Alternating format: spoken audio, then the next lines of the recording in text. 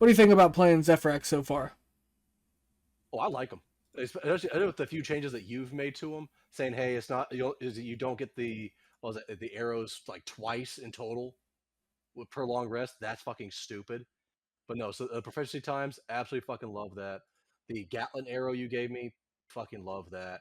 Um, honestly, I am a little bit concerned about meeting Quail to upgrade my bow, in part because he might also be taking over my demons. Saying he's Really? supposedly the only one actually able to upgrade my freaking bow. You think he's in league with the demons? That's the thing. I don't know. What?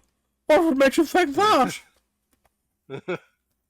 Nobody ever said Paul Ace. was linked with the demons, did they?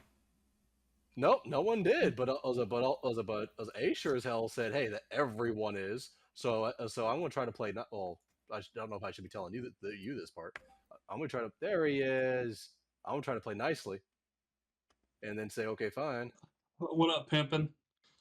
What's up? What's up?" What up, I doing? Long fucking day. I apologize for your misfortunes.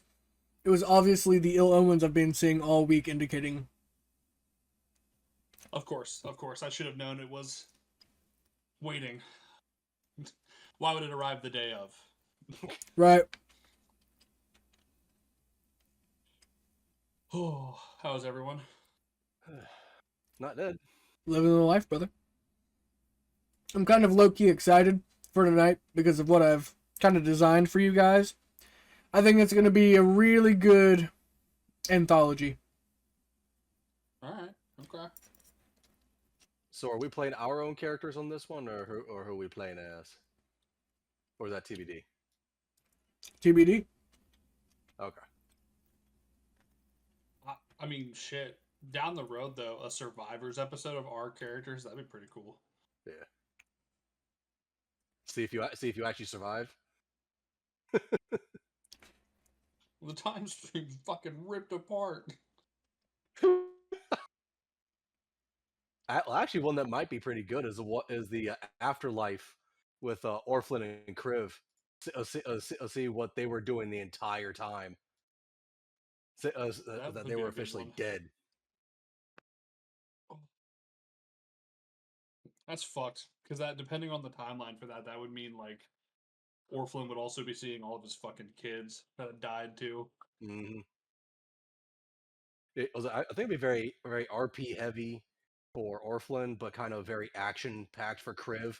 Because it's saying, "Hey, oh, a demon. Oh, you're a was it demon talking to Kriv, saying, "Oh, follower of Tyr, huh?" Slash. And Kriv's not going to sit there and fucking take that. I would like to think that Orphan and Kriv are fighting right now. I just don't even know if they Oh have the yeah. capabilities to fight with where they're stuck at.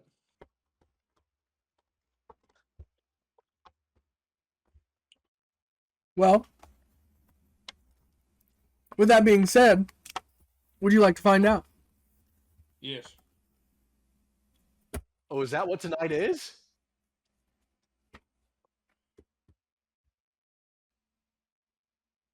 What a sniper shot if that's the case. Oh my god.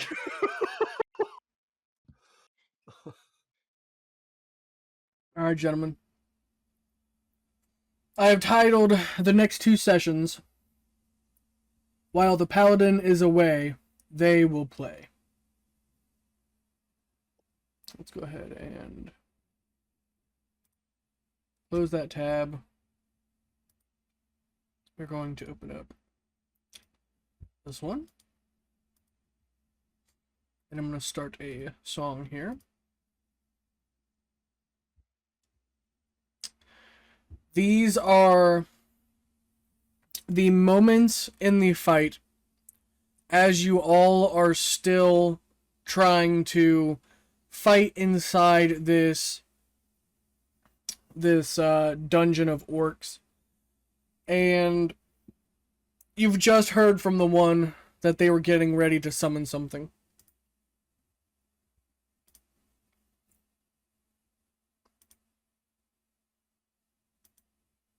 I don't like that at all. No. I really don't like it because when he puts on tech, like anything that has tech, like a synth sound to it, it's gate related, which makes me super anxious. Oh. Shit, I didn't even realize And that. you hear screaming down the hallways. Yeah, baby! I'm free again, baby! You hear his voice no. boom, followed by the screams of orcs along the halls. No! He was supposed to reward us! Orcus, he was supposed to bless our undeath! Who is he? And you just hear him retort, I'm Eltab, baby! Time to get bloody! Sorry if I'm not the one you wanted. I'm the one you got. He freed me once again. Even those dirty Thayans got nothing on V. Don't sweat it, baby.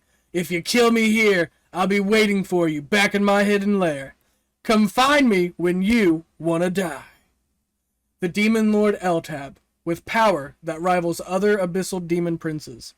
Rumor has it, Zastam tried to release him into the material realm to gain control, and permanently bind him to his will.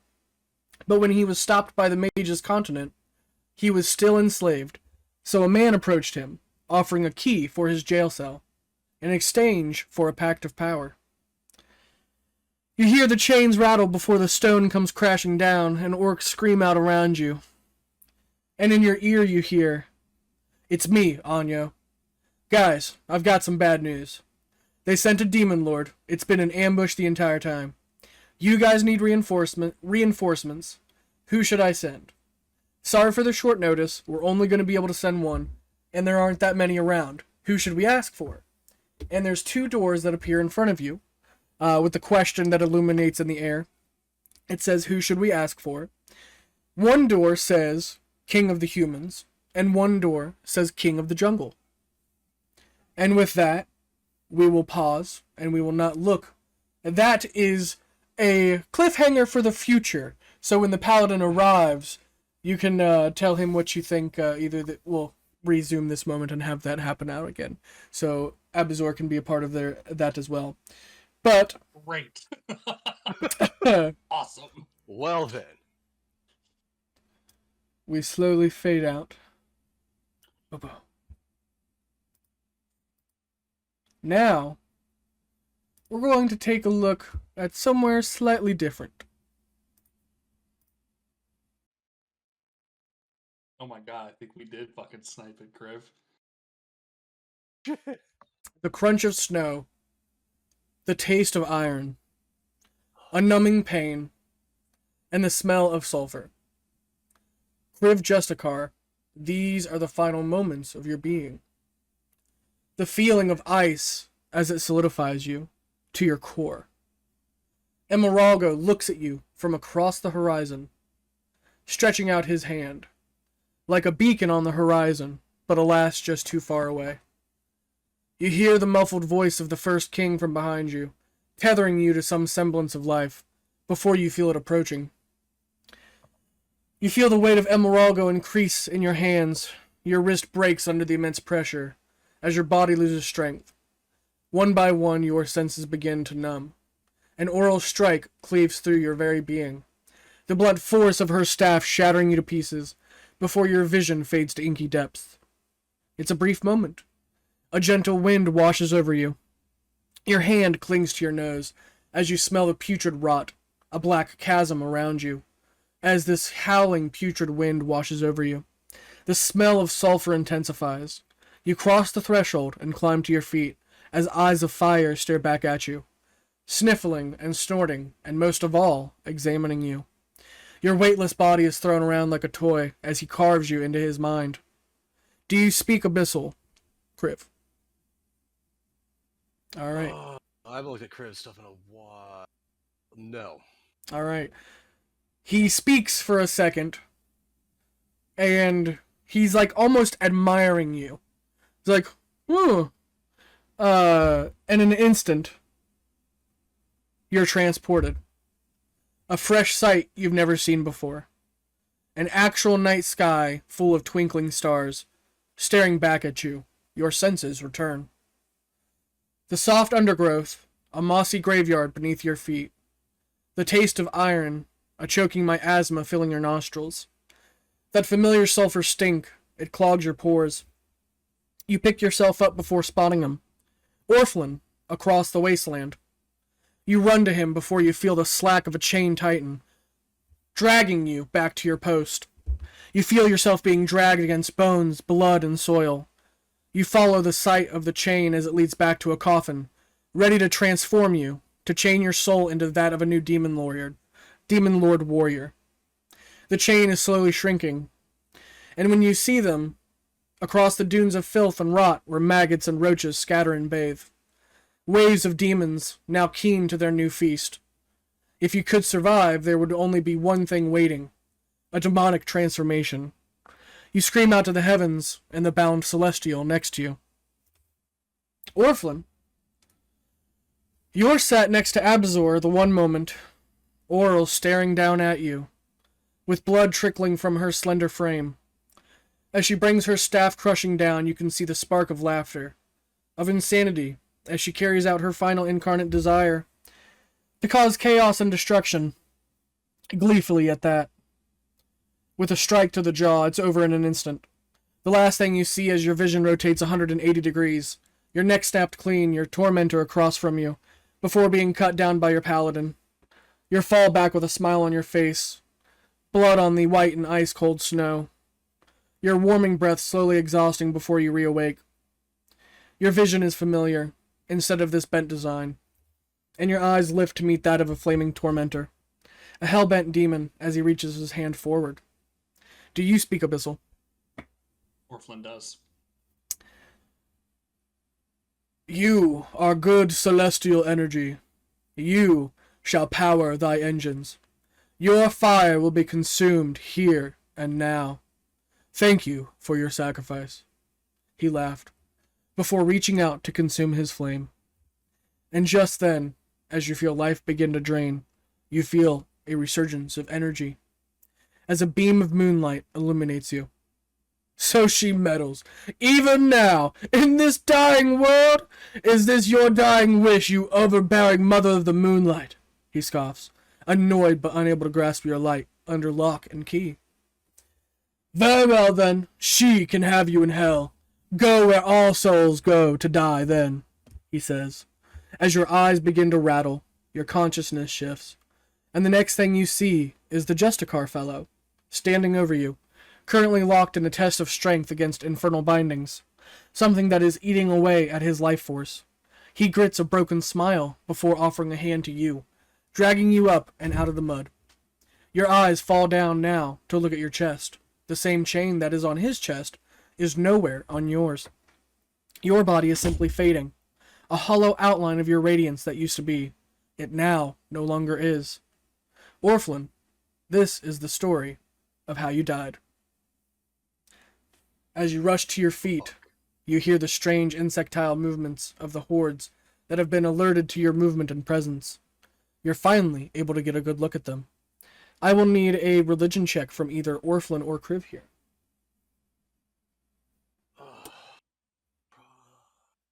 I got a +5. Yeah, yours. Yours. You guys can actually, both roll. You guys can both roll as long as one of you pass. It'll be fine. I mean, if you don't, it'll be fine too. You just won't know as much. Hold on. Not me. Criff fighting the chain. He don't see shit. I got a 15. 15 meets it. Yes, All right. thank you, Orphan. You have stumbled upon Golatamas, worm-like Oberith demons, most common in the lightless tunnels of Ugadenk's withing realm. The terrifying creatures dripped with literal darkness, and fulfilled their compulsive need to consume by drawing other creatures into their squirming shadows. Its ravenous hunger is not blunted by the lack of a mouth, and this fact makes the spectacle of a Golathama feeding frenzy all the more horrific. The horde is comprised of massive, vaguely serpentine creatures, whose knotted bodies bulge in bizarre places, and from which spikes jut out at random points. At their fronts are singular yellow snake-like eyes. This was ringed by 5 insectoid arms, each 3-jointed, covered in horns and ridges, and tipped by a cluster of talons and claws. At their end was a tail that, though it lacked a stinger, was held up like a scorpion's, and trickled with coils of black, thick, sticky acid. The misshapen shadow of this creature wasn't simply the result of its body blocking the light. The shadow existed regardless of the illumination around it, and didn't match up with the fiend's body. These less than intelligent creatures may know a few abyssal words, only able to telepathically belch them out if they did know of them, engaging in the most limited of conversations. For the most part, they were simply predators driven to consume the bodies of other creatures by a never-ending hunger, a primal compulsion deeper than any mere biological requirement for survival. And with that said, I need you to both roll for initiative and join me on Tabletop Initiative, or Tabletop Simulator.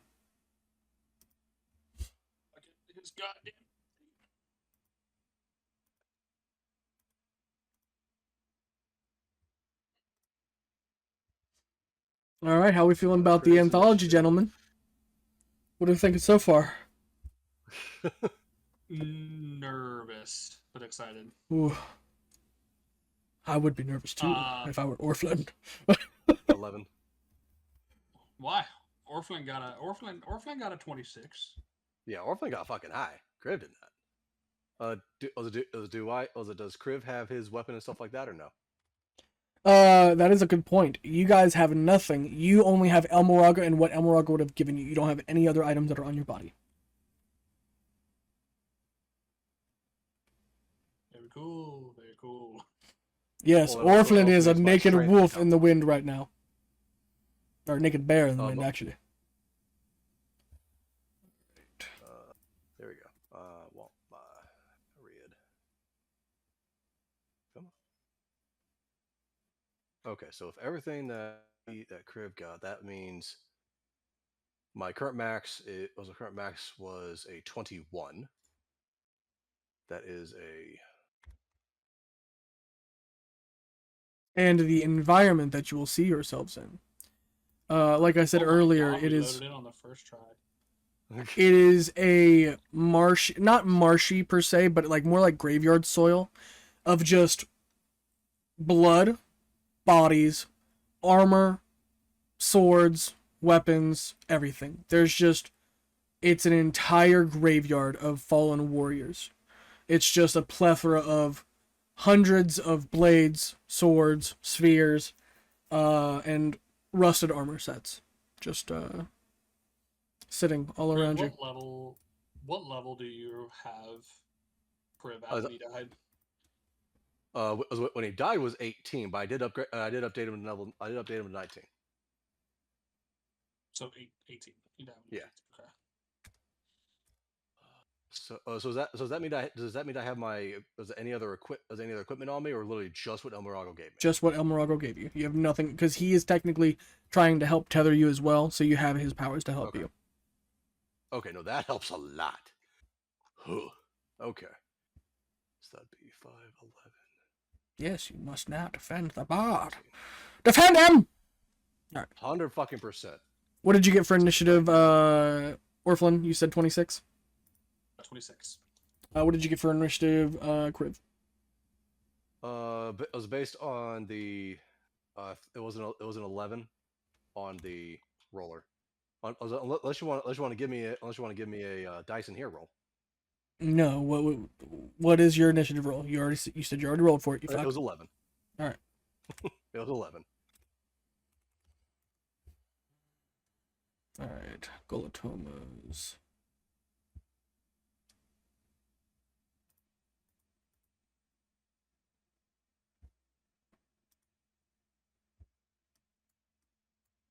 All right. Well, Griff, I'm gonna come out swinging just immediately. So, because I don't think we can afford for us to not. So.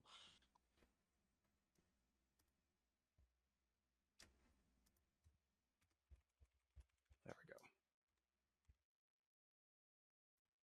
we go. Okay. Yeah, I was actually just calculating my plus to hit and everything else, which that's already it's not great, but it's not bad. All right.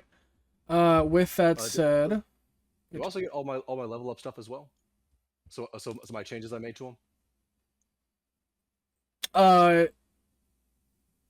What are you playing as, Orphan? You said you're level 18, right? Level 18 bard. Okay, so you'd be playing as level 18 for this Kriv. Sorry. Okay, so no, I would not be getting the extra stuff. Okay. Correct. Sorry, my man. No, Orphan died, and I set his paper down until. And that's why I asked you him. notice. Alright. It's not bad. Plus 14 to hit was a plus 12 for damage. That's not bad. Let me see here. Let me start this up, and we will get started on this fight, and it'll be Orphan starting us off. I would not have that.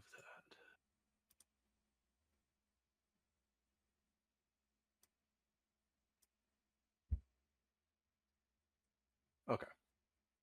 Still not too bad, though. Let's fucking do it.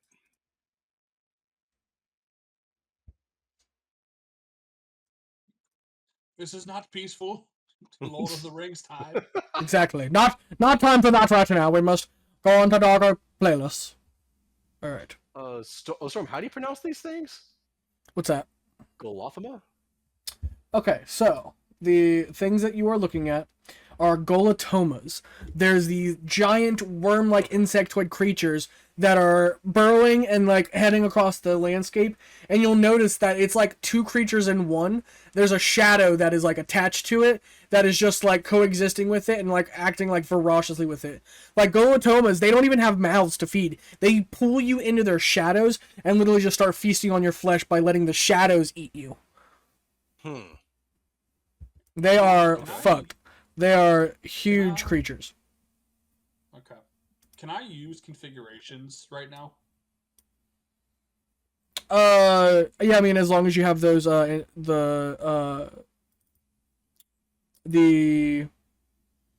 weapons that are around you, and there's bards that have been sent there too, so yeah, you'd find, like, as you just gotta get a loot, so you're gonna spend one object interaction getting a loot, and then you're going to be, you know, conjuring the bonus action for your uplifting performance if that's what you're wanting to do, right? Because you can see all of that stuff around you if that's what you're trying to do. Instead, I'm going to use my object interaction to pick up a greatsword. And I'm going to cast True Polymorph on myself. And we're going to become a Planetar. Okay.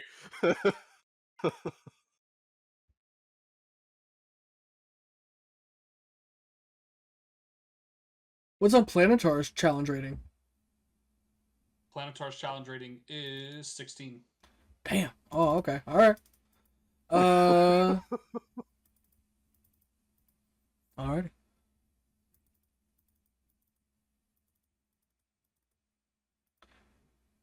Oh, technically it says shape changers aren't affected by this spell, you motherfucker. Alright, you werewolf, or you're wereboar son of a bitch. Alright, you were-touched son of a bitch. They aren't affected by it, so I can't use it? Shape changers technically aren't affected, but I'll give it to you. Oh, okay. I think it's just saying that on enemies. I think you're fine for that. Okay. But yeah, okay. So you're becoming a So Planetar. Alright. Do I need to change anything on your mini? If you want to give me a Planetar, it'd be pretty sick. I got you. Aside from that, I'm tracking everything else. I'm not putting health on it, but you can use fucking, you can just pull it out and look at it. You'll be happy with it. 1d6. That's fine, because I'll just, once the HP on Orphan's mini hits 23, then the thing drops. Or if I lose concentration on it. But good luck. Here you go. Oh yes. Come here, Orphan. Get the fuck out of the way. Onto the rock you go, good sir.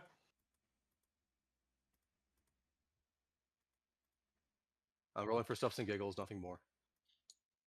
I'm wasting nat 20s, nothing more. I haven't even touched 10 yet. And then I don't think I can do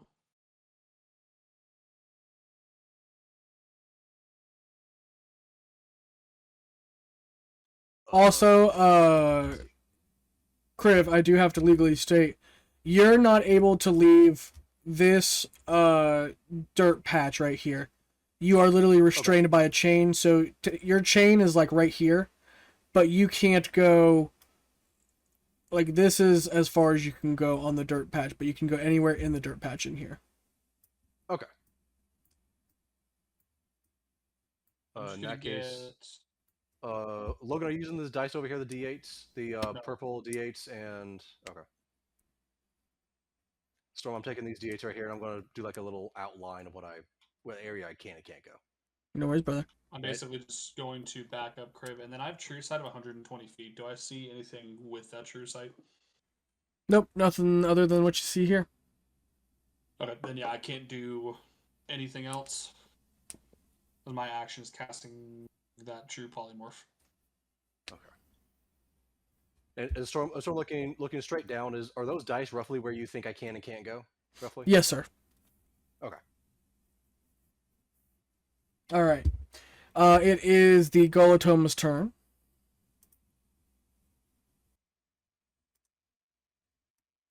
No, so I don't have that yet. Bless you, sir. Oh, thank you. Grandmama wants me to achieve my divinity once more, so I will show her what I'm capable of. Orphelin's not actually there. Keep that in mind. That is just me moving his mini. He's in the air. Apollo mini. The Apollo mini over here is where Orphelin is at. Oh, okay. I moved that to the side so okay, I'll gotcha. hold to track. Okay, so he'd be moving inside. I am level 18, so that's let them fucking come.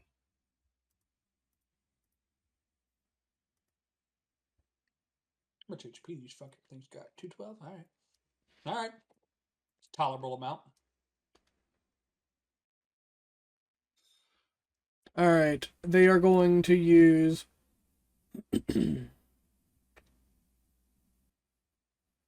4-dimensional slash attacks each.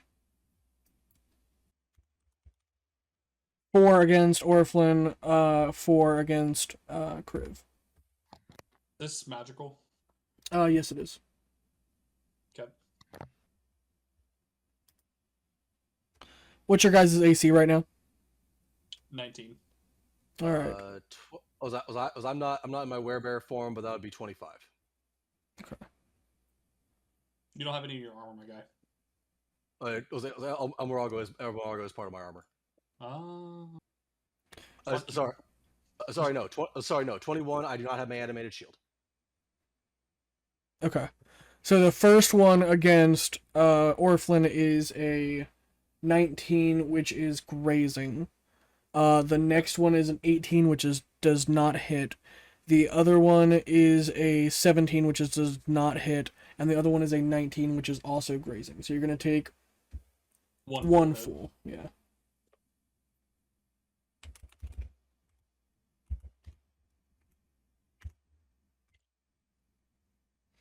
That is 11 magical slashing damage. Now, the other one that attacked Kriv, it got a 24. That hits. A 15. Nope. A 16. Okay. And a dirty 30. Only 2 hits, right? Okay. I'll be using a warding maneuver for the 24. All right, so only 1 hit. D8. Only 1 hit. Okay. Pass both of my con saves to maintain concentration.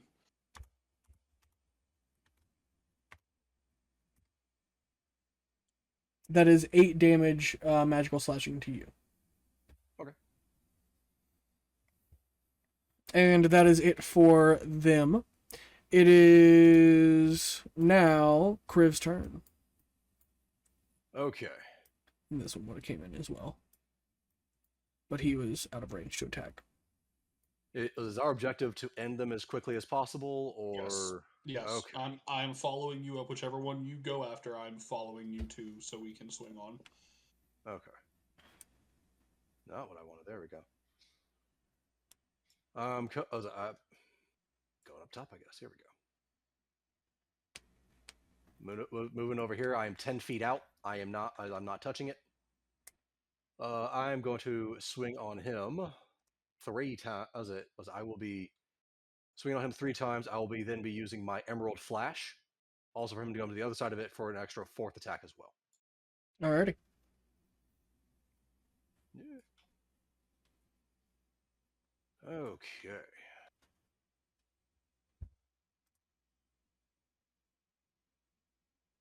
That is a 15 on the die with a 14. That 29 hit. Mm-hmm.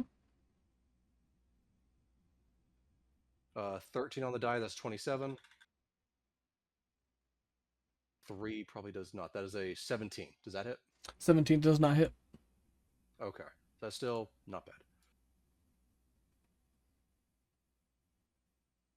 That is a 22. Let me grab a calculator. Sorry, should have already had this. That is not at all what I fucking told you to do. There we go. Thank you. 4th hit. That's another 14 on the die. 29. Well, that's 3 hits.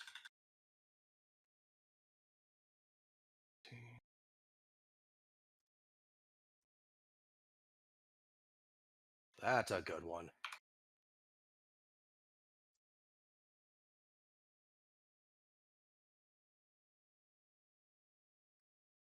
Do I have anything else? I do not have that with me, so that I can't do squat with that.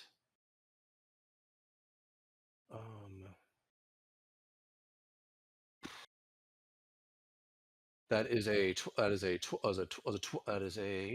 what the fuck? Why can't I do basic math? 91 damage, and the one in the back there needs to make needs to make 3 Constitution saving throws. 11. That's a 19. So 319. If not, they start to become petrified. Constitution saving throws, you said? Yes. 19.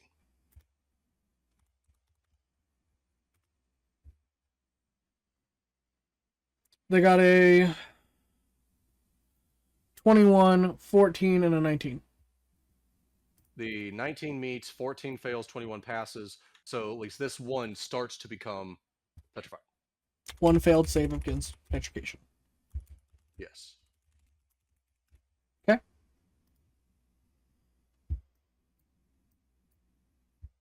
That is I'll be moving closer to this. I'll be a little closer to this side with the rest of my movement. And that's it for my turn. Alright. It is Orflin's turn.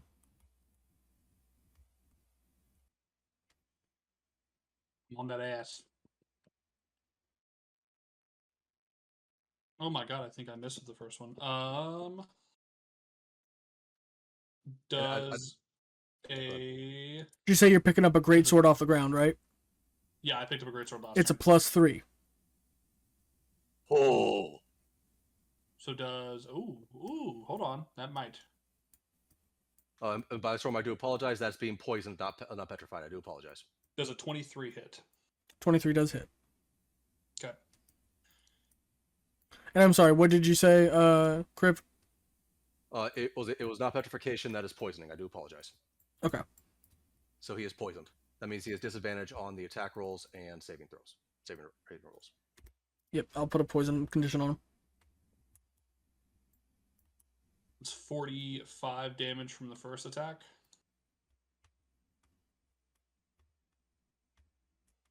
Yeah, that's and smart. then second one hits. And then 39 more, so 84 damage.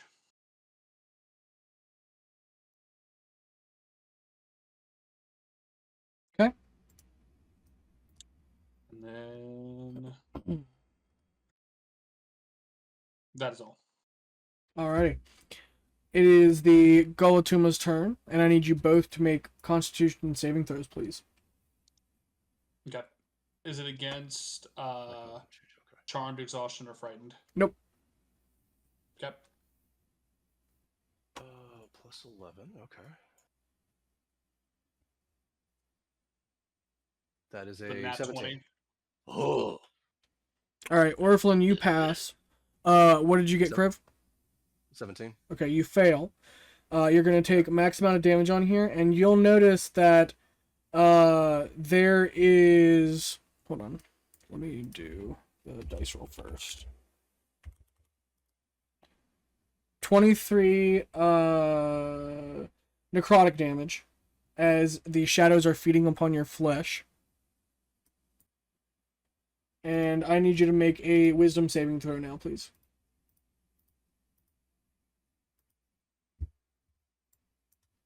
Okay. Now you said that was 23 damage. Is that correct? Correct, sir. That's a 17 on the die. I don't add squat. 17. All right. You'll notice that there is a bit of shadow that is clinging to you. And it's just from this part where he bit into your arm. It's now just leaking with this inky shadow that has attached itself to you. And now he is going to make two attacks against each of you, and then a tail attack on Orphan. He disadvantage for all these. Okay. Do the first talent attacks, one against each of you at disadvantage. So the first one was a 23 against Orphan, and the second one was a 13 against Kriv. 13 misses. Okay.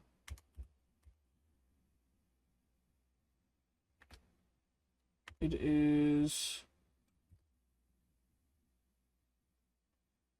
7 slashing damage normal to Orphan.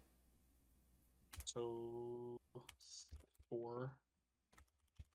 For the 2 claw attacks it's making at either of you, it was a 21 against Orphan and a 17 against Kriv. I'm assuming that's just one hit against Orphan, correct? Yeah, the 21 hits me. Okay. That is another 9 normal slashing damage. And the tail attack he is doing against you with advantage or with disadvantage. He got a 24. I need you to do a con save, please. Forever Orphan. 24 hits both of us. Just Orphan. Con save, that is a... It's a 23. Okay, so you're only going to take half damage from the acid damage. You take 2d6 plus 7, so that's 13 bludgeoning damage for the tail attack. And then it is... Since you passed, it's only 7 acid damage. And you'll notice that because the tail missed you, you'll notice that a glob of shadow flung off, but it did not stick to you. Okay, and I passed all of my concentration checks for those damages you helped me with. Alrighty. The other 2 are going to start throwing multi-dimensional slashes. One is going to throw 4 at Kriv.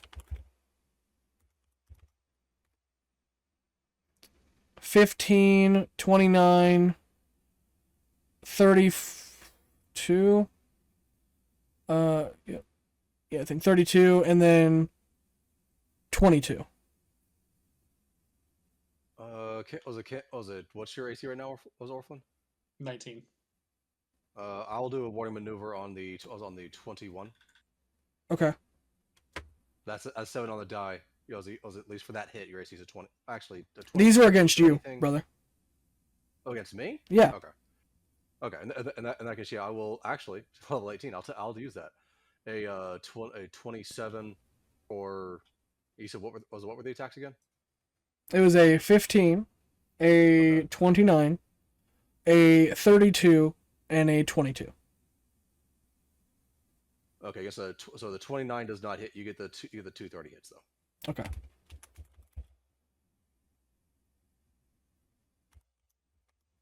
And this is magical slashing.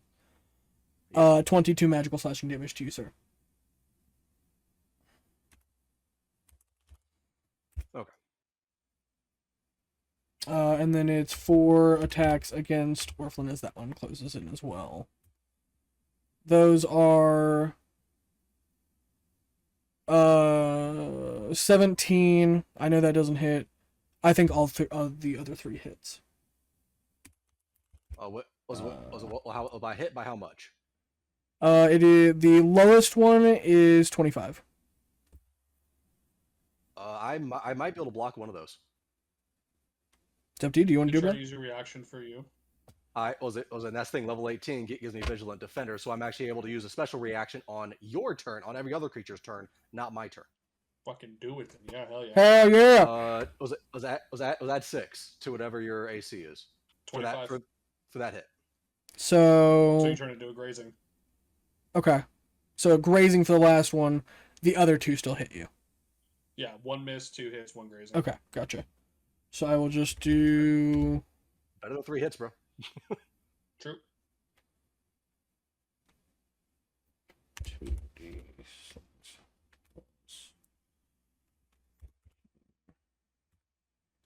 And you'll take 25 magical slashing damage. Okay, that's not bad. All right. It is now Kriv's turn. I thought Orphan went before. Oh yeah, we're starting Orphan's turn. Never mind. Okay, cool. Do you want me to finish this guy off or head off to the next one? No, finish this dude off. Okay. Advantage. That's a nat fucking 20. First hit's a nat. See if you kill it from that before you roll your other ones. Okay. Yeah, 75. Alrighty, this one is dead. Now go scrap, motherfucker. I chose this one. Orphan, which one you want? Just go to the next one up here. Okay. Yeah. And now, actually, because I am charging more than 10 feet, I also need to. He needs to make a strength saving throw. Charging. That's a fighter thing. 24. Motherfucker. Actually, that just barely passes too. Okay, so it doesn't do squat. Never mind. Okay. Okay, my was it? So two attacks straight up, and then I will be using my bonus action to use the Emerald Flash to move. Thank you. To get behind him as well. That is 3 other attacks to him. Not there. 17 on the die. Another 17 on the die. And that one probably does not hit. A 14 does not. No, not 14. Don't hit. 18 does not hit. Raising. Ooh, okay. 2.5 hits. Beautiful. I'll take it. 24, no, 24 plus whatever this is. 26 is not bad. Plus the other one. 35. Fuck yes. And then this is the half. What? 33. Fuck yes. No, 30. That's divided by 2. That's 16. Yeah. That is 102 damage. That is it for my turn. It is Orphan's turn. Bloodlust engine goes. Huh? Extra radiant damage. No. In fact, are you guys doing any poison or fire? Actually, No. my physical attacks were psychic. This one also needs to make 3 Constitution saving throws for being poisoned.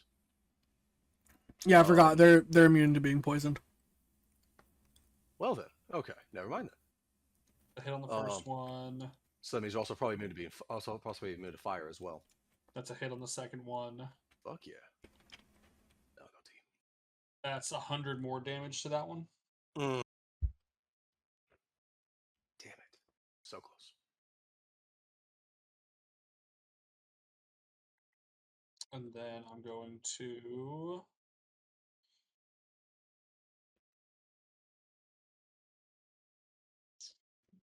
Fuck. If you can do anything else, I'd say either kill this one or head over, because I can use a reaction on your turn.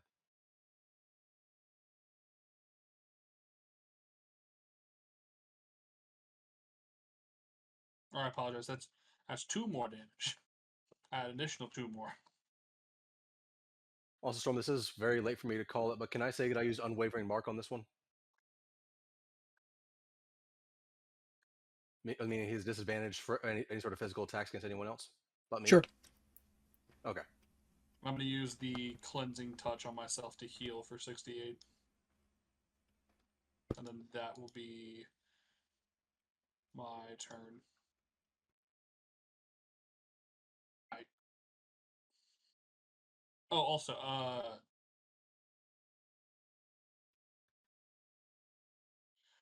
with Healing Touch, I heal and I'm freed from any curse, disease, poison, blindness, or deafness. I don't know what that means while I'm in a planetar state, if anything at all, for Orphan's main body. That means nothing. Okay.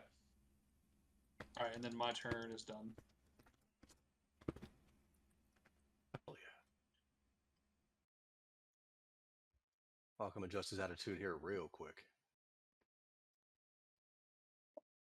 That one Shadow Feet did not recharge. That one is going to make 1, 2, 5 attacks. Oh. At Crib. 2 using its talons, 2 using its claws, and 1 using its tail. Okay.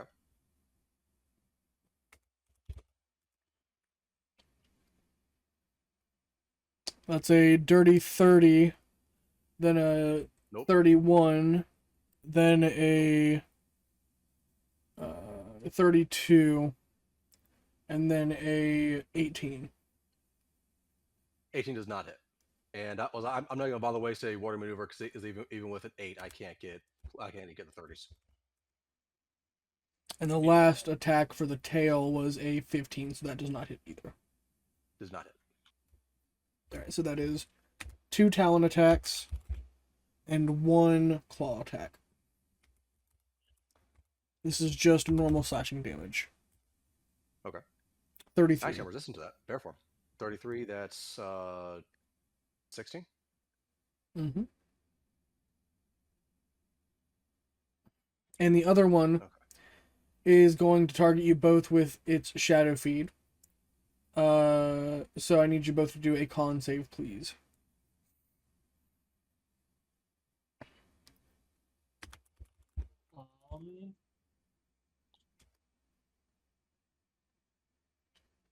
That is a... Come on, good. I got a 21. Mine is a dirty 20. Alright, you both passed, so you're only going to take half of this. Oh, it doesn't matter. Never mind. 8 necrotic damage to y'all. Okay. And then...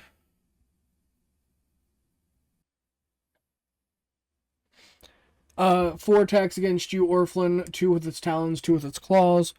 I think all 3 hit you, except the 4th one misses. And then the tail attack. How close was it? The lowest was a 21. Do you want me to use one? Water maneuver? Yeah. Then a 27, and then a 26. Try to block the 21 specifically. Add 8 to whatever you add 8 to your AC for that hit. Holy shit, yeah. So you hit me twice.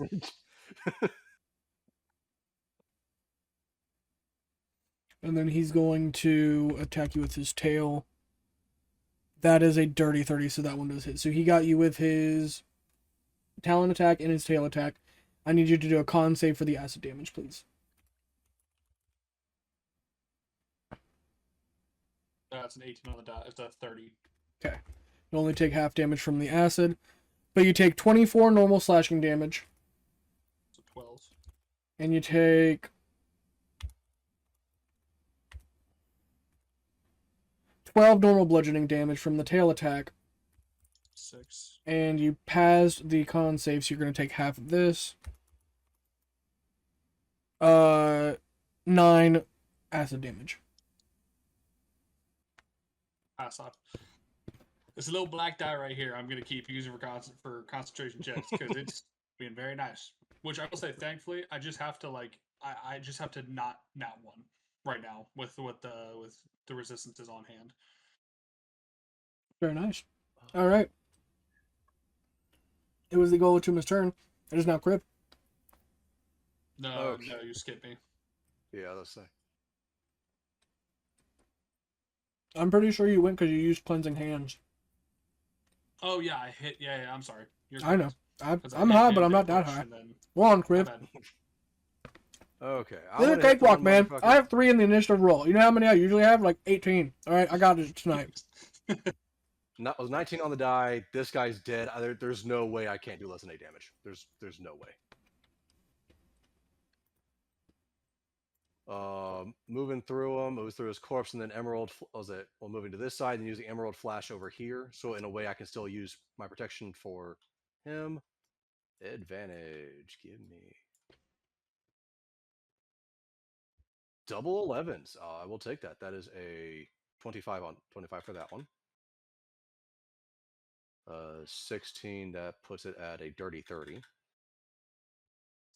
Nice. Nat fucking 20. Yes. Nice. Very nice. Oh, I'm liking those die right now. Holy shit. Oh. That's a little better than dude. Don't forget to double your dice roll for crit. I did. 159 damage. All that is psychic. Beautiful. Exquisite. You're killing Criff. You're killing Criff. You're my killing bad. Criff. I gotta help on it back. Probably put Orphan over there.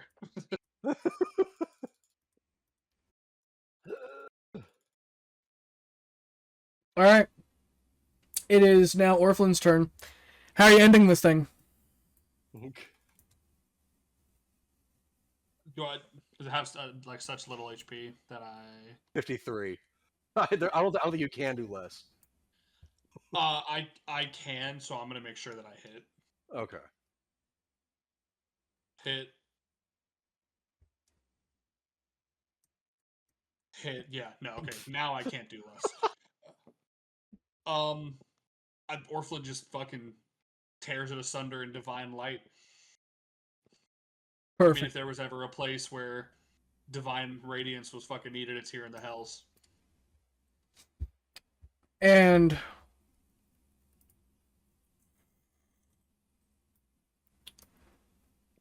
the morning sun crests over the mountains, exposing its rays for just a brief moment, before darting behind the thunderclouds as the storm rolls over the peaks. Adun's forehead begins to sweat, as flashes of a desolate wasteland flash before his eyes. Images of a fiery engine igniting and causing a chain reaction. His vision begins to rattle before it replaces itself with a clash of undead versus demons. Vecna's waves overpowering demons only for them to recoil and strike back with twice the force. Horrors of mortals being bled for their souls before wandering a barren wasteland. Visions of your friend Kriv and a strange envoy from the heavens, walking among a graveyard of enemies. A fading angel appears, while flashes of a son with Zarzith's name is born. A child born from the strongest Mercury Dragonborn. a flickering form of another life. Signs of operandus omni's interference, keeping the gate open, allowing it to flood the roots of the tree. Adun begins to squirm before leaping out of bed in a sweat. Sprocket! It happened again! Those flashing images, what are those again? He shouted in a panic. Calm down, fleshbag. Gee, you sure have been jumpy ever since you fell into that fleshy form. Those are called dreams, you moron. How can you be so intelligent about your studies, but not know what his dream is? Adun stretched his arm into the sky. It's more than that. I want to understand what it is to be a human. After all this time, after losing so much, it's all so foreign to me. But that's why it's exciting to me. Another mystery. I will study it all, the gods and humans alike. That's a direct quote, by the way. Save it. Yes, it is. You're still sick from Ashkatar's touch. I told you it'd do good to remove that cloak. Don't get me wrong. The fool did a good thing when he offered the world a bridge of knowledge between the two. But it's a sinking ship. You do well to remember that. They're gonna try to get you to walk that same path. After all, Ashkatar is but a husk. If you're not careful, you'll be the next sacrifice. Just like Primus.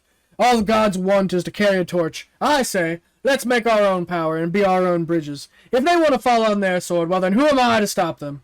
Scrap rounds the corner. You know, to be fair, Sprocket, it's more than dreams. That's why you hooked him up to the scrying screen, didn't you? Sprocket throws his arms up. Yeah, Scrap! Of course I'm more than dreams, but that's not the point! Another sign of our dear friend's fickle influence, I suppose, he says telepathically before looking at Adun with a scornful wink. Listen, because the worlds are meddled, you don't see it right now. You only see glimpses. The world, it's like looking through a shattered kaleidoscope. Nothing is where it should be. In time, it will return to its normal state, but we have to trudge around long enough to go through with it.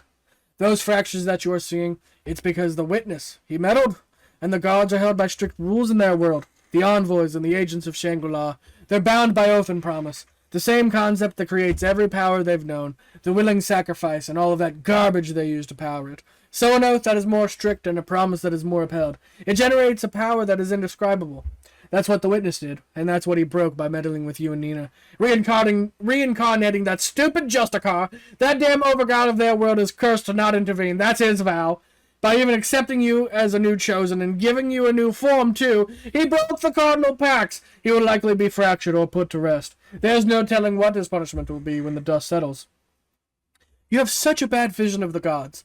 Maybe they're just actually trying to help. Maybe Ashkatar is reaching out because he needs help. And if he is in danger, or hell, even if he's trying to screw us over, maybe we can find out more. Maybe we can understand them. Use their power against them, Adun replied. Yeah, and screw all that. There's a reason why we're in this mess. It's because all the gods keep meddling. You think every suture they rip into our universe makes it any better? No, just makes it worse. You know that, I know that, even Scrap knows that.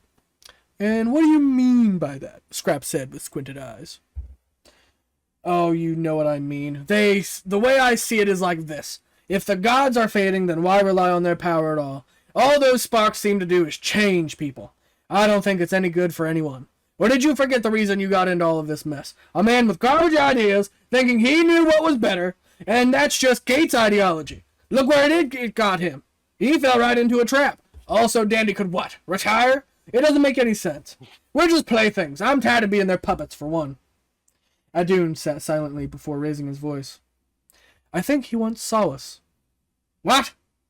Something kept appearing to me, in between these memories of this land of graveyards. I saw a timeline where Vecna and Bale had torn apart the War-Torn, and were attacking Dragon's Gate. I saw an attack launched by adventurers, and I saw Dandy there too. When the adventurers attacked, he killed them, but he didn't execute anyone that was beyond his purview. He stated his intentions and purposes. He wanted to be left alone. He created a kingdom, an ice wall of his own to guard it, and then it hit me. Maybe the ice wall wasn't to keep us in. Maybe some saw it as a means to keep something out. Sprocket raised an eye. All I'm saying is that maybe Dandy just wants to watch the world burn. He doesn't want to get burned. I read somewhere in his notes he believed there were 4 qualities that made up a soul, and through my dreams I saw it. His fear. He's just scared. He just wants to evade the demons and outlive his life. After all he's done, what an idiot. He's even dumber than I thought. The only thing that's done for him is to get him a swift and proper funeral. With the dragon gods to lead the charge, he's as good as dead, retorted Sprocket before packing up his things. Well, come on, get a move on, he shouted at his temporary disciple. Adin looked ahead into the crackling horizon. What would the future of his inventor hold? When it came down to it, maybe it was just a selfish, fearful old man standing on the other side. He doesn't have all these high morals. He's just in it for himself. He wants a life of solace, of peace, left alone because he feared dying in a world without hope. Maybe there isn't an issue if they don't create one. It was hours before their trek finally stopped. Their march had come to an end. They had marched out of a bunker, out of a sprawling underground workshop into a patch of desert that eventually hit jungle. They nestled themselves between the foliage, darting from tree to tree before racing across those treetops. Adun surged like a bolt of lightning overhead. Sprocket simply kept an eye from above. Show off, brat, he retorted. Like the rightful age-old tutor he was. He could feel himself getting less impressed as the years went by. Scrap's mech sat at a dull hover over the tree branches. Bobbing and weaving, as Scrap noticed his friend looking down, he eagerly waved back up at him, waving back up in the sky. We'll stop up here, up ahead. We need to access the country's waterways from deep below. There is the start of Jubilex's peril afoot. His draconic slimes are causing a scene once again. The reckless bastards. They already slink away just before they're finished. Scrap will guard the outside. Me and you will tackle the inside. Alrighty. This next one, Kriv, you are going to control Sprocket. He has been placed in the Dragon Gods document. There is another separate little arena down here where Adun is already out. Word. I have a thing real quick while we are over here, while I'm in this form as the Planetar. Sure. Once per day, Planetars can cast Commune. In the Commune spell, it says you can contact your deity or a divine proxy. Mm-hmm. Would Abazor count as a divine proxy with the spark he holds? Like, what you're trying to call Abazor out to there? No, so I get to basically ask him 3 yes or no questions. It's less about getting answers and more about telling Abazor, like, hey, we're down here fighting, just so he knows. But it specifies your deity or a divine proxy. So I'm wondering if... Technically, because he holds a spark, that would work. But, and I won't let you waste it, but like when you would try it, as soon as you would, it would basically not able to get past the ice wall. Ooh, okay. Basically, you're not able to send any communication in, and you're not able to receive any communication out. It's like a shield of static around the whole entire area. Ooh, okay. Noted. So, yeah, if you didn't know that before, now you know that now. And then I will need both Sprocket and Adun to roll for initiative, please. That is cocked, so I'm going to re-roll. I don't even know how you cock. Do you see this? No, I'm not looking. Hold on, I'm trying to spawn in some oozes. Where is This it? fucking black die is actually cocked. It's crazy. Where are you at? Crib, do you see what I'm talking about? I do not. That's what I was trying to find you. You said black die. I'm seeing a couple black cubes. Over here, brother. Oh, there you are. Okay. What the fuck? It says it's a 10. But no, I agree with you on that. Yeah. That's fine. I'll take the 10, but I didn't know. I'm surprised it could even cock. All right. That's literally what it says. If you have your mouse over, it says 10. Weird. All right. So that is a 28 from Adam. With I got 21. 21. It's not great. He has a 30 dexterity though. I'm not complaining. Look, the things he sucks at is just strength and constitution. That's it. His miniature's cool. Oh my god, they got a nat 20. But they have a negative to their dex. That's so funny. Holy shit. Why is my HP 212? I'm a fucking ball? Brother, it's just whatever health values were on it before Oh, I put it on there. You know what I mean? Like it just. Well, the ball is because Sprocket it looks like an orb, like he's a glitchling. That's why he looks like that. But for as far as Adun's health, it's because it's fucking whatever's on there. That's on your guys' job to fix. I don't care. That's a player character. All right, give me a second to fix these guys. And we'll start this one. Logan, I'm probably going to ask you a whole bunch of questions for spells and stuff like that. If I have them, I will be happy to help. Circle of Death, Chain Lightning. I know most of these. I'll just have to figure out what die I need to roll. Meteor Swarm, Dark Star, Sunburst, and Teleport. Well, you're in an Teleport's underground fine. sewer, so you're not really going to be using any of this. And this is like a background memory, too. Okay. And yeah, I do apologize. One more. Labyrinthian Seal. Don't know that one. Oh my god, I forgot that Adam can cast Labyrinth. I need to remember that I can do that. I think you used it before. I did, but you remember how long it had been, brother, between Adun leaving and Adun yeah. coming back. Plus, a lot of his shit got changed because he is not a Mechamancer anymore. Yeah, he's a War Mage. Still got Black Flame and Labyrinth, though. Yeah, let's not do Black Flame right now. Sorry. Curve's not here. That's fine. Okay. No, Black Flame is an emergency only spell. All right, initiative. They got a nat 20.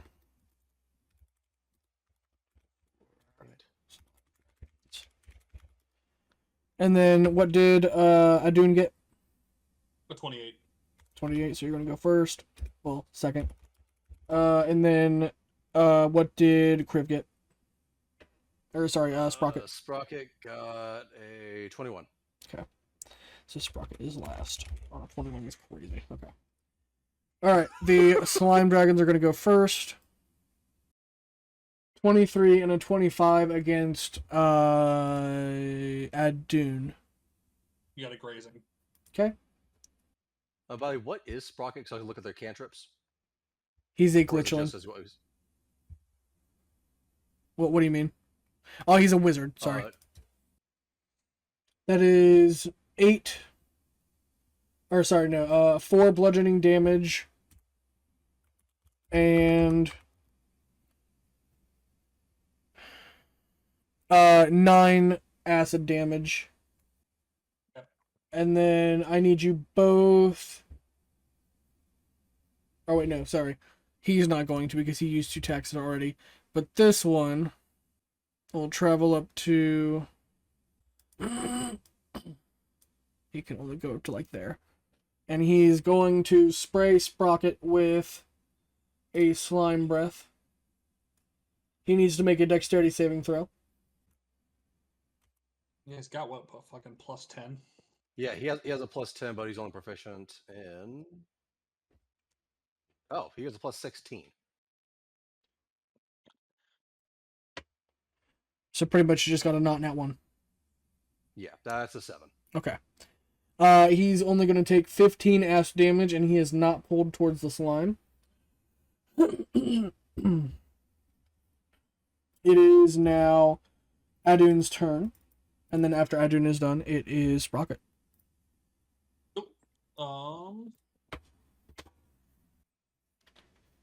The slime closest to me needs to make a dex save. This is my reaction. I got a 7. Okay, they're going to take full damage from this. What kind of damage? Magical piercing. 35 magical piercing. The dude's going to go right there and use a cone of cold breath on both of these two, so they need to make a con save. Is that hitting me as well? No. Okay. I'd be able to angle it tonight at you. Okay. They got a 10 and a 17. Both fail. Still have it for me. Oh, they take half cold damage. Yes, sir. You'll see it did not jiggle their jiggly frame as much as a normal attack did. Ooh. It's a 19, both Okay. of them. And then a dude will use his bonus action to point shot the dude in front of him. Ooh. That's... Does a 18 hit? 18 hits. Cool. What a great roll. Holy shit. That's a 41. Also, what level are we at? 17, I assume. Because Adam didn't hit 18 until... Well, you're at a different level than I am. Yeah, he's a different level. So this one in front of me is dead. Okay, so that's just a 40, 10. And then I'm done. It is now Sprocket's turn. I'm gonna turn a fucking light on real fast. It's so goddamn dark in here. He... What the fuck is that? Okay. Even at max roll, I'm thinking he'd be able to take him out. Okay. Sprocket will be doing... Unless Toll the Dead does better. Yeah, D10's better average. Okay. He'll be casting Fire Bolt. Okay. Which is a cantrip, doesn't count against his current spells, because he doesn't want to nuke himself and everyone else here. Fair enough. That is 4d10. Do I have d10s over here? I do not. D10s over here. I'm a dumbass. I probably should have asked this. Can we... Oh, hang on, maybe. Here we go. 1, 2, 3, 4. Here we go. That is... Wow, that's not a great roll. Do I get any other modifiers? Yes, I do. Thank you. 28. Yeah, 28 damage. I do not add the modifier. Is that correct? The attack bonus modifier? No, that's to your roll to hit. Yeah. Not to your damage. Alright, hold on for Sprocket. Yeah. He only gets the one attack.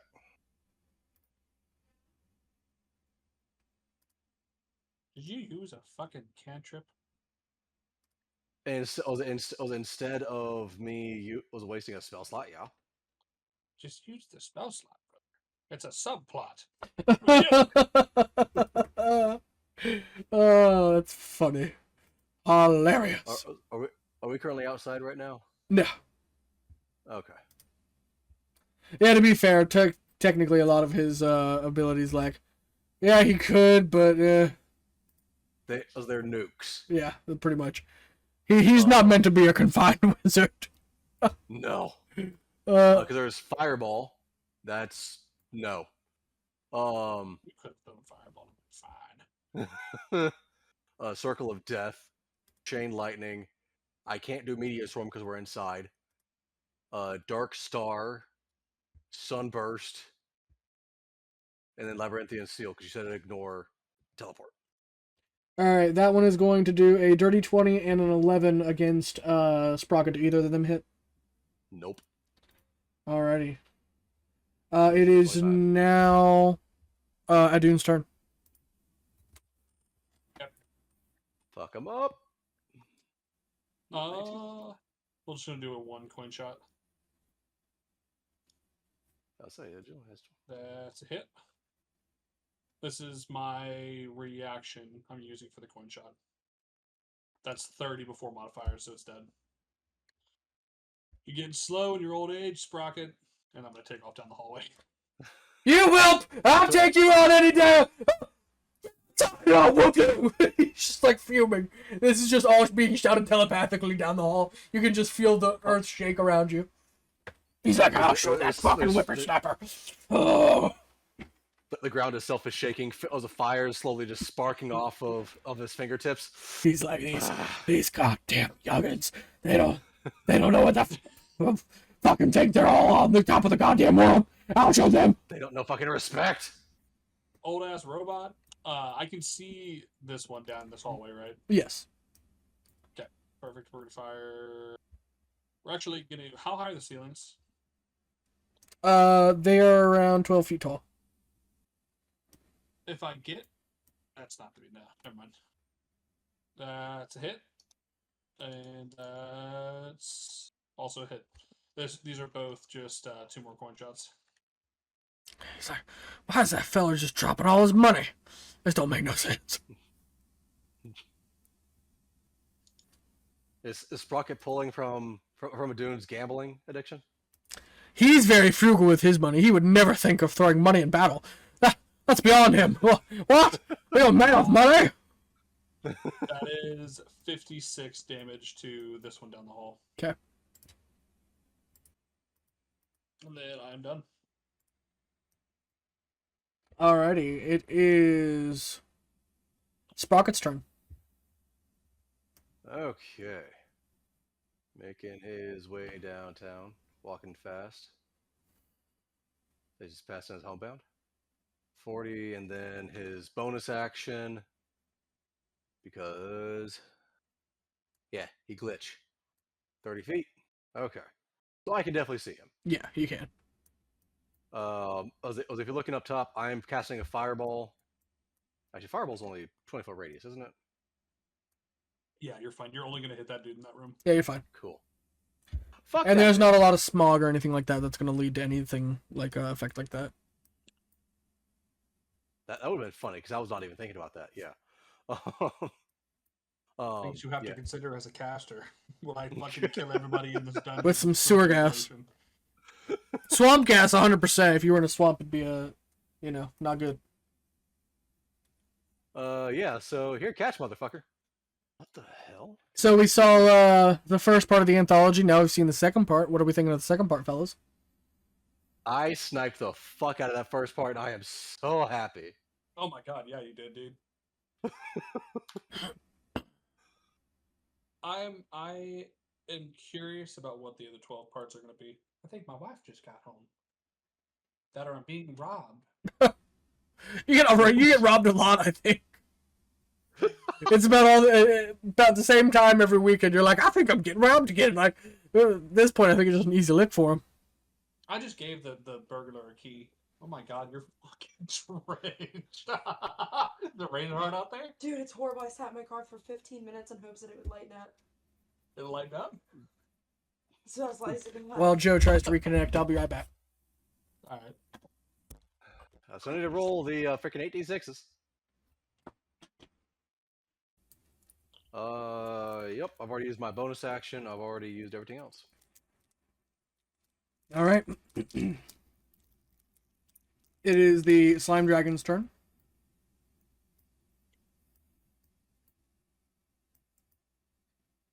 Oh.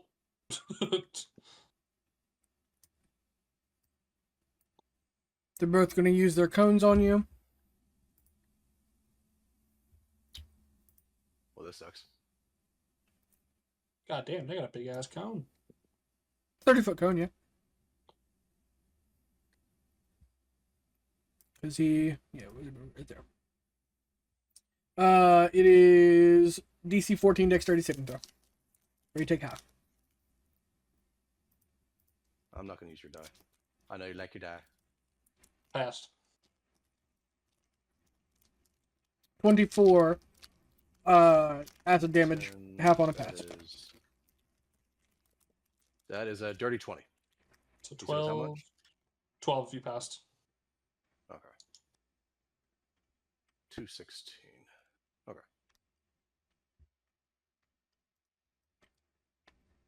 Storm, I am not able to edit the health of the person, but I was Sprocket, but I do have his current HP. That's fine. He's it. Okay.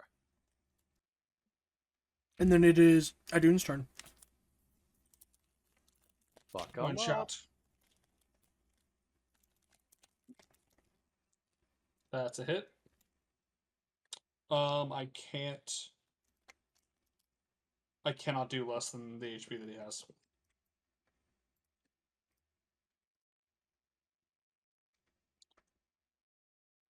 Sprocket, you're up. Hold on. Oh, he's gonna try to take my fucking kill. That's 60 right there. Motherfucker trying to take my fucking kill. That's Doing you greedy bastard. now 5, 10, 15, 20, 25. I'm going to bonus action Misty Step. You cunt. You shithead. Fucking really? And we're going to a Klein shot.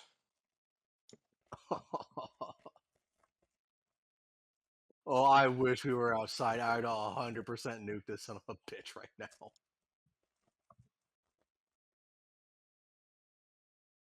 LOL, Grim, get fucked. Are you fucking kidding me? That is 42 damage. You cunt. You absolute bitch. So I said, you old man, you're getting slow in your age. Wait until we're outside, motherfucker.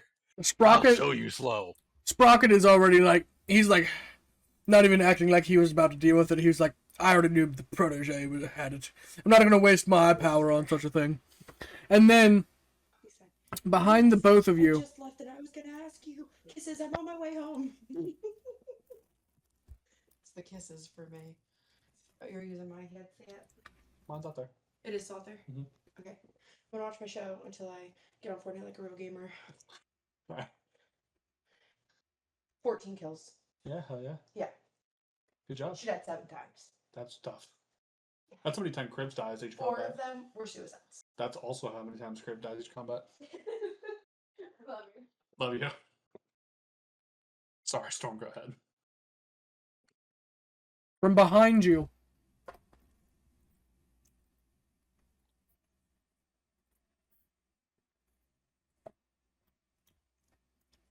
there comes a mighty roar that shakes the very earth of the tunnels. And Sprocket, his skin begins to tingle. He says, "We must draw back now. As you know, Atun, we are just mere casters. We'll wait and send the heavy paladins in later, aka Abzor! Later." Alright. Part 3, Zephyrx Calling. Let's take a moment to shift our focus, because views often change via the lens they are given. In a manner of speaking, different people have different realities. Let's observe another for a brief second. An Aarakocra who is now just a man, 17 or barely 18 years old. But let's take a moment to look backwards, at a time in his past. In Zephyrx's youth, he was raised under Irix, his birth mother, often called Mother Willow to her fledglings. She was raised by the Elven Coalition elves, had flown across the sea a dozen times, but it never made Zephyrx worry any less.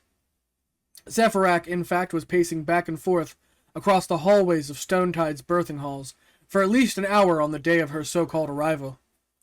It's a new record for that boy. He's made more paces today than he had the last time, for sure. Other Aarakocra children jested. He didn't concern himself with their comments. Not on a day like today, when Mother Willow was late no less. He eagerly would stand on the tips of his talons, before painting a look of concern upon his face when he saw no crane calmly swooping down. The seconds turned to more seconds, and even more seconds after that, until it had been minutes past her planned arrival time. The horror! He looked on in fear as his heart pumped out of his chest until he saw her. A speck on the horizon, coming in elegantly, carrying a bundle of goodies for the tribe as always. She carried the branch of a willow tree on her back, which meant she had also visited the silvers atop the cliff that guarded the ancient willow tree spring. Zephyrx darted down the hallways to the landing pads, before witnessing her in her calm and graceful landing. He ran into her arms immediately, burying his feathers into hers, looking up at her with awe. Mother Willow! I had feared that you had perished!" She nearly wheezed due to her fit of laughter. "Oh, young'un, you're all right now. Ain't nothing gonna harm old Mama Willow now." She escorted him down the landing pad and past the birthing halls to their communal chamber. Before they stepped inward, she took an unexpected turn, down a dark hallway passing the other birthing halls until they arrived at the door of the Herald of the Forge. He had only heard the constant ringing of metal striking against metal. He had never walked inwards or saw for himself what the stories told. As she pushed the lazy door forward, mustering it with all her strength, a loud crash on the other side before some shouting and mumbling. She groaned. "Qual, you really must clean up after yourself," she screeched. "Oh, stop it, you confounded woman! Get off my beak, would you? What business do you have for me this time, eh, Irix?" Their complaints turned to banter as she approached him, producing the willow tree branch. "I got a new order for you. Qual, I need you to craft a bow for young Zephyrak here. I see something more. Yes, the head sees a messenger, swift as the wind, but I see a fighter, an enforcer that speaks of justice." She said this looking down on him, with a twinkle in her eye. He beamed at the compliment. "You want the usual, then?" Qual said as he hesitantly took the cracked willow tree branch. You know what to do, Qual. Cleanse it, purify it, and he will wield it against them in due time," she trailed off, with determination in her eyes. Meeting Qual's silent gaze, he strapped on a pair of jet-black goggles after a long, exaggerated sigh. "Very well then, Miss Willa," he said matter-of-factly. As they began to leave the room, he stopped her once more. "Oh, and Irix, you're playing a dangerous game, you know that, right? If we go against them, you know what will happen, right?" She took a long, drawn-out breath, a gulp of fear, before unlocking the door once more and heading through without a word. Zephyrak could only stare back, her quiet confirmation and resolve. He now had a smile on his face as a torch with hot light began igniting from his claws before he slammed the door shut, his maniacal laughter on the other side. They crossed the threshold back into the safety of their communal chamber, and the others jumped with joy. 4 others sat in the room. Crash, Krex, Aish, and Ace. They all had different reactions to Irix returning. Crash, Krex's twin, double the size of us, ran to her in joy, laughing excitedly. He was a big softy. Krex, Crash's twin, stowed his flute before running and darting across the room to bury his head under her plumage lovingly. Aish was silent, but donned a smile nearby. She was shy, so she didn't rush, but she felt a sigh of relief knowing she was back safely. And Ace, he was always so calm he never reacted. He knew she was safe from the start. She called him stoic, whatever that meant. But Zephyrak could always see the smile underneath. It was later that night, when she told her stories. Traveling to the Eladrin and the Elven Coalition, we all sat nearby, except for Ace. By the 3rd or 4th story, Zephyrak stared back at him, curiously, before cautiously moving that way. "What you readin', Ace?" Zephyrak inquired. He smiled before flipping the book and showing him the cover. A strange red book with garbled red text on the front. Can Zephyrak read Abyssal? I don't believe he can, correct? No, he cannot. "Hey, I can't make that out. What gives?" Zephyrak asked curiously. "Oh, I guess you can't read it then. Maybe I will read it to you someday then. Although it is quite a scary story." Zephyrak recoiled in fear. "Then what would drive you to read such a thing?" Zephyrak exclaimed. "It's easy, friend. It's knowledge. Knowledge is power, so that we may fight those fearful threats. Wouldn't you agree?" They were interrupted as Willow came from behind, swooping both of them up. Now, children, let's leave the harrowing topics for another day, shall we?" The fletchlings groaned in collective. "But Mama Willow," they groaned. Zephyrak was the first to squirm away before grabbing a nearby kindling branch, holding it high, and standing atop the nearby trunk. "I'm going to fight for justice one day," he shouted. Willow smiled and laughed before scooping him up once again, before ushering them off to their beds. "Of course you will, my dear. Now get ready. You all have to train more tomorrow. If you're going to wield that sort of justice you're talking about, then you have to prepare, don't you?" she asked, smiling before setting Zephyrak adrift in an isle of dreams.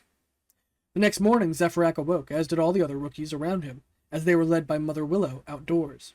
It was time for target practice. There are 2 stat sheets in the document, one for Ace and one for Zephyrak. These are from Survivor times when you were weaker and you were 6 years old. But for right now, we need Zephyrak to do some archery practice. So please, Zephyrak, if you would, roll that dice a couple times. Let me see it on the table where you're rolling it, and we will see what you get. Yeah, I was actually.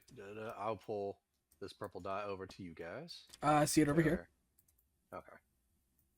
He gets a +3 to hit.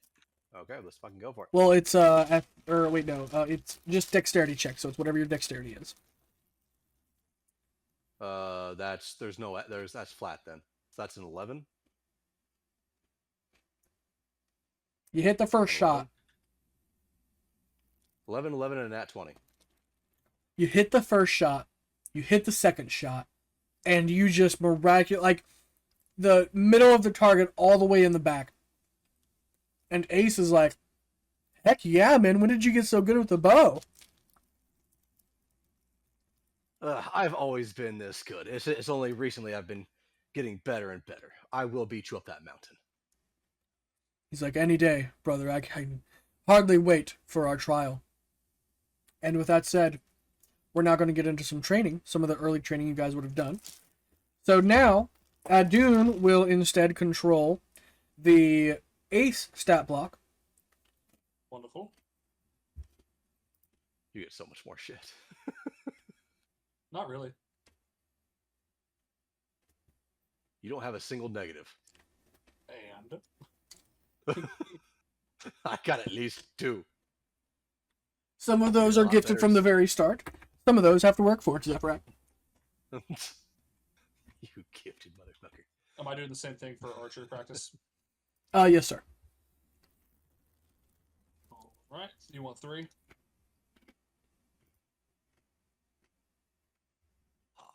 You want 3? Mm-hmm. You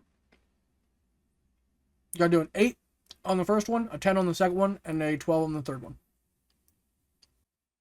You got it on Left all or 3. right? Yeah, I mean either way, left or right or the other way back. Yeah, you got them all.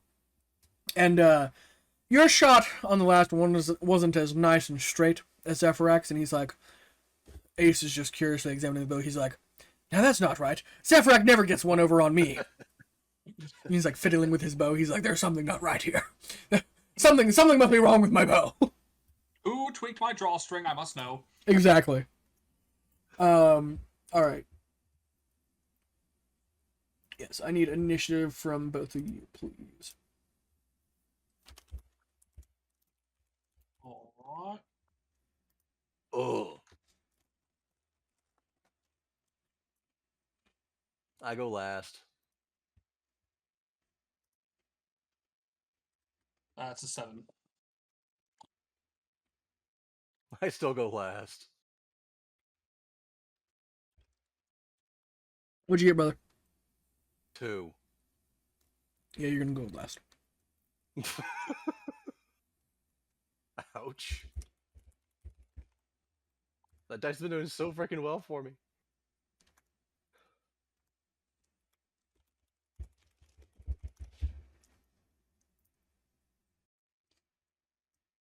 I'm just rolling. All right.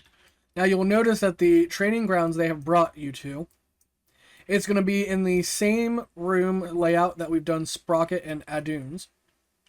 But instead you can take one and put it as Ace, and take the other one and put it as Zephyrak. Or you can bring Zephyrak over here and just change Sprocket to Ace. It don't matter.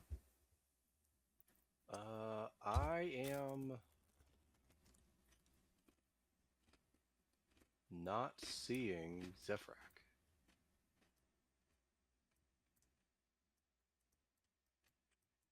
Ooh, one here. Right here somewhere. Just use a Dune, and Sprocket will be Ace. Yeah, there you go. Yeah, that's fine. All I'm seeing is a. Hang on. All I'm seeing is a long sword, not a bow. Correct, because your bow's not made yet. Okay. For this one, they had you do the archery test first. Now they're just having you do combat practice, so you're training with the sword. Okay. Yeah, you wouldn't have your little bow yet.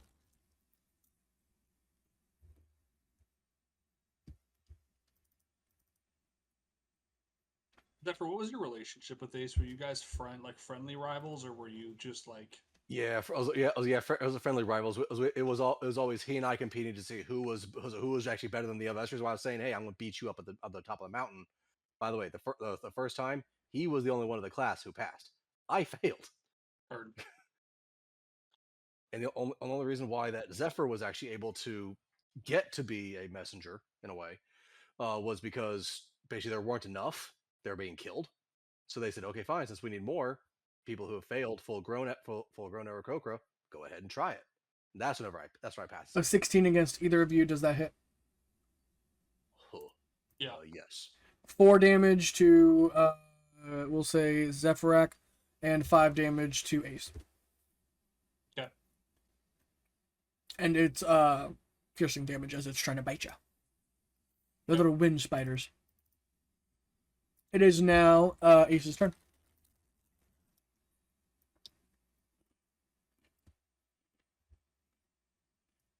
that is a 12 to hit.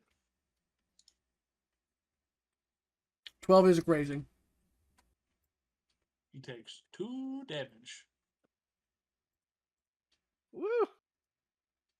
And do you do if I bonus action shove him, does that give me an attack of opportunity? Sure. Okay. He gets shoved. He needs to. Oh no, he just gets pushed back 5 feet, and then I get to make an attack roll.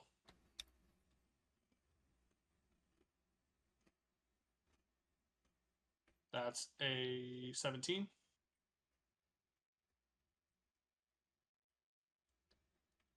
That's 6 damage. Or lad, I'm sorry, that's 5 damage. He's still dead. And then Ace will lean up against a wall and watch dear Zephyr make his mark. Actually, no, I lied. I'm sorry. He's going to move up. No, he's going to lean. He's gonna watch. Come on now. I've got mine. Get yours. All right, Zephyrak's turn. Fucking really? I don't think that hits at all. 5 does not hit, correct? Nope. Okay. But was it bonus? Was it same rules apply? Bonus action shove for an opportunity attack. Sure.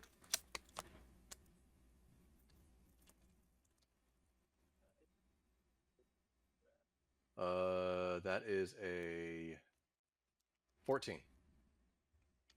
14 hits. Thank you. Those are d10s. That's 4. 4 exactly. 4 slashing.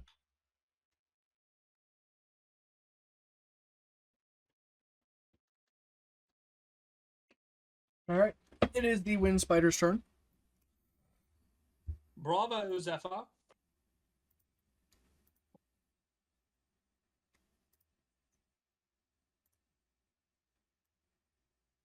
Feathers up, dear boy. Must fight on. I'll get you. I'll be there soon.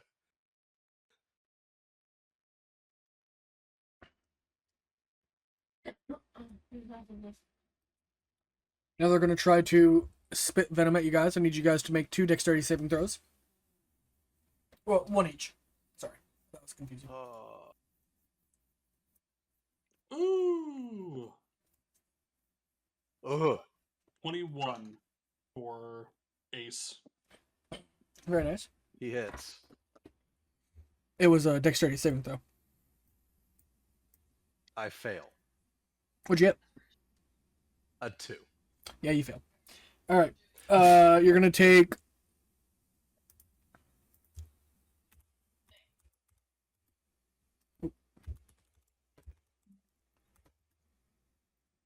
one poison damage regardless of pass or fail. Yep. I extremely appreciate that.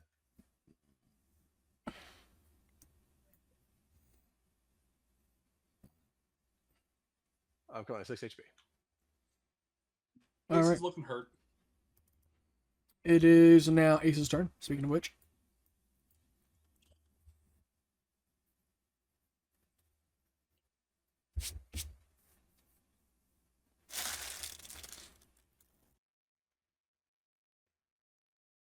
Jesus Christ, this thing is unwieldy. Swing. That is a 12.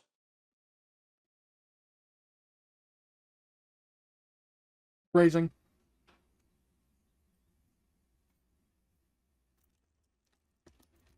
Oh. Pretty good. That is 5 damage. And that is the end of his turn. You were saying, Zephyr, I'm sorry. How do you only get 5? You rolled a 10. I grazed. Oh. Zephyrak, your turn. Okay, 'cause I thought you hit. Okay. I'm a coming. 35. Okay.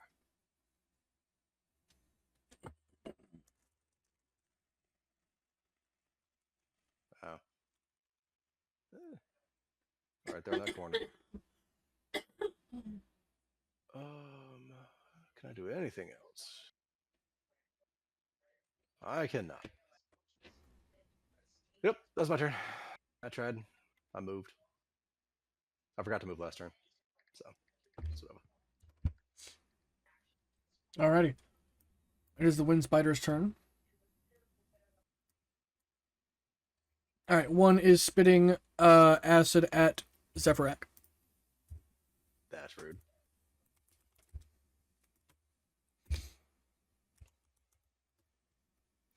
Dexterity saving throw. You take 2 on a fail, 1 on a pass of poison damage. You need to beat a 12. 18 on the die. That's Perfect. one. Mm-hmm. Just under half. It is Ace's turn.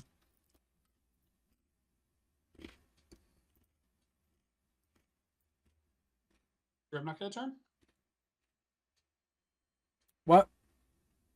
Grib not, or did Zephyr not get a turn? I just did. Yeah, he did. I had to move. Oh, okay. He's at the end of initiative order.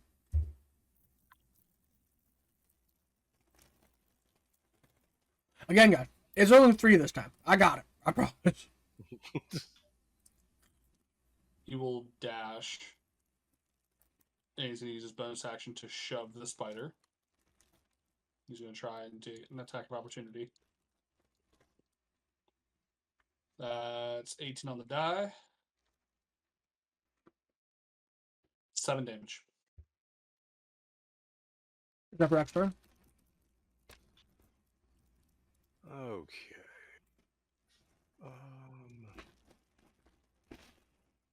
Yeah, he's gonna dash. What the fuck?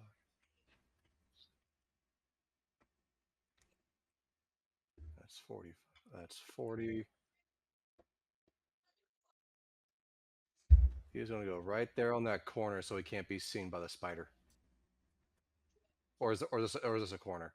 Or is this a room? It's a room. Okay. Well, sorry. What I mean is that basically, is it like just these 3 blocks that are into the room, or is it this entire thing is a room? This entire thing is a room. Okay. The walls are the empty space in between the gray. Okay. Well, that was my dash.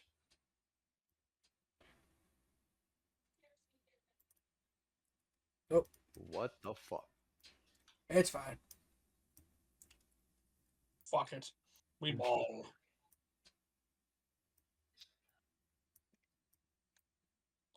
How'd my other guy go? Oh, here it is.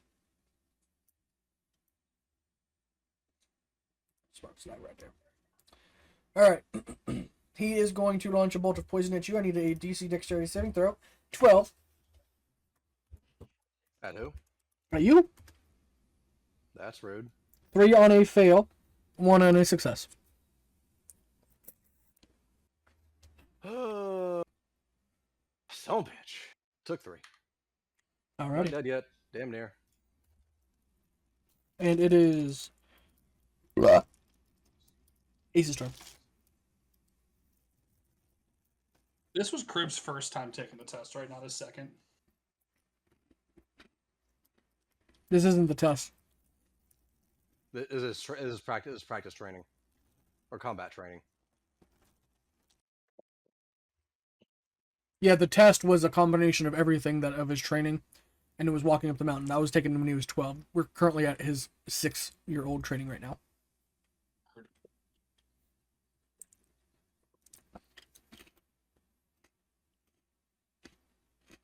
I don't know how that's happening, but okay.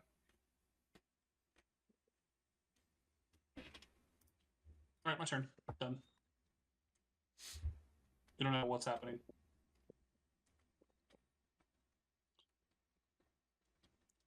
Zephyr, My turn. you said you didn't know how that was happening. What was happening? Oh, the tiles themselves are just shaking as you're moving it across the board, as you're like clicking and holding across the board. So haste is great imminence. It's power. Shaking under his walk. Lay off the worms, buddy. You get a little big there. That's funny. That's funny as fuck. Alright, Zephyr, it's your turn. Okay. Some bitch about to fucking die. There we go. I'm gonna swing on him.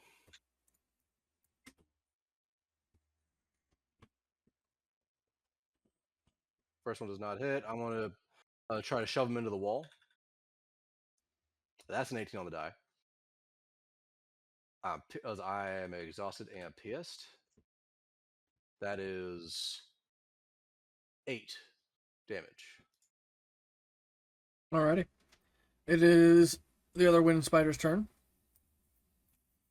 He's going to shoot a dart of poison at Ace. Need you to do DC Dexterity 12 saving throw. 3 on a fail. 1 on a pass. Okay. And it's your turn. Do you need help over there, Ace? You leave me be.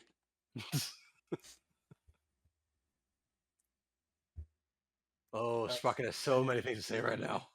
14. That hits.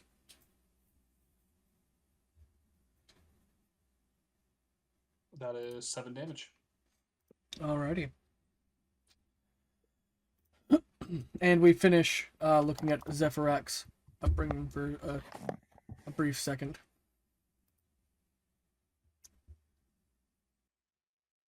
And now, we fast forward back to the present. A brass dragonborn sits at her desk. She grips at her temples with her talons before gritting her teeth, pushing her way up from her chair before shouting across the chambers. Haran! I need medicine now! This headache will be the death of me! She screamed before belching out a fiery flame. Oh, sister, I'm on my way! You could hear her retort, Okay. running down the hallway before bursting in with a glass of water and a small medicinal tablet. The office, in chaos as files were burning and singed, contracts turned to ash and her desk broken in half. Faraday! Really now? She muttered under her breath, motioning for several servants coming in and hauling the destruction away. It's not my fault, Haran. This damned child within me. He is kicking and thrashing about, and his furious cold I can feel it fighting. It is trying to vanquish Mind Flame from within. I can feel it. There he goes. He's trying to assassinate me again. Do something, sister, before he is fruitful with his victories. She dramatically exclaims before grasping her own claws around her throat, bending to her knees all the while no one is paying her mind. Haran simply blushed to the point of embarrassment, while the aides tried to work faster and faster to evade the chaos amidst them. Noticing no one fended to her demands, she sat cross-legged in a tantrum, crossing her arms. Fine then, sister. Allow him to crush my body, but my mind will persevere. Servants, you must bring me coal to eat. I will fight back against this mini-demon. Huzzah! Her sister's rosy cheeks turned to the color of lava before she smacked her sister over her head with a nearby stack of papers. Cut it out now, Faraday. Is this any way to act? She grumbled, picking her sister up off the floor and ushering her way to her chambers. Just a few minutes later, we could see Haran sitting by her bedside, while a nearby fire with illuminated coals was lit nearby. She scooped a pail of water onto them before letting the quiet room fill with the soft and subtle hissing of steam releasing, only to be absorbed by her dry and hungry pores. "Oh, Haran, thank you so. You know just what to do when I'm having a bad day. I swear this child will be the death of me. My feet are so swollen and my back is so aching," she whined. "Oh, sister, you must stop it now. You got yourself into this mess. This is what it takes to birth a new king, after all. Have you thought of a name yet?" Faraday took a second to really think. She raised her hand into the sky, grasping at the steam. "I think Ice in Dragonborn. That shall be a fitting name. I believe he has pure ice and mercury running coldly through his veins. He is slumbering. He is not ready to arrive, but he carries something powerful within him. That is for sure." The day lazily drifted on. Before long, Faraday had begun to slumber, as Haran sat next to her. "It's so much nicer these days," thought Haran. The days now that there was no war. But that wouldn't change what was to come.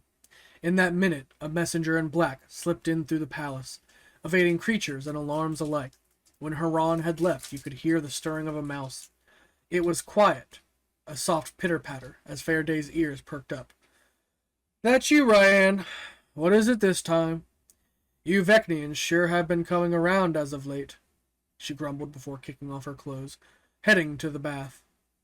"Apologies, Lady Faraday, but I have a message to deliver. It's about the New World Order, ma'am. It's time. They're calling for an embassy meeting." Faraday grumbled, outstretching her hand. "Very well, let me have it." "Who are they inviting to this thing, after all?" she snickered, angrily snatching the document. "Well, that's supposed to be secret, ma'am." "And you're asking me to support your silly world ideas? Anya would surely not take me for a fool," she shouted back. "And you're right, Mum, but captain's orders and all. It's to fight against Spies Union, is all it is." "And you think me a demon's dog, one to slide my head under their heel? Fat chance. Anya must have little faith in Dragon's End. Might you know, how was Dragon's Gate created? Well, it was because of the Justicars, of course. I'll tell you, Ryan, our faith goes a long way back. We were there before the true fall of Dragon's Gate. We know what happens when it falls. That's why we built this outpost. Dragon's End is for when everything else falls. You think the Justicars haven't been waiting for this very moment? All my life. I mean, my brother, he's still got a bit to learn, as you know. You still follow him from time to time, don't you?" She is hurriedly undressing, nearly speaking to herself at this point. "Faraday, are you all right? Talking to yourself again," said Haran as she slipped beyond the doorway, hurriedly bringing a new change of clothes when she heard the old pipes clunk on. "All right, you bastards are shy, aren't you? Haran, I need you to leave. Go to the market and don't come back until you've found me the perfect bushel of apples, and not a moment less. Take a couple men with you, and a courier if needed." She took a sat on the stone bench held within the shower, now turning on a small pilot flame on the wall before it began to heat a metal brazier. She flamed the match held next to it with a flick of her wrist before slowly trickling a spittle of fire down and throughout the coals underneath. As it began to draw the heat and kick up smoke, she let the soft pitter-patter of water hit against the metal before sitting back and relaxing. "Thank you for ridding of her, ma'am. It's always so hard to get a word in with Haran hovering around. Well, out with it, Rye. Are you talking about some names, or aren't you?" "Oh, it seems like letters went out to Arrow of the Dragonlord's Dominion, Ophiuchus, Delmar the Protector, Faraday, yourself, Justicar of Dragon's End, Vask, the Scaled Tyrant of Ashmore, Orphan of Brightwater, Battletorn, although they admitted that one was hopeful, Dimitri Wildclaw of Elvasia, Crash, leader of the Circle of the 12, Euronzo Kalen, leader of Silverthorn, Ace Blackwing, future leader of Stonetide, Erliton's seat as the reincarnated god leader of the Wanderers. We have reserved an invitation, that is, if he makes it in time. That depends on Sister, after all. As for Mainka, we've chosen as the future leader of the Chromatics, and we've invited your future husband, Abazor Draconis, as well." She shook off the feeling as she groaned before trimming the blood and dirt from her nails, eyeing her from across the room. "You've got it all planned out, don't you? And what happens if someone doesn't like this new order, huh?" she said with a raised eyebrow. "Lord Anya will lay down his life to protect his people against any threats.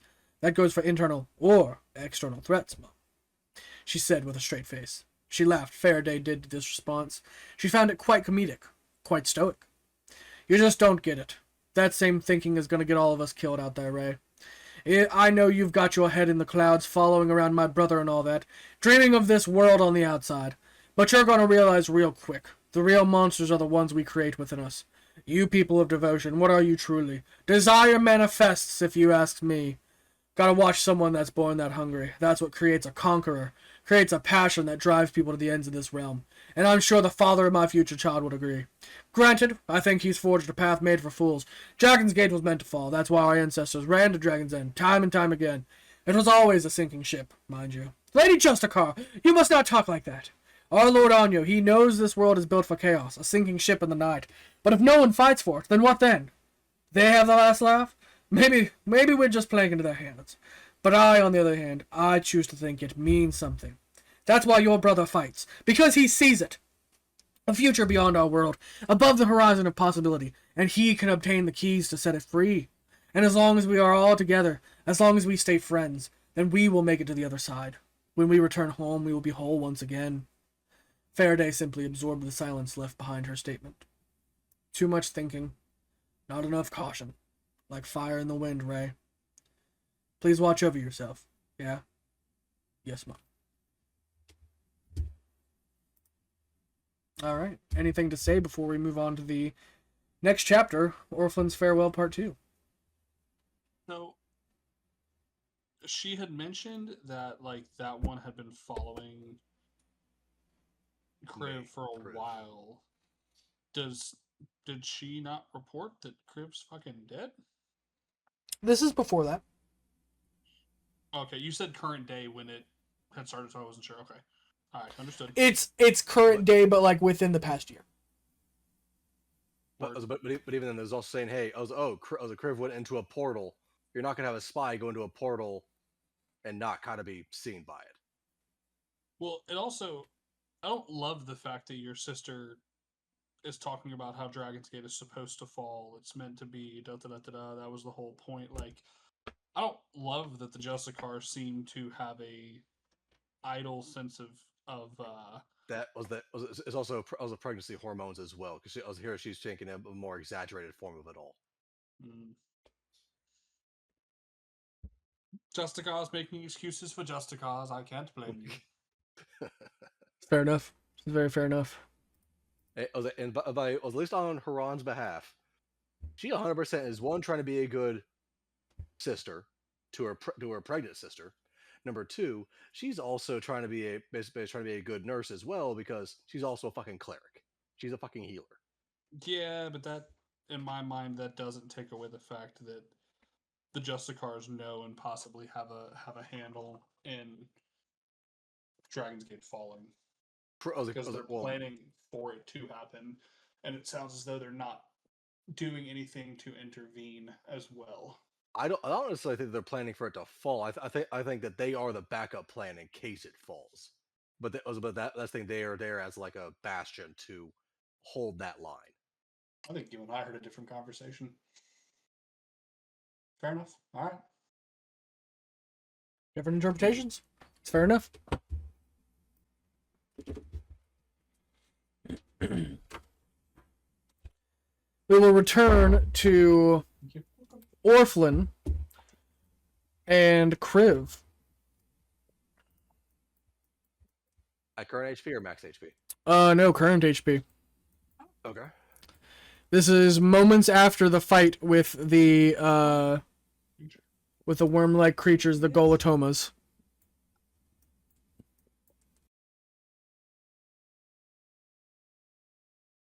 Am I still chained? I will get into that in just a second. Okay. While we're doing that, I'll bring that D8 back.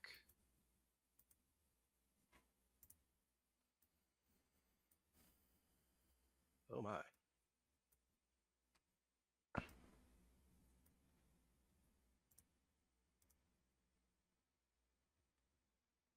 There we go.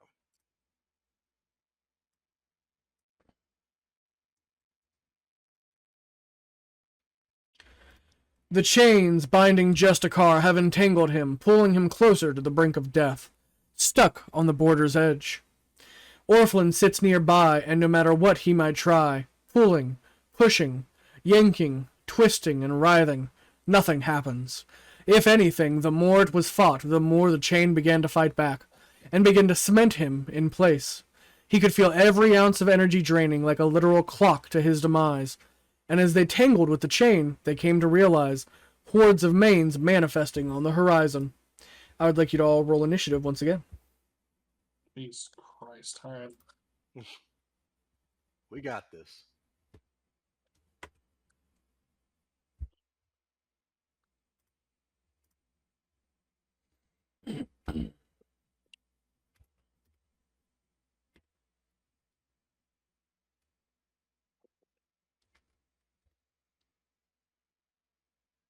Fucking really? Not a good night for Kriv. 18.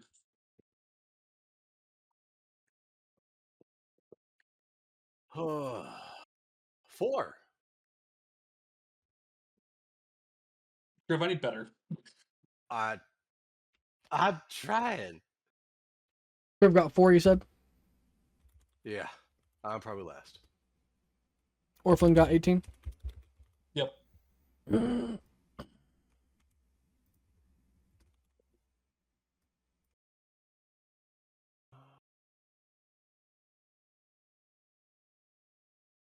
Has it been longer than an hour or no?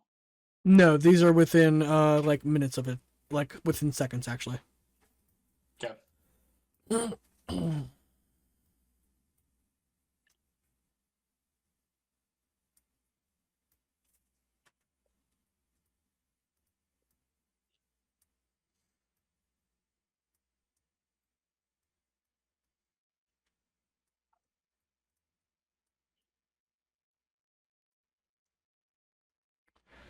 Alright, it is it for the mains. It is, Orphan's turn. Oh, okay. How far out can I go since I'm being more and more constricted?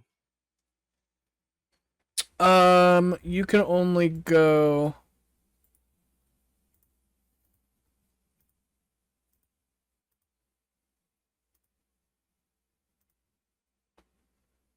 about that much into your area. Okay.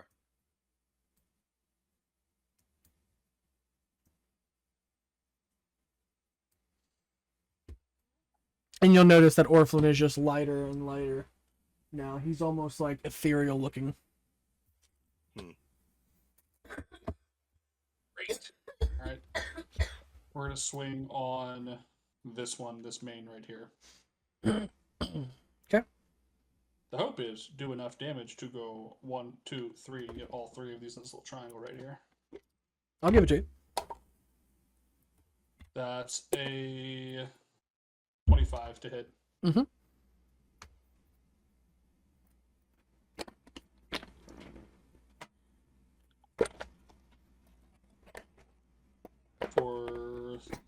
For 40 damage.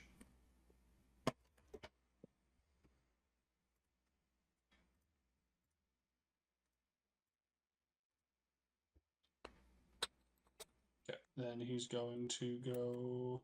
If I go, I'm going to go up overhead so you can see. If I go right here and swing, will you give me all 4? No. I'll give you, because that's, the reach is really far on that one. That'd have to be like, I mean, that's for like 15 feet in between them. Like, I might give you 3, but not 4. Is there? I'll take 3.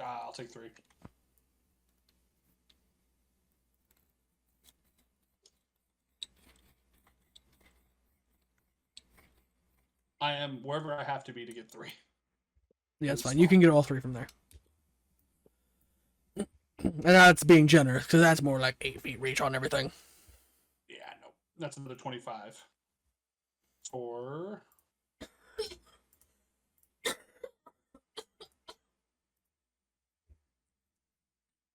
That one was not nearly as good. 24 damage. Oh, snap. So technically one is left with 3 health.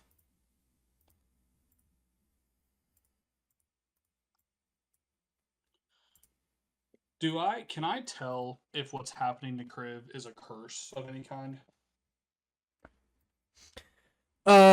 No, it's not a curse. I mean, there is a curse on him. Like, you can tell that the inky blackness that is, like, has been stuck onto him from those insectoid creatures has not gone away, even though they have disappeared. But that's not related to the chain. Okay, then he is going to. You'll get 2 attacks of opportunity on me. And he's going to fly over and use Cleansing Touch, which will heal Kriv and get rid of the curse. That is 11, or sorry, no, 5 and a 6 to hit, so he did not hit.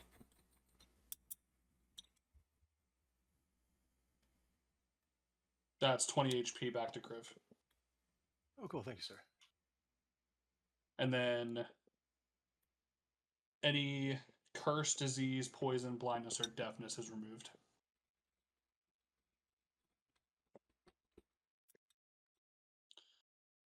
And that is the end of my turn. It'll be Kriv's turn. Oh, cool. I thought okay. Okay. I'll probably go first. Yeah. I'm not gonna waste anything big or flashy just yet. None of them would officially be within. Well, 1 or 2 of them might be in range. If I'm looking down, these 2 right here might be within range. But I want a whole lot more than that.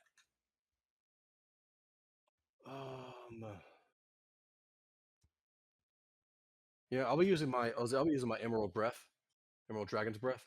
Okay. Can I have a 30-foot cone? Or how about this? Would you give me basically like how far of these would you? How many of these? Well, I got a 30-foot cone. Hold on. Okay. Literally right over here, somewhere. 15. This is a 60, so just change this into. Let's see.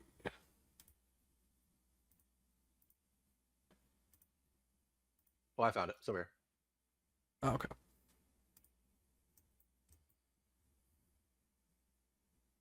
Actually, go directly up above. I'm rolling one, honey. I'm rolling one. Rolling one. Okay. Oh, that's actually fucking gorgeous. Okay.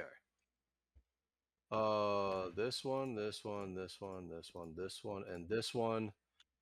Actually, that one is. Just roll for damage, brother. They probably won't be able to pass, and like even if they pass, they might take. Yeah, that. It's half. So that's 8. That's 8d10, and that is until a saving throw of 18. Yeah, they're not gonna pass that. I promise you.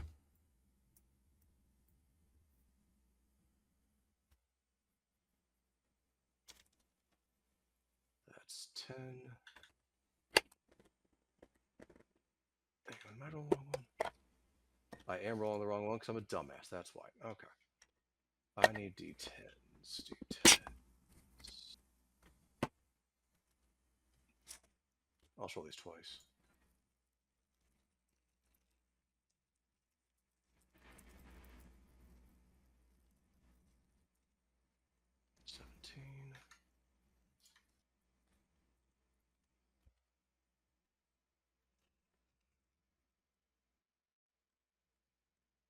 Uh, 40 damage to all of us.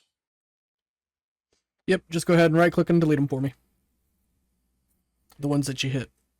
I think you should be able to get rid of them. Or at least just point to I them. do not have the ability. This one, this one. Those 5. And this one right there. Okay. That's it. Alrighty. He was just barely out of it. This one here is just barely out of it. Alright, it is the main's turns.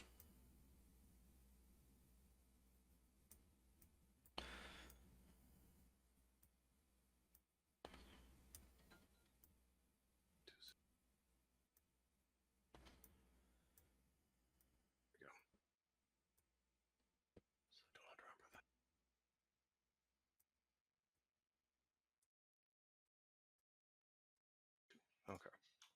Also, as my bonus action, I will be going into my bear form, so I'll get that +1 to AC. Well, not bear form, the where touched form.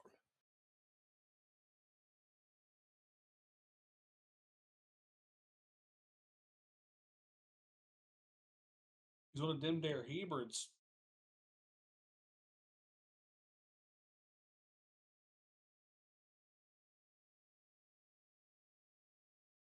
And thank you, Orphan, for removing that curse. It was a pesky little curse. I don't even know what it was doing to you. I just was like, oh, all right, let's just be gone.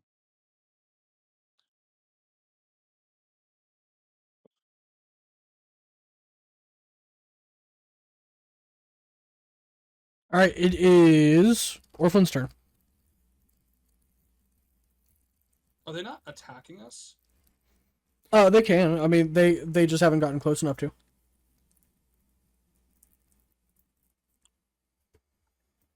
I'll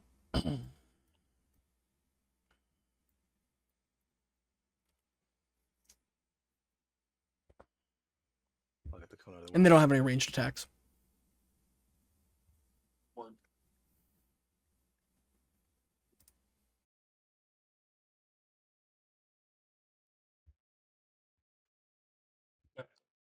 Orphan's going to fly here. What do I know what mains speak? You can do a religion check. Oh, never mind. I speak all languages. It's planetary. Never mind. Telepathically, I'm going to. Yeah, because it's 120 feet of telepathy. I'm going to like scream out a taunt to the mains, just out to the fucking crowd of them. Okay, what are you saying in your taunt?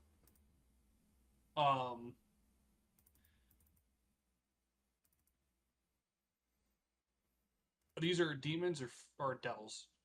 These are demons. Demons. Yeah, if you want to do a religion check, I can tell you more about them. Yeah. Is that gonna take my action? No. No, then yes.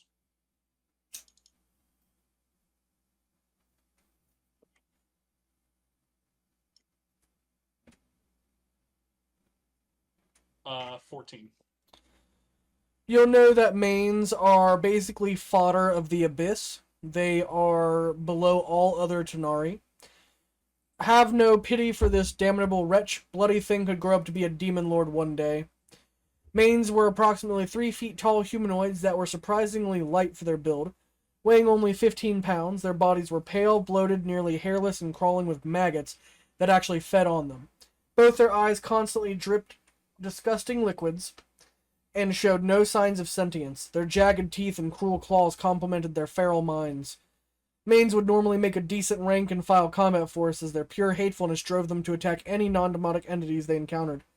Unfortunately for other Tanari, mains were also incredibly stupid and difficult to control, although not due to rebelliousness. For example, mains armed with weapons would, soon after being instructed on what to do with them, forget their purpose and fight like wild animals. Objects carried no value to the mains as they only cared to fight and fought with what they already had. They had no sense of self-preservation and would continue to attack in a way detrimental to their own survival and those of their respective armies. Although they could not speak, they were able to understand simple concepts as a side effect of their limited Tanari telepathy, and could understand more complex commands made in Abyssal. When not actively being told what to do, they traveled in packs wandering the abyss or acted simperingly towards higher demons. Most mains lost their memories in the traumatic process that granted them their forms, a combination of psychic agony and shock, overpowering shock from transformation, left them with only a vague persistent sense of loss and the bitter, crazed rage that resulted from it. A rare few mains retained fragmented memories of their mortal lives, but in most cases they were mere beasts. Occasionally they gained the self-awareness needed to recognize the gap in power between them and all that surrounded them, and so fought to improve their positions, a struggle that rarely ended in success. Then with the telepathy, I'm gonna put like images in their head of them killing Orphan and like standing victorious, and in that telepathy I'm gonna an abyssal call out, do you not wish to rise above, to get out of the muck, the disease, the darkness you disgusting catfish wallow in? And I'm gonna drop True Polymorph. So they see Orphan's form. Hmm. And I'm gonna pop prismatic spray with the cone that is already shown. Okay. Don't So you have I'm 6 of those? Trying to goad them into like just getting on top of Orphan to maul him. Want them to ignore Kriv. He does not matter. I need you to make. With my- Obviously, it doesn't matter if they pass or fail because they're HP. I figure, do we just want to roll it to where I see if their roll does damage and take them off the board if it does? We'll just say it did. We'll just say it did. Yeah. Oh, how kind of you. How nice. Either that, or you can allow them to be shunted or petrified. Whatever your choice for Flare. I don't give a shit. No, we'll take damage. Just fucking. Obviously not the fire, actually, I suppose. Here I was saying, Well, I said obviously not the fire, I suppose. Hold on. Not the fire, no. Or poison. Well, I might need you to roll. Hold on. Yeah, I might need you to roll. That's why I said, do you want me to roll? So as long as it's not a 4 or a 1, you're gonna take them off the board, I assume. Yeah, that's fine. I was on a different screen. Was that a yes or no? Yeah, I said that's fine. Okay. So you need. Oh, some of them were moved. What the fuck? There were more in this cone. I know. I already Yeah, started but deleting this- it. God damn it. Oh, okay. How many are left in that little circle? I don't just roll it. Just roll a d6 or whatever it is.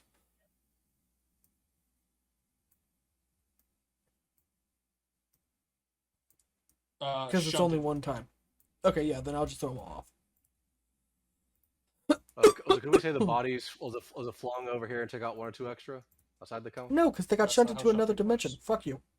Oh, I thought it was shunted as in like they got pushed, but okay. No. Well, they did get pushed. They both got pushed to a different dimension. Yes. And then, like I said, I dropped this form.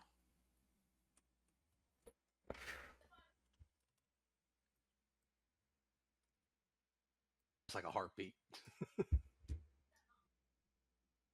And a full HP Orphan is standing right here.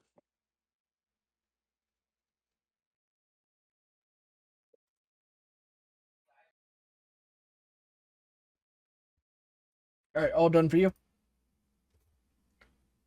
Yep.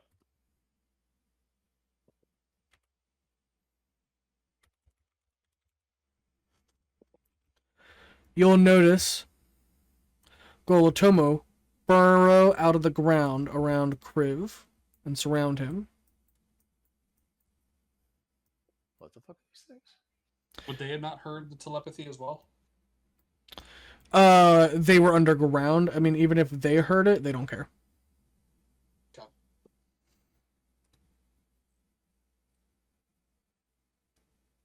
The mains are dumb enough to be like, yeah, and grantedly, the other ones are too. But yeah, no, they're just interested in Kriv.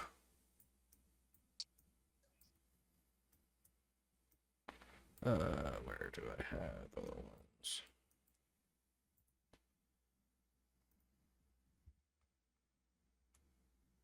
What are you guys doing? That hit the bathroom real quick.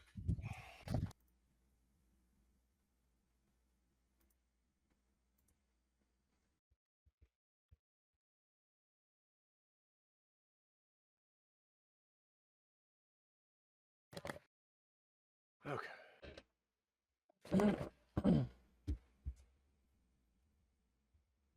Well, fuck. Okay, these mains over here are not close enough to me in order to actually get opportunity attacks. Is that correct? Hold on, I'm doing the Gola Tomas. Okay.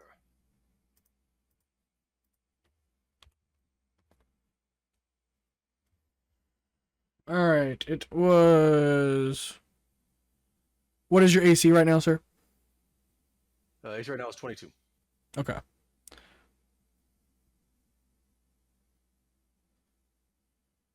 Oh, could I bonus action go into my hybrid form at the end of my turn? Sure, I don't care. Thank you. Alright, that is 4 attacks on the first one. 2 nat 20s on the second one. And... What are they with the nat 20s? So Oh, well, that's, let's go with Thomas. They hit harder. Never mind. that's a miss on that one. But that's a hit. That's a hit. Okay, so that was 3 hits on the last one, and that was 2 nat 20s were one of those or 2 of those hits. So let's... With El Moragos, I do not believe I can be crit. Let me double check that. Okay. No.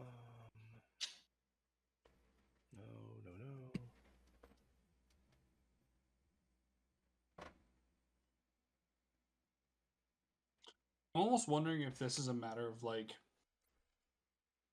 is what we're clearing out now, will it thin down the forces that the party has to fight No. later? But even then, if that were the case, it would be these the Golatomos. Those are the only things that would be like of any sort of consequence. These mains are almost nothing. Yeah, but it's still resources, right? Yeah. So what were those rolls again? I'll try to use my It was 32, No. 22, 22. I thought you said your AC was 21.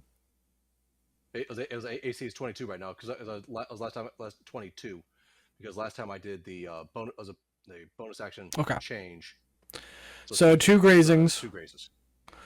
Then a 31, and then a miss on the other one. So that's 2 hits and 2 grazings so far. I already rolled it. I'll use my water maneuver, which puts me at a 24 for one of those 2 grazings. So that's 3 misses, 1 grazing, and 2 hits for the nat 20s. Okay.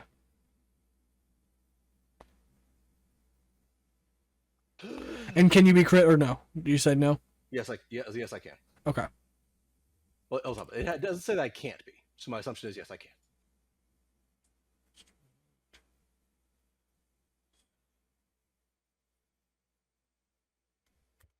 Depending on how hard I get hit, I might have to use something else.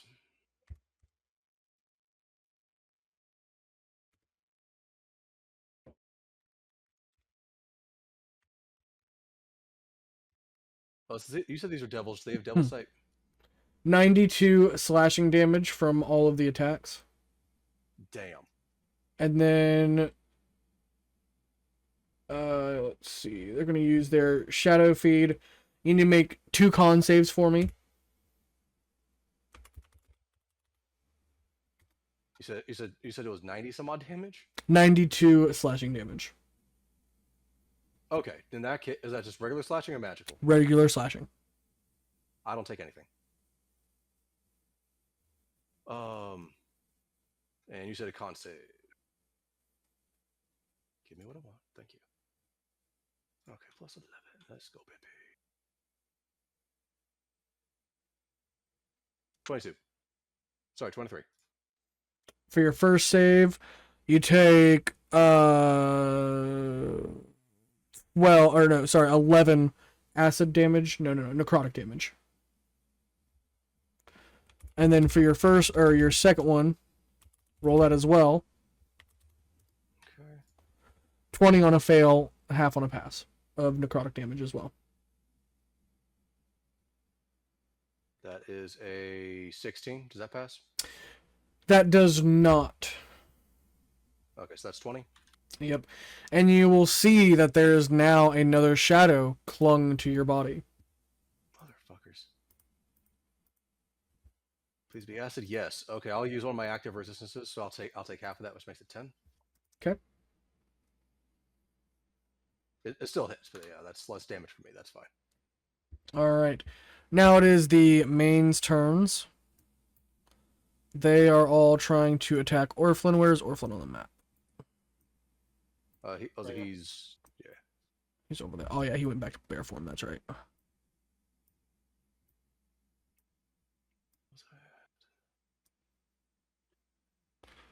Come These- chase me down. These ones are so mindless that they are not going to be able to walk over to Orphlin. They're like, nah, too far. We're gonna attack the guy who's right next to us. Okay. These will all make a move for you though. Now those guys I can fuck around and play with. The other guys cannot be poisoned, so I can't use that.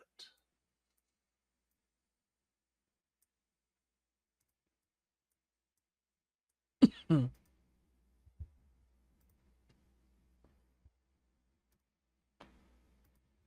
right, the mains. There is 1, 2, 3, 4, 5 on you, Kriv Justicar. They're gonna make 5 attacks with advantage. 13 for the first one, 5 for the second one, 17 for the third one, 21 for the fourth one, and 20 for the fifth one. All misses, correct? Yep, those are all misses. But if they don't do if they don't do magical damage, that doesn't do 19 for the first hit against Orphlin, and 19 for the second one against Orphlin.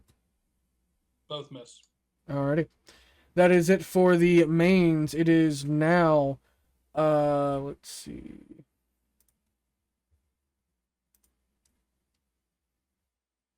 Kriv's turn. Okay.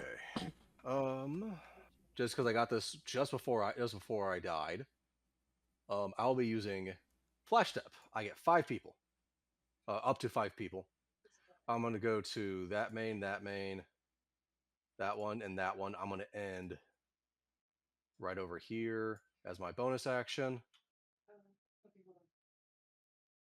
With that one, do I even have to roll to hit? Yeah, I do. Okay. For the first main is a 19. Second main is a 19 on the die. Second main is a 24. Well, I mean, just start with the damage from the first one, brother. You're probably going to cleave, so you don't have to use those attacks, against all of them. You know what I mean?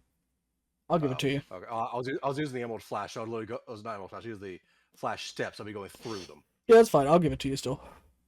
Okay. If every single one of those attacks is going to end up on one of the insectoids, you know what I mean? I'm being benevolent tonight. Well, I'm being benevolent only because I'm about to be such an asshole to you. No, not that one.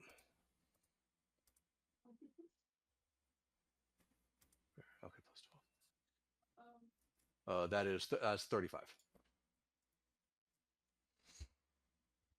35 damage? So to that main, so those 2 mains are gone. That's 18.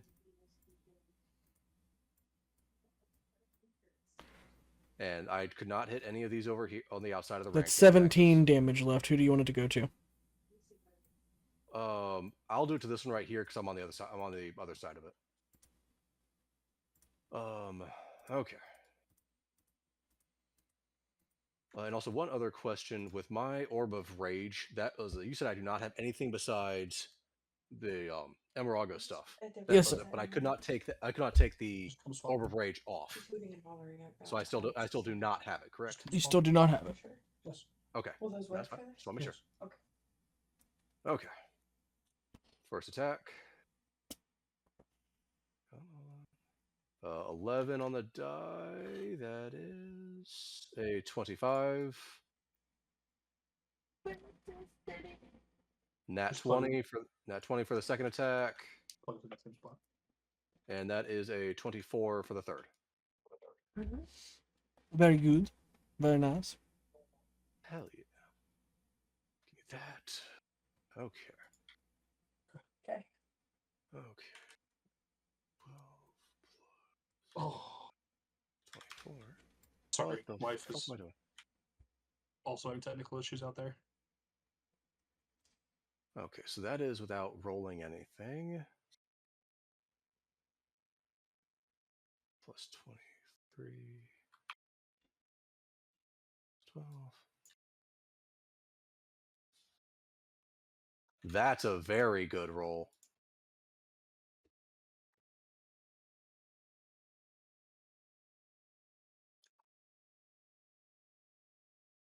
Damn you, you fucking rolled. What was that? That was 20. That does 168 psychic damage to this one right here.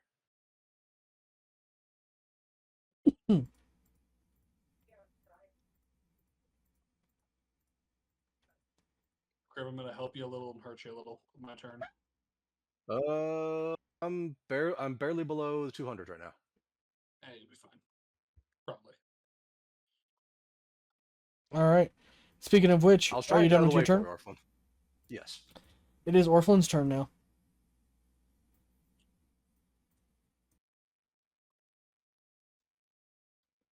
There's an angle here where the prismatic spray will hit.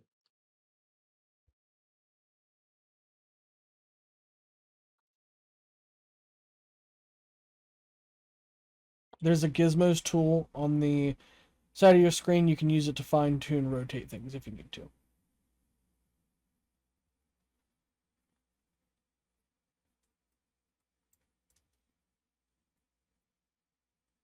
Here, that'll work. So it's gonna hit.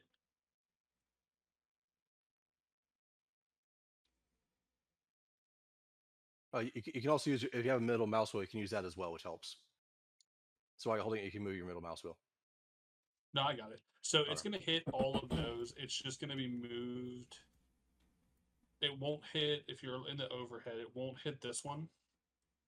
Prismatic spray, that's in it. But I know that it's in it now. It's not going to be.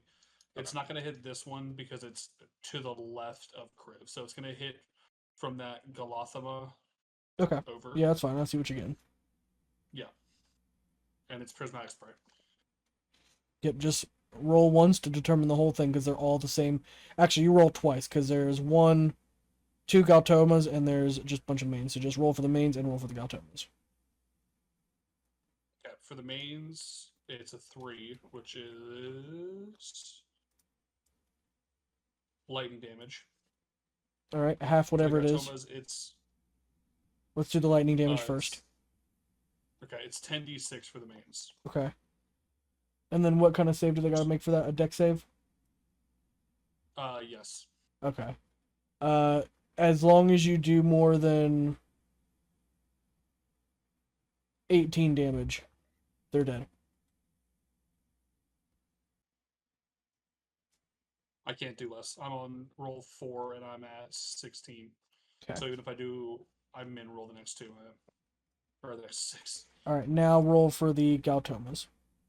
I rolled an 8 for them, so I get to roll 2 d8s, and both rays hit them specifically. So Fuck yeah. that is acid and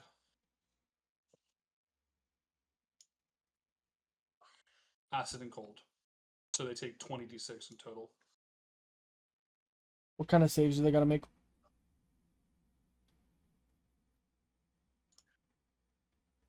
Same thing, just dex.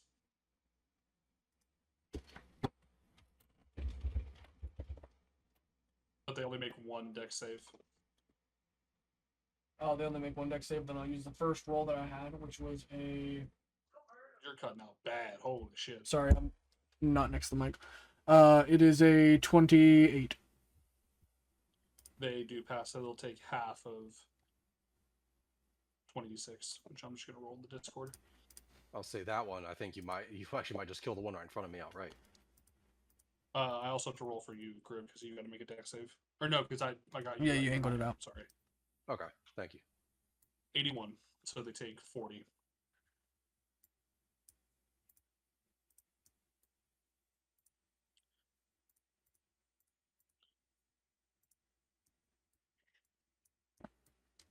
Alrighty.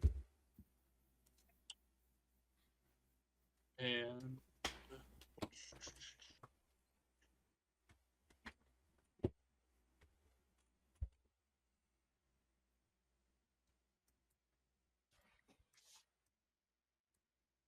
And I'm assuming you're right there behind the cone because you casted it from there, right?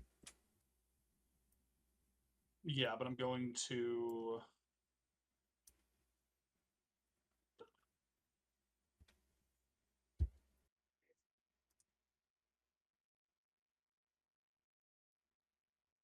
I'm gonna grab just any instrument I can find on the ground and use a bonus action for uplifting performance. Hmm. And if there is a shield amongst that uplifting performance, I'm going to 5, 10. We'll say it's a +1 shield.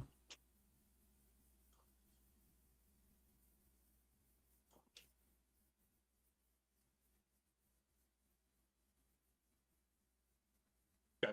That +1 shield is specifically hovering around Kriv. Okay. The rest of the weapons are just with me. And then that is the end of my turn. Alrighty. It is. Ooh, these guys. So Kriv, you add an extra 3 to Three. your AC. Yeah. You 25. know that you can see a lot more profile like coming in. Basically, people have been alerted to your presence in these lands, so now they are eagerly arriving in droves.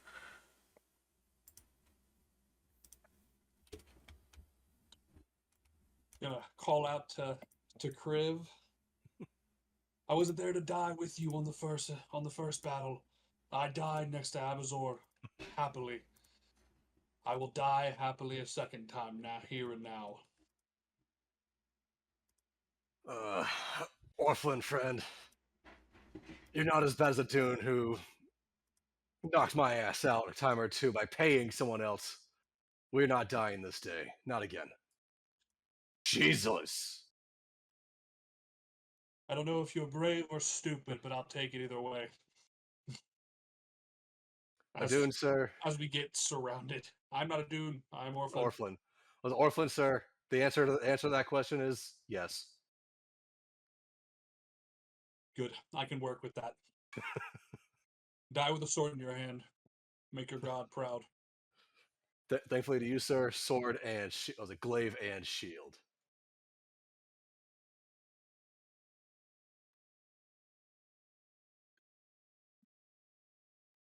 And a Moladeus has arrived across Huh? the field, looking out at you.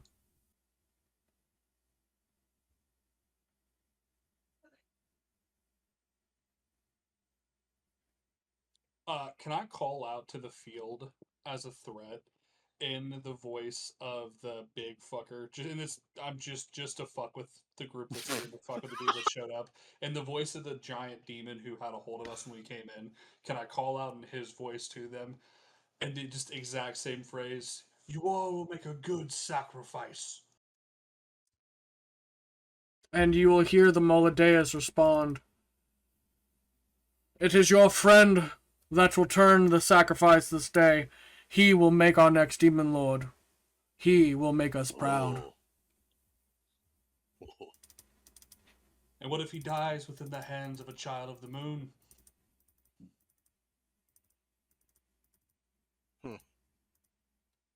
Then we'll take your moon and shove it up your ass. Ah! He just fucking. Stupid. You spent an eternity in the abyss. Your eyes I need are you not guys accustomed to the make light. a dexterity saving throw, please. Alright. DC save All 22. of us? Both of you. Shit. I fail. Nope. I didn't get a +8, so that would have been a 16 for me. Nope.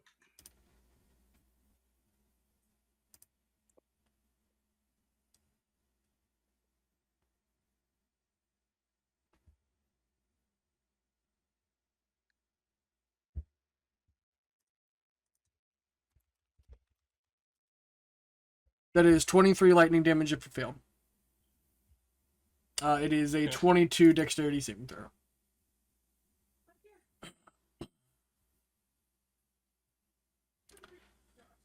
You say I had to make another dexterity saving throw? Nope, just one. Okay.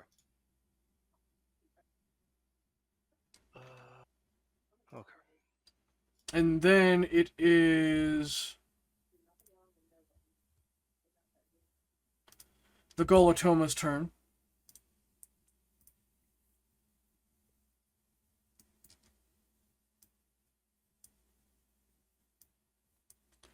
Two have burrowed up and are going to attack Orphlin.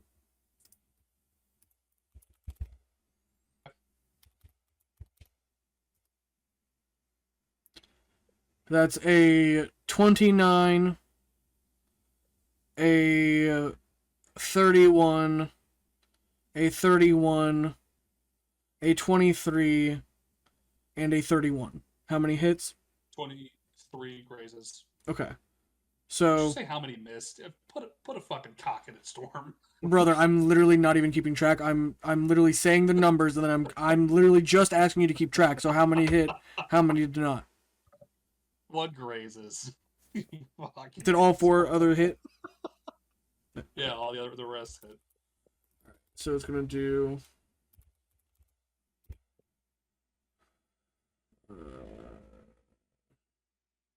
Which one was the grazing one? Which was so that was the 23. that would have been that one. Okay, so the fourth one. So that would have been a claw attack. Got it. So you take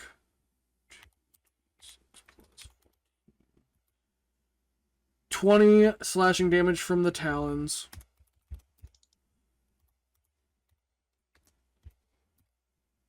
A 13 slashing damage from the first talon attack.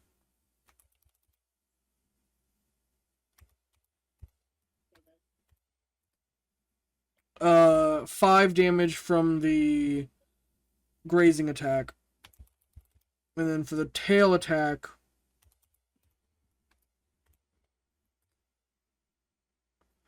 it is 12 bludgeoning damage, and I need you to make a con save. Are any of these attacks magical? No. Orphalin, you take nothing. You're in your bear form. Oh. What a fucking good call from Kriv. Holy shit. That's so much damage you just saved me from. Oh my god. Still It's need not a my con first save, time though. being a were creature.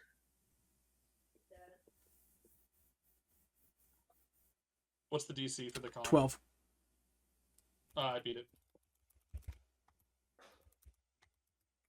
So you'll take 9 acid damage. And then it's going to use its Shadow Feet, and then another. I need another con save, please. Yep. Need an 8 or better. Well, this is an 18 for this one. Not 20. That fucking 20. All right. So you will only take 7 necrotic damage.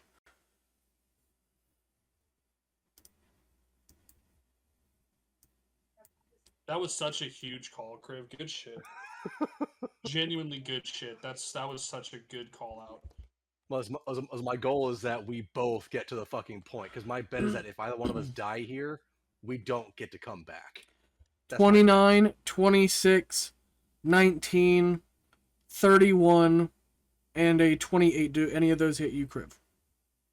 19. Was it 19? Does not. Everything else does. But if he's just hitting me with non-magical weapon, it doesn't do any damage unless it's the. It's the tail attack, so you'll need to still do a con save for me. Okay. And then you'll need to do you'll need to do actually 2 con saves. The first one is a 12. The second one is an 18. Let me know what you get on both. Don't forget you have a 25 AC right now, Kriv. Yep. Okay, so I add. Come on, fuck off. I add. What? Okay, so I had 11. So that is a dirty 20 and a 28. So I pass both. Okay. So you only take 2 acid damage, and you only take 12 necrotic damage. I'll be using my reaction. Can I do this? Necrotic. Damn it! No, I can't. Fuck. Never mind. Thought I And was then fancy. the Moladeus is going to take a legendary action. I need you both to make another dexterity saving throw. He's casting lightning bolt again.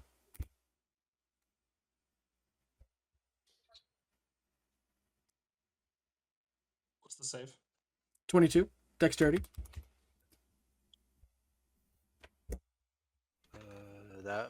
I failed. 18. 26 on a fail. 13 on a pass. Fuck. That was that one. I know I can do. I will be using my what the fuck is it called? Reactive resistance for lightning damage. So I'll take half of that. Okay. So that's what, 9?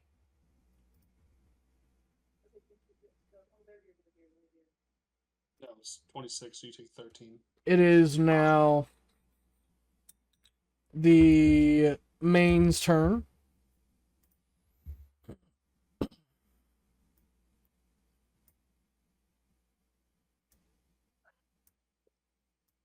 Oh.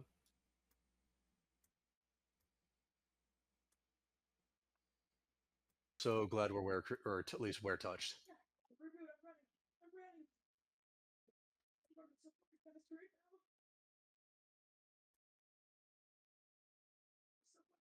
Orphan, if you want, I might be able to clear a small path for you. At least out of the Brother, mains. I'm staying right here with you, man. I'll say if you want to fuck him up, potentially give him a morale check to see if saying, "Oh fuck, they died." But the mains are almost nothing. That's fine. I don't think they're gonna care. A lot of this shit's Okay. mindless, to be honest. I think this is just a matter of do or die. Okay. I appreciate it, but I don't think it matters. I think this is literally just a live or die. It is now Crib's turn. Okay. Let me double check I thought I did that.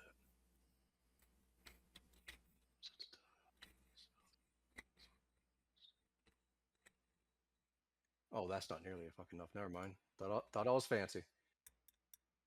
Okay. I'll be using flash step. 1, 2, 3, 4, 5. That's all I can get. I'm gonna end up over here. That main, that main, that main, and that one. Ugh. He goes back.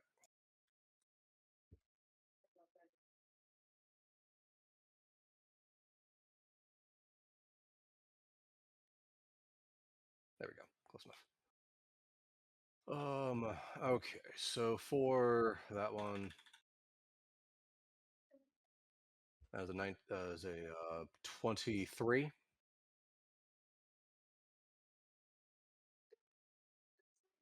That is a 17 on the second main. 17 on the main, I believe, still hits. Yeah, it does. Main's armor class is only 9. How many mains did I hit? 1, 2, 3, 4, and that one. Okay. And that one, so I need to do 2 more. That is a 25 for the third main. That is a 21 for the fourth main, and now for the shithead. I need you to do a constitution check, please, Crib. Okay. That is a 19 for the one dude, the Golfma, whatever the fuck their name is. That I do not believe hits. And now for the con save. That is I know it's decently high. 28. Okay. Can I tell what's happening to me? You're just, it's as this demon blood is coating your body, you can just feel it starting to burn at your skin. Okay. 3 attacks to the shithead. That's a nat 20. That is a 17, which I do not believe hits, the nat 20, and a 25. Okay. So.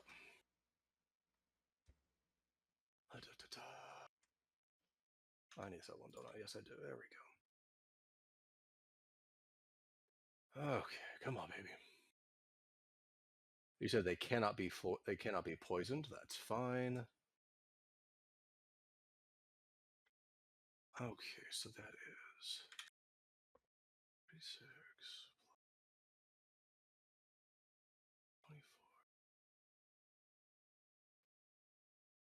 24 plus.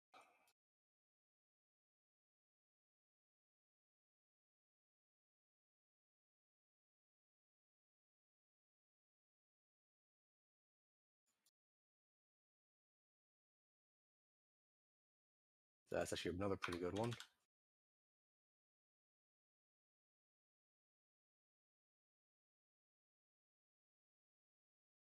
Oh, thank you.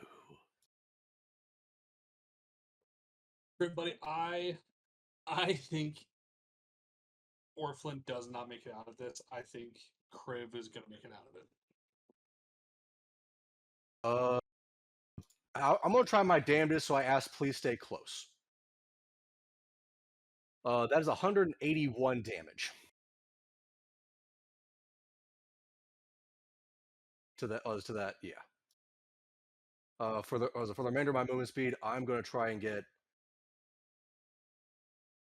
I'm right there on the edge of my barrier, close to him. So if he needs warding maneuver, I can. Okay. I got 10-foot reach, so I can reach those two guys in front of you. But that's it. Okay. Are you done for your turn, sir?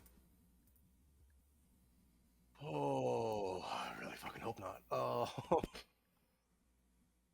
oh, I am such a fucking dumbass. Can I? Oh, this is gonna be a stupid fucking question. Can I, as a bonus action, call in Skyrender?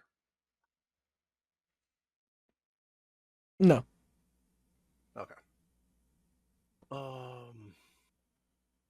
There's that static field that was stopping me from talking to the gods. It might be the same thing. Okay. And my bet is that shithead over there too. The Modeus, whatever the fuck his name is. Yeah. Chromatic infusion. So that at least from as any other melee damage from now on, I will add a D4, and I'm going to say of not acid, not I'm gonna say a fire. That's the only one else that I have. No. They're immune to fire. Because I have acid, cold, fire, lightning, or poison. That's I know the resistance are immune to a lot of that. Lightning is I thought probably your best. Some of them are resistant to it, but you'll at least get extra damage. They're immune to poison, immune to fire. The mains were resistant to lightning. The weird squids were not. Okay. And I guess yeah, I'll choose the extra D4 lightning then. I know I saw D4 here earlier. Yeah. Yes. So now that is my turn. I do apologize. All right, it'll be Orphlin's turn now. Okay. With my action, I'm going to cast Protection from Good and Evil on Kriv.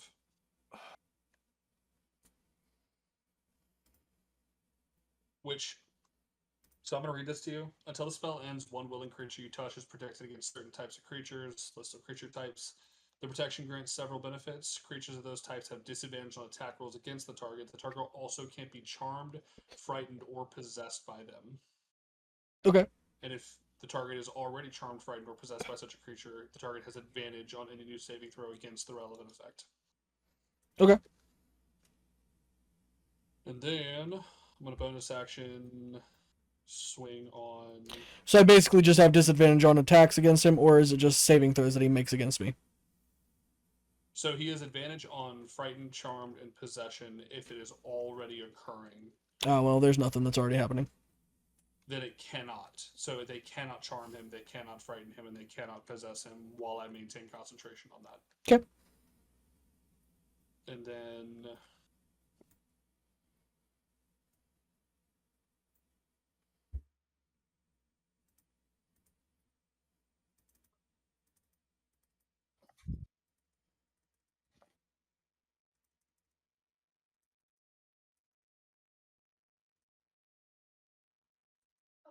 gonna start the super moon configuration with my bonus action. Okay. And that's the end of my turn.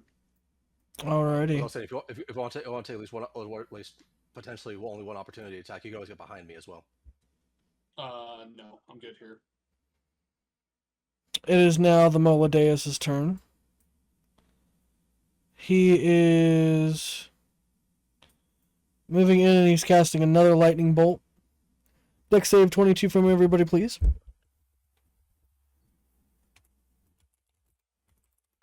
Come on.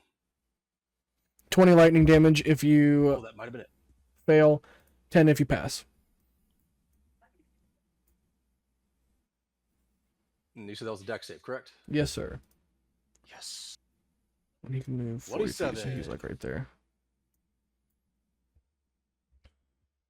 What the fuck? So that's 10 damage. So I keep my concentration for, or no. Well, I that's keep lightning both. damage. Never mind. Yep. I keep both. Reactive resistance, I'm only taking 5. Configuration is still going, and concentration is still going.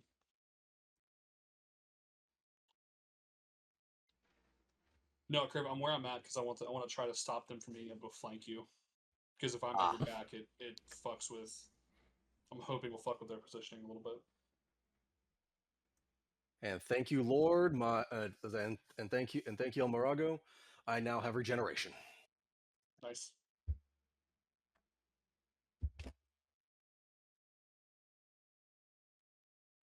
The Golothomos will each burrow, so you can take an opportunity attack if you'd like against each of them. Well, So, against one of each of them.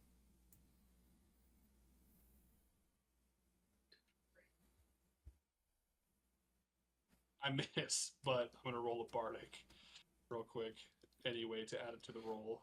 that's a 21.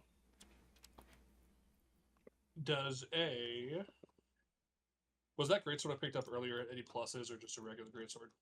The greatsword was a +3. So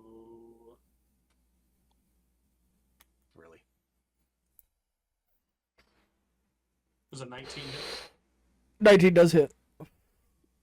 Okay, I hit them and my AC goes up by 4. Okay. As well. I do 36 damage. My bloodlust engine is almost maxed out. Set a max of 20.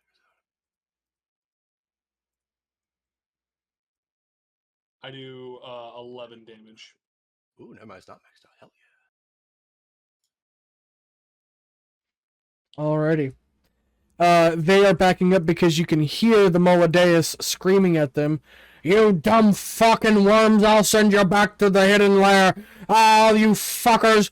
You're supposed to send in the dimensional slashes. Your fucking attacks aren't doing nothing, you stupid putrid fucking beasts. And he's going to be ordering them to send dimensional slashes now. Oh, you shit. I mean, Storm forgot about him till just now. No, they're dumb beasts. They when they're closing in on their prey, they usually use those dimensional slashes. But then, as soon as they're up close, they're so dumb they don't know, right? So until the Moladeus was there to tell them, they literally didn't know. They're like, "Oh, I thought we were doing good. We were doing our flesh feeding. That's what we do." I'm so sorry, my bad. Right? Was Orphan, do you happen to have any more of the healing thing you had earlier? That cure diseases and poisons, stuff like that? Nope. I lost it when I dropped the Planetar. Ah. All right. There is. We felt level 18, so could you also do a polymorph thing again? The CR8. 7-dimensional slashes against Kriv. That would be a 15, 18, 16, 21, a nat 1, 17, 22. That'd be 1, 2, 3, 4, 5, 6, 7, 8. 7. Yeah, okay. There you go. No, it was no hit on the nat 1. Was how much does the dimensional slash do? damage wise? Just does 1d6 plus 7 magical slashing damage. Yeah, he has Moladeus. He's like, God damn it, you dumb fucking worms.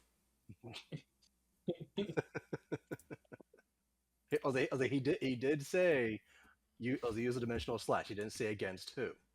So none of the other ones hit you, though, correct? That's correct. Okay. Then against Orphan, we have a 22, a 18, a dirty 20, a 23, a 22, a 16, and a 23. All miss. Okay. Woo! We love bardic abilities. Swords bard, baby. And all of their shadow feeds recharged. So I need you both to make 1 con save. I need Kriv to make 2 con saves.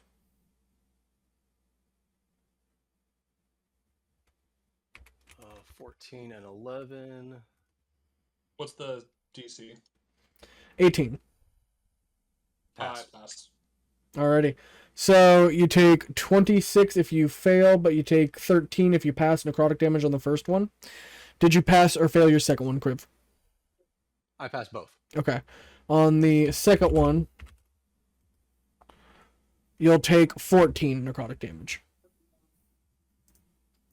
Damn, and I've already used my reaction on that too. Motherfucker.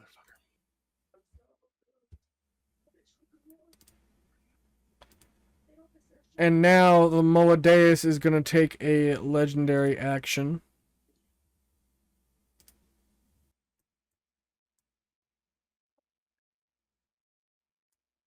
Oh, please get close, you dumb cunt. The Moladeus Oh, is that's 10 feet? in Is that 10 Orphan's feet? face. That's 10 feet. Oh, come here, you dumb cunt.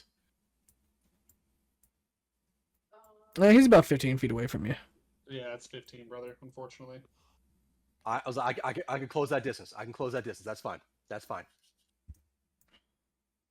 Oh, I can close, you dumb motherfucker. And then it is the main's turns. And you guys are saying you can't get damage done to you right now, right? Normal damage? No, Not Yes. normal damage. Okay. That doesn't matter. But they We'll are see. moving up. To just be fucking grappled and like basically them just clawing and mawing at us and just doing nothing as we're trying to batter on this fucking demon lord. Oh, that's a scary scene. Oh, this is Jesus. not Don't a do that demon again. lord. It is just a creature with power to rival a demon lord. That is, it's Oh. common to Balors, basically, in Devil's armies, right? Oh, So it's like those equivalents. Maladeuses are like top dogs in the Tanari. jeez, that's fucking scary, Storm. Now you pick up all those creatures all at once and they all move at the exact same time. It's like, oh, Oh, that's dude, scary. terrific. I know, it's great, isn't it?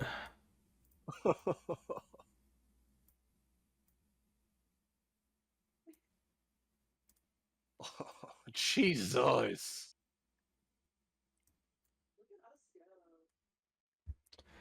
Alright. After the mains, the Maladeus is going to take an attack for legendary action against Orphan. Tell me if you need me.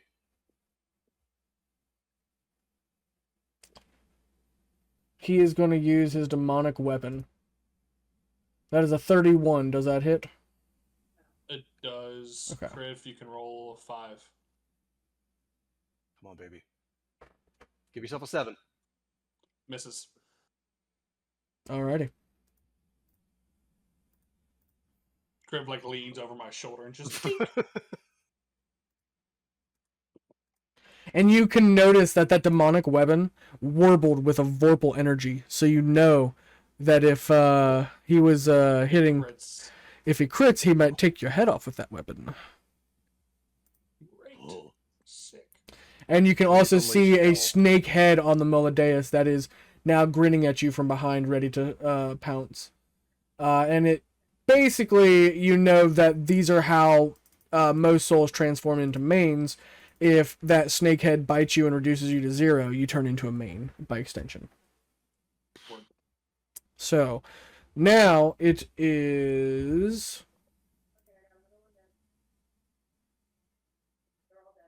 Criv's turn. Thank you, freaking Lord.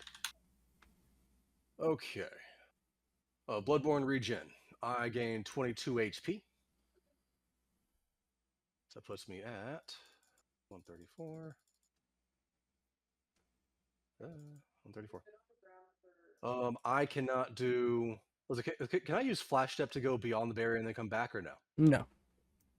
Okay. As soon as you try to get outside of that barrier, that chain snaps and brings you back in. Okay. In that case, I'll be using Flash Step. Boom, boom, boom. I'm gonna end up over here. Okay.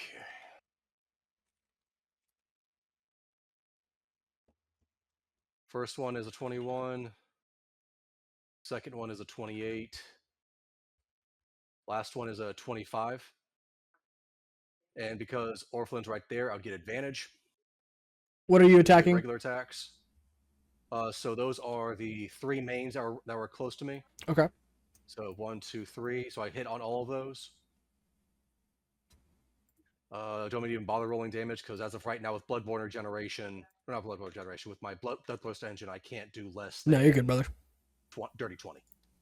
I would action surge and fucking beat on this Maldeus. That's exactly what I was going to do. Nice. The only difference is I was going to add +3 to my 8. So now I automatically add 23 to every single fucking hit. Look at him fucking go. Actually, yeah, okay. So that would be this is not a crit. This is a 25. Does that hit him? A 25 does hit the Melodius. That is another 25 with advantage. Double 13s, 27. And you know what? Fuck it. Action surge. Another 3.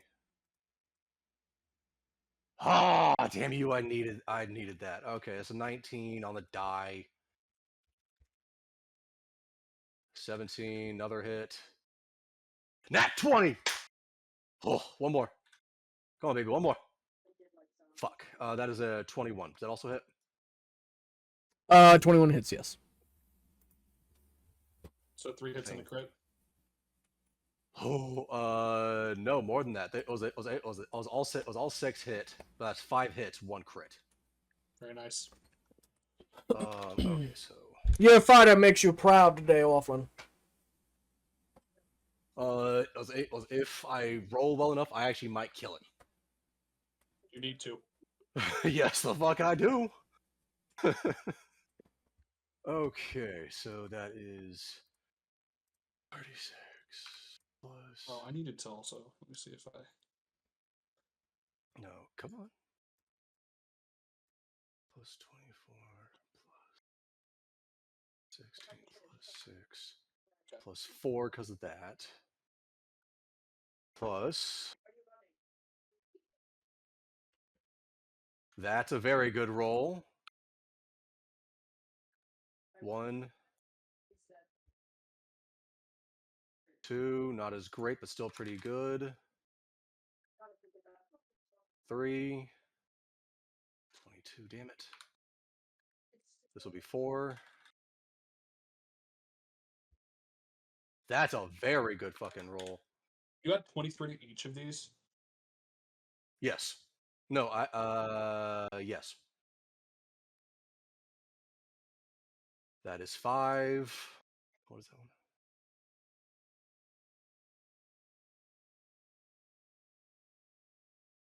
Jesus Christ, Criv, you're doing 159 before you add your damage. That is my 6th one. What was that? That was 29. Plus you said it was- 150, plus 159. Thank you, sir. Yes. 412 damage. Oh, So damn. proud of my dude, Joe. I've You are playing Griv so incredibly well tonight. I have never been prouder than this moment of watching you absolutely dominate as a Cavalier fighter. I'm so proud. I was Orphan. I told you I want us both to get the fuck out of here. So don't you dare fucking underestimate me. Oh Holy my absolute God. fuck. Twice his HP. And then some. Yeah, I gave you a couple extra mains for that one. How kind. He's a benevolent god. I am sometimes, yes. The tears light and the fire within just burns. Bahamut's flame. There we go. Bahamut Alrighty. hand tier help me with Is that it for you, Criv, sir? I sure as fuck hope not. I already used my bonus action. I can't cast spells because that would be my action. I'm saving my reactions and everything else for Orphan or anything else as needed. Fuck. I wish I could do more. Yeah, I'm done. You did plenty. It is Orphan's turn. I need a 20-foot radius, please. What's the spell? Synaptic static. I'm writing that down. 400. That might be a new PR. I think it is. In the depths of hell, you hit a PR.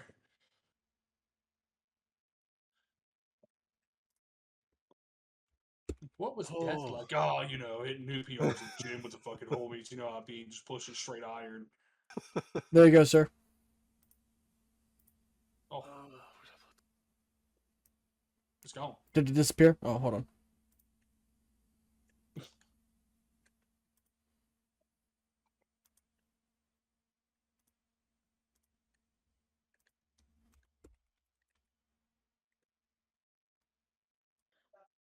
With that roll earlier, do I know if mains have a intelligence lower than 2? Oh, hold on. It's not loading in properly. Give me 1 second. I think I have something in this chest over here.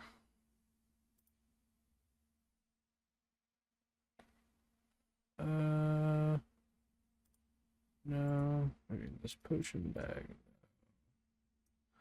Pretty sure I have something over here that does a radius.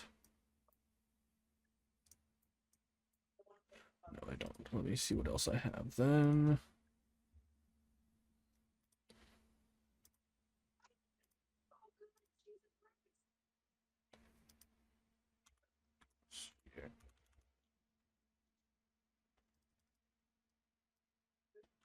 And by was with gluttony, would I get anything from that?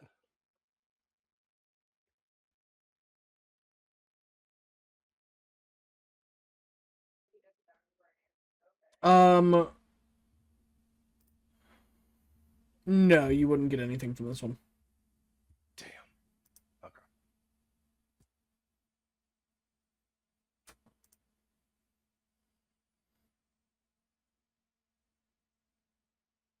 Actually, you know what?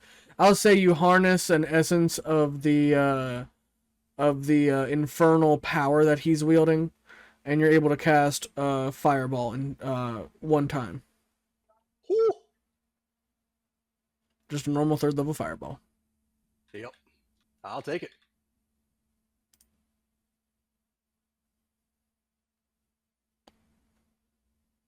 Maybe cast a different spell store.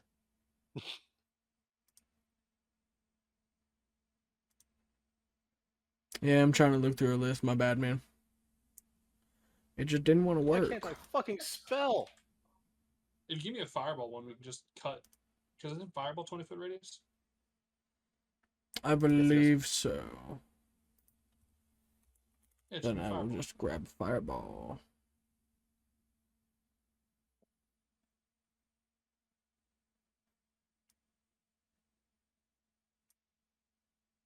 There you go. See, fireball works. Where are you guys? There you fucking go. put it down. Just fucking running away with it. Trying to keep it out of your hands so you don't use it against me. Okay. that whole, can I scoot this and get more?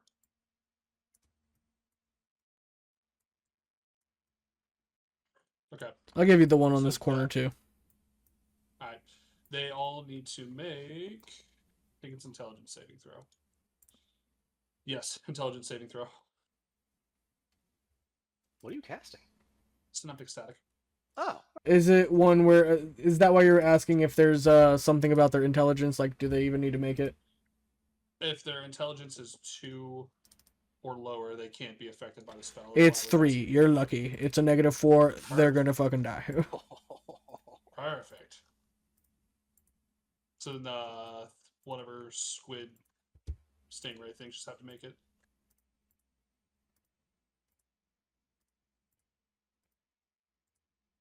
ooh, hang on. Yeah. Pro tip: he's gonna fail too. What happens to him? It's just 8d6. It's not gonna kill him. Can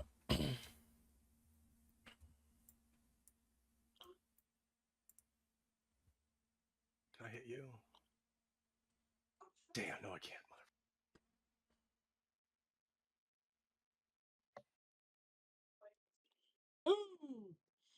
28 damage to everything in that circle. So 28 damage to your thing. Okay. And then I'm going to bonus action healing surge. We're going to use all 8 hit die.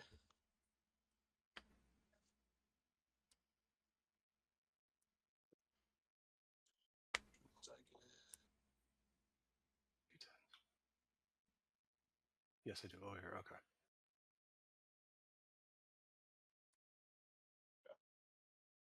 I'm going to just roll my HP. We're good to move on. Alrighty. You hear cackling as phasing in another Maladeus.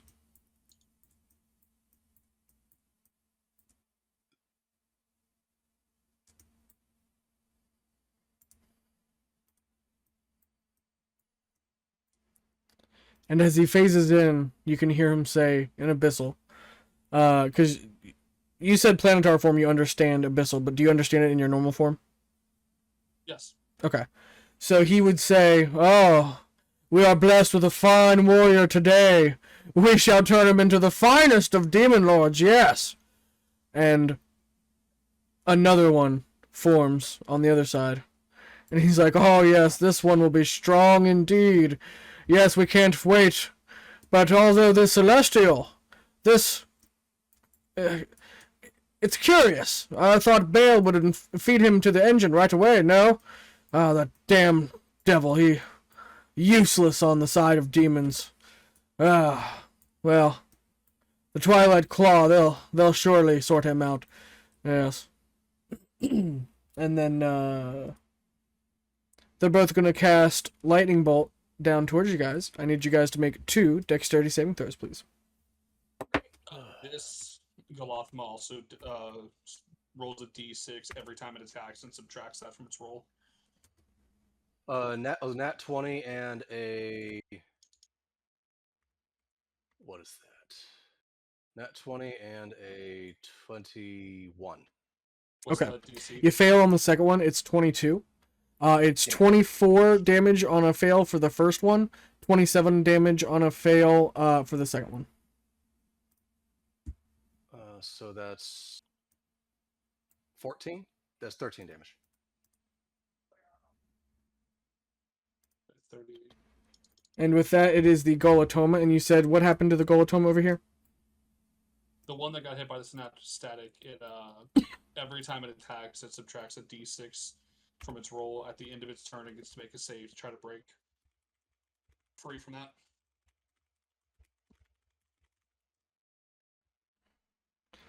Well, it is the Golatoma's turn, so he's going to attack 5 times at Kriv with his Dimensional Slash. That is a 27, 32, 16, Dirty 30, and a 17. Is that with a d6 away from each of those? Sorry, no, that is not with a d6 away from each of those. Okay, I was getting real concerned. So -2 from each of those. It'll be plus 11 instead. So it'll be 25. Dirty 30. 14. 8. 28. And a 16. So only 2 hits. One of those hits, I need to get a 2 or better for my warding maneuver. That's a 5. So you only get 1 hit. You only get 1 hit. Everything else missed. Okay. You got a graze on you. That 25. Yeah, was 1 hit, 1 graze. 13 for the hit. And this is magical or Magical slashing, yes, sir. Okay. And 5 magical slashing for the grazing.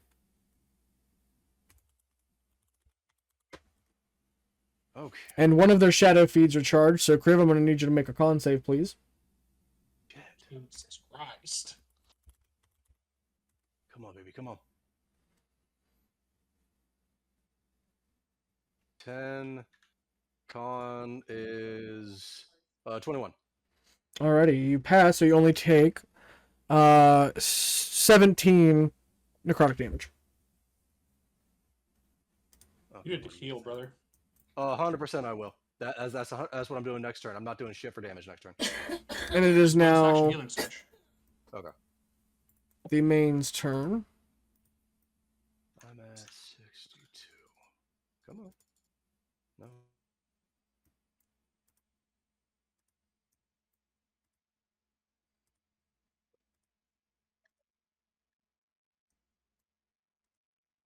There it is. Oh. Okay. Too Yep. far. There we go. Oh. I'm very happy I was able to take out one of those healing die. I'm gonna get 9.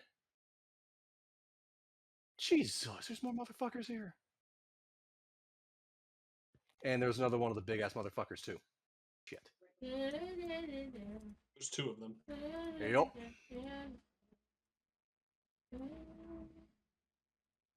Oh, I really wish I had Sky Render. Oh, back to back, brother. Fucking we ball.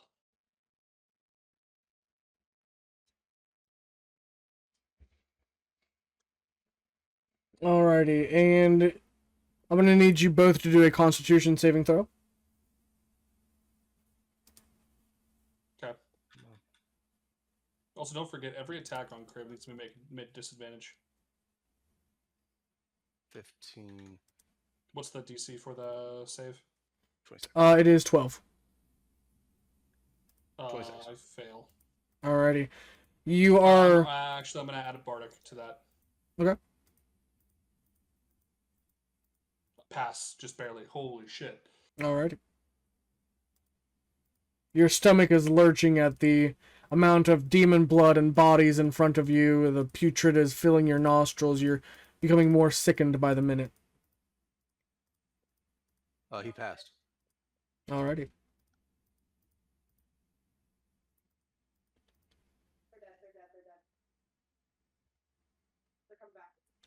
Let's see here. It is now Crib's turn. Okay, Bloodborne Regeneration. 4, 5, 6. I was at 62. Plus 22 puts me at 84. Storm, I gotta roll a D100. Okay. I lose the supermoon configuration. Where are the D10s over here? And Zarzith is not here, so it's a flat roll. It doesn't matter. It's a 90. Oh, fuck yes. Nothing happens. You know, I'm getting real fucking fed up of rolling really high on the D100 to getting fuck all from it, Storm. That's like the 4th time now I've rolled above like an 85. And It's because you keep on rolling the 90, and the 90 is the one that you've already rolled like 4 times, and it's nothing happens every single time. Fucking replace it with something, god damn it. Nah, it's funnier this way. Ugh. Okay, I am much, much healthier now. Alright. What else are you doing, sir? That was my bonus action healing surge. I am at 178. I'm going to keep that for now. Okay. What sort of long range shit do I have? Because I don't have shit. These guys are all immune to fire, right? Yes. Fuck. Psychic would be good.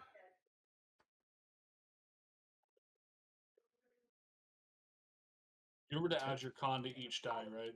Yes, sir, I did. That's the reason why I was kind of happy with it. Oh, thank you, sir. I used 8 out of my 9, by the way. 360-foot range.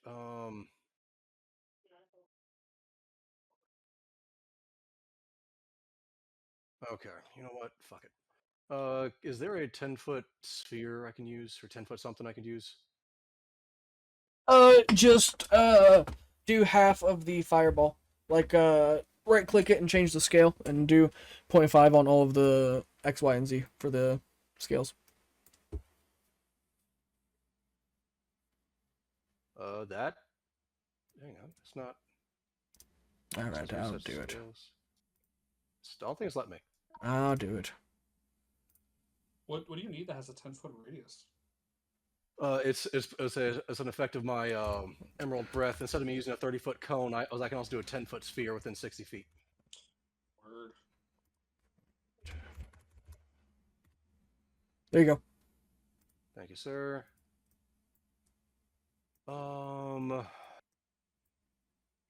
Shit, that is not as much as I thought it'd be. Fuck. If you can, try to go for the one that incapacitates and just focus on one like Galathama. Because the big dudes will use a legendary resistance more than likely. Yeah. Okay. Everything in there, and it's moved slightly. So 1, 2, 3, 4, and Shithead all need to make a DC 18 intelligence saving throw. If not, they take an 8d10.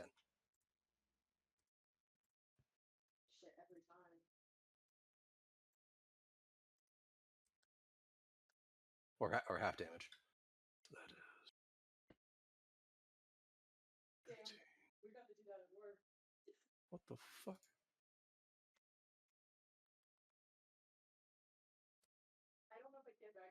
35. 35 on a 35 on a fail, and 15 on a. What the fuck am I thinking? 35 and half as much so on a pass.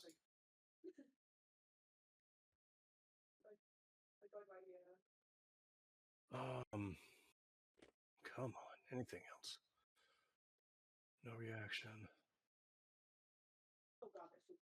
How far is that?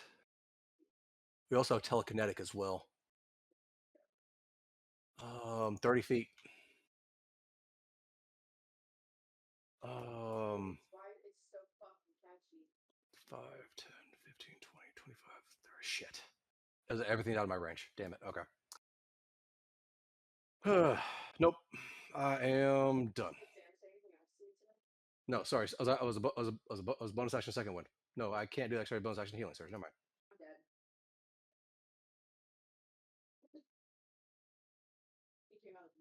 It got even fucking smaller? Shit. I think we need to do something about this chain.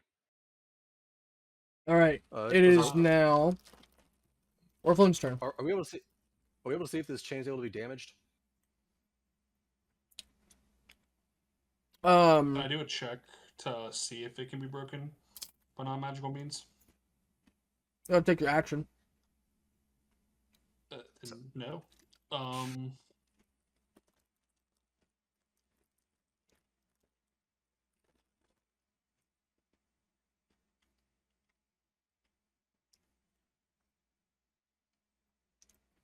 What is the roll I would have to make? For what? To examine to see if it can be broken with non-magical means. Well, Investigation. Is there any way it can be perception or insight?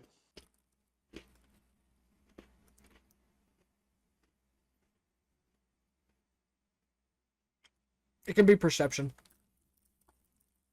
I will use my action to do that. Oh, okay.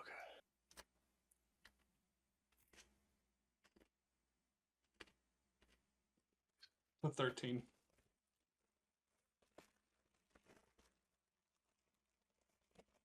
I'll use a bardic on it.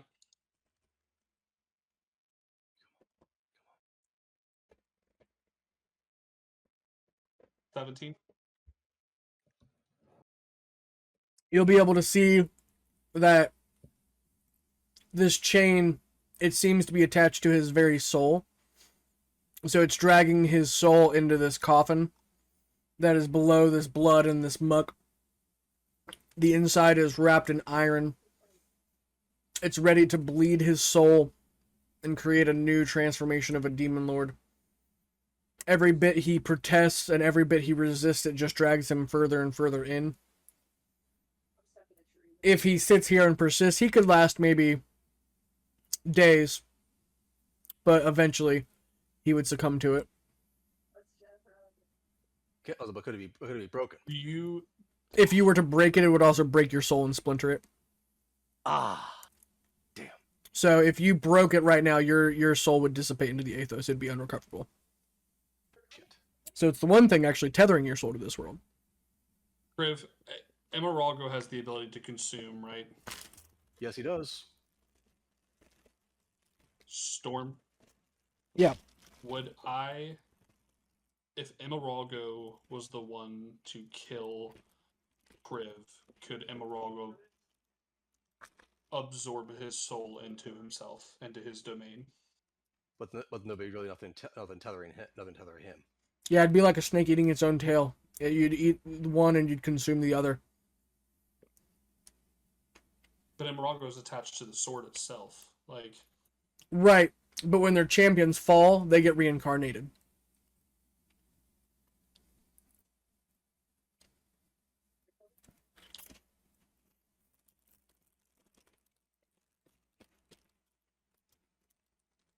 domain is maintained either way, correct? Because if his domain... His domain would fracture and fall apart.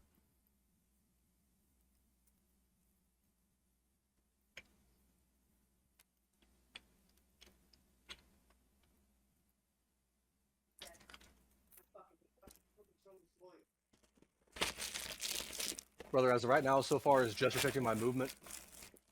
As of right now, we can't. There is no war of attrition here, man. That's the thing. Yeah. So if he dies in any way, he goes down there. If he dies, he could either become a main, he could become a new demon lord. Like, there's anything. But he gets turned into something demonic. Potentially, yeah. More than likely. And Abazor 100% would have to fucking kill him. What do you mean more than likely? Like, yeah, he does or what? I mean, it depends on how he dies. Like, if he gets killed by one of the Moladeus, they might turn him into a main. If he just dies by exhaustion and getting fed into the box, like by the time limit, by the natural weakening over time, then he'll get turned into a demon lord. If he was to just die outright and get consumed and eaten by one of the things, he would just turn into like a shadow beast. Like, there's a multitude of ways he could die. It's not anyone being the exact, like, there is no, it's ultimately going to be this. He could die in a multitude of ways. What if he kills himself or I kill him? Then he wouldn't become a demon lord. Well, if you were to kill him, then they would probably just call him a coward and eat the remains, and the soul would be shattered.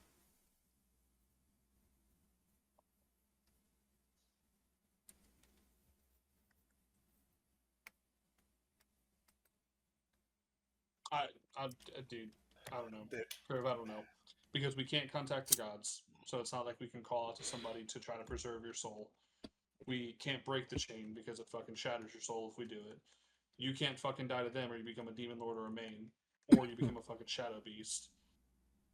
Or if you kill yourself or I kill you, your soul is shattered and you're lost forever.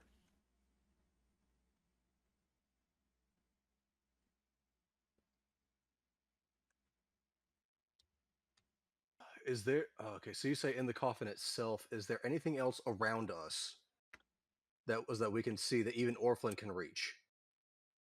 Um, is there anything like that that we can see that might be able to point us in the right direction? Well, I can't ask that. Is there anything around us that might be able to give us a clue as to how to stop this never-ending wave? You just can see that on the horizon there are hordes of demons. The graveyard that is under your feet, the mossy land under a red sun, is full of demon carcasses and mortal carcasses alike that have been feasted on.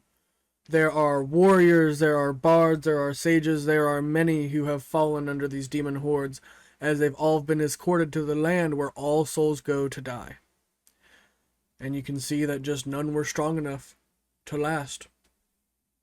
Can I see the coffin? It's right next to him. Right under him. Can we move with Can we pull the Chris- coffin out of the ground? Criv, do you trust me? It was in the famous in the friend in the words of a friend I've heard long ago. Fuck it, we ball. I'm gonna take one of the wounds on my arm, and with my object interaction, put it into Crib's mouth so that celestial blood runs into his mouth. And then I'm going to climb into the coffin in his place. The fuck? Mm, The coffin does nothing to you. okay. Okay, apparently you're just gonna fucking die here, Griff. I guess I mean, I can't do anything else. That's the end of my turn. Alrighty. Does the celestial blood enter my mouth do anything? No, it just kind of seems to excite the demons. They're like, oh, they're willing to die and spill their blood so that we may feast on them? They'll make a great treat instead. And they just start moving in. It is the Moladeus' turn. The Moladeuses are going to go in.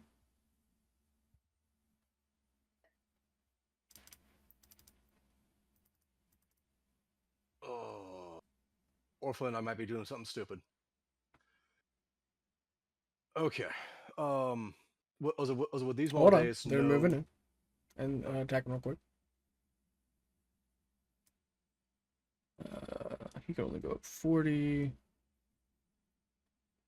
Where's the other one? Okay, he's right there. He's going to go up on Orphan. He is going to make one demonic weapon attack against Orphan, one snake bite attack, and one wolf attack.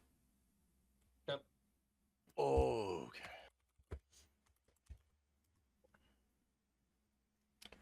That is a 19, a 26, and a dirty 20. Tell me. 26 raises. Okay. Or no, the 26 just hits. Okay. Do you want me to use a warrior maneuver? Save it for yourself. Or no, you get a special reaction. Yeah, I sure, get a special reaction. Yeah. At 4? Still hits. Sir, no, you meet me. So it's a grazing now. Okay. So it'll only do 9 poison damage.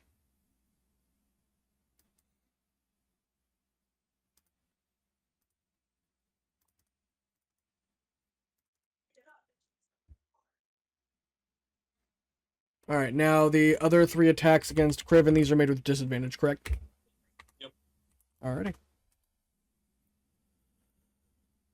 It is What's attacking me? It is the Moladeus. Okay. It is 23. 23 for the first one, a nat 1 for the second one, and a 26 for the last one. For the 26, I will use my reaction to add 7 to my AC. No hits, and then at 1 he hits himself, or Alrighty. he hits the other, he hits some other roll days in front of Orphan. All right. And you'll know that as it strikes him, he'll be like, "Ha! You have a terrible aim, brother. But, luckily I'm immune to poison." And then, let's see. It is the Golothoma's turn.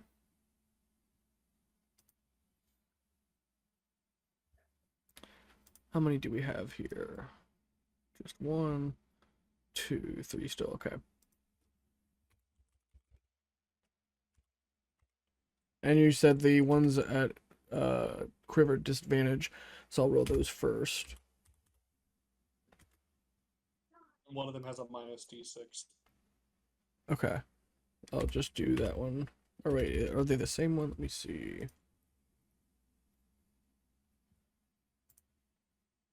Yeah. He'll be minusing a D6 from all of those. He minuses 1, so he only gets a plus 12 to all of those. So it'd be a 23 on the first one, a 16, a dirty 30, a 23, and a 22. Oh, was only the dirty 30 hits? Alrighty.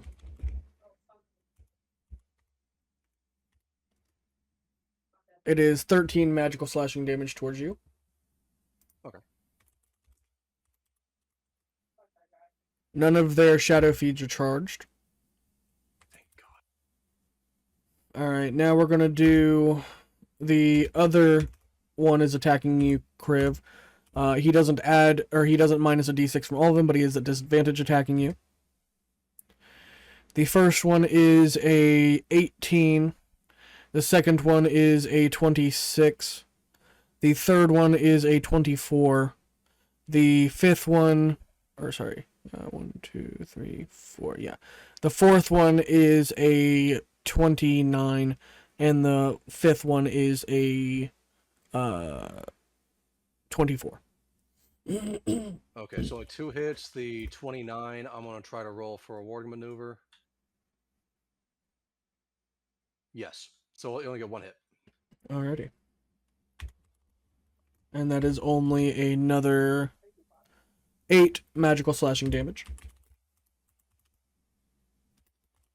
And we are doing 5 attacks against Orphan. The first one is a 22. The second one is a dirty 20. The third one is a 31. The fourth one is a 15. And the last one is a 27. 2 hits, 1 grace. Okay. So it'd be 6 plus 14 slashing for that one. That is 23 magical slashing from the 2 hits.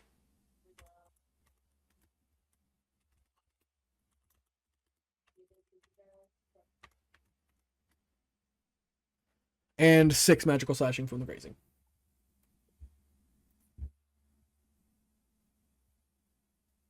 And it is now the main's turn. They are going to just keep on surrounding you. And it is now Chris' turn. Okay. I've already used my fucking action. Shit. Well, Bloodborne Regeneration. Thank God for that.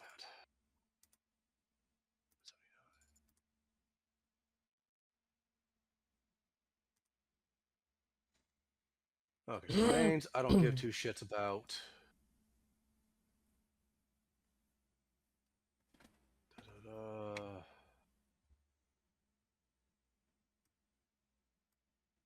Crib's coming around here with the advantage. Come on, baby, come on. That is a 24. That might not have hit. That is a dirty 20. Double 10s again. Against the what? Molideus. Yep. Molideus, dirty 20 hits. Okay, cool. And that is a 24. Alrighty. Okay, cool. So that is very, very good. I add a d4 to all of that, which is really fucking helpful. There are no crits, unfortunately.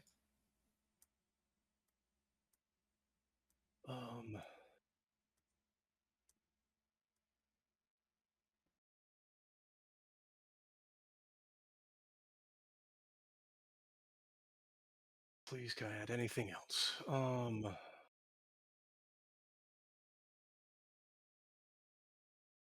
You said he can't be poisoned.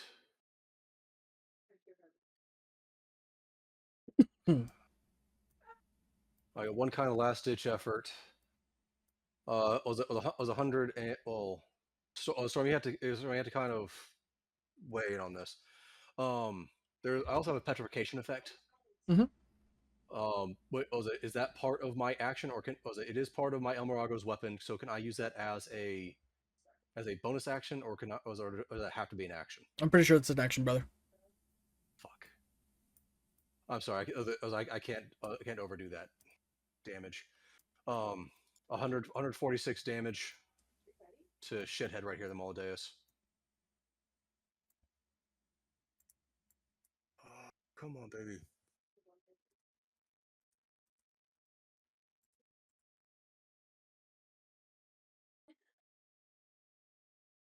And as a like spoken part. I'm going to talk to. Do they speak common at all? No, they only speak Abyssal.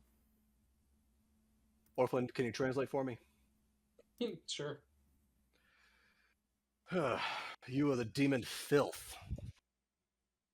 You claim your power, and yet you've already seen the literal mountain of bodies that lay before just two of us.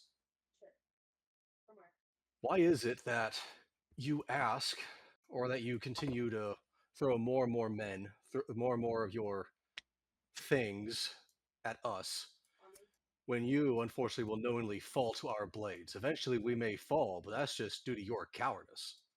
So I ask of you, would you rather fight us in an honorable fight one-on-one, since you are so mighty? Or would you be willing to potentially let us free, at least let me free of these chain, so we can help fight and kill this demon that you think is so pitiful? Rich words coming from somebody who's chained up to a coffin. But you're waggling words to the wrong people. You're gonna fall, because as you see the body of demons around you, so too are the bodies of these corpses.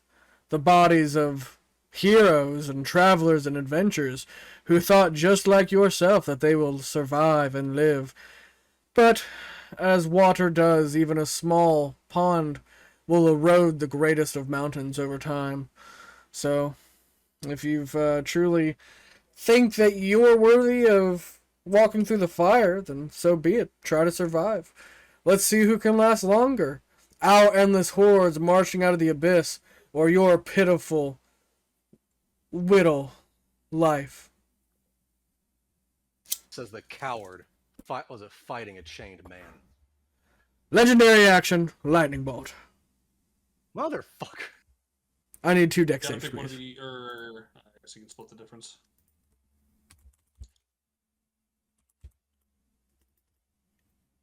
What's the save? 22 for each of them.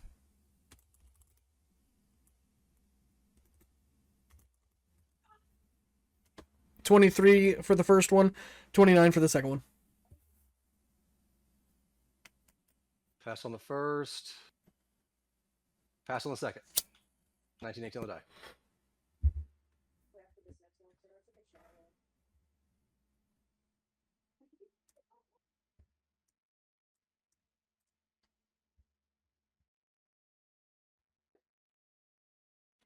die. Whose turn was it? That was into my turn. Okay. It is Orphelin's turn. to swing on the dude in front of me. Alrighty. Do you have any more AoE? It's not gonna matter, man. Very cool. I rolled a nat when I get to roll another D100, but I hit him. Hit him again on the second one, bonus action attack. Hit him again, and then second attack from bonus action. I don't. You said a dirty 20 hits, right? Yes, sir. Okay, so that also hits. So 4 hits. I'm gonna roll a D100.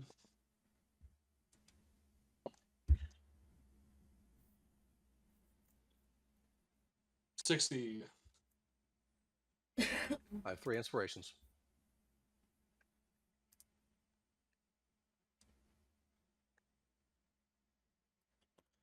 A 5th level magic missile barrage targets random PCs. Do you want to reroll that? Sure. Inspiration.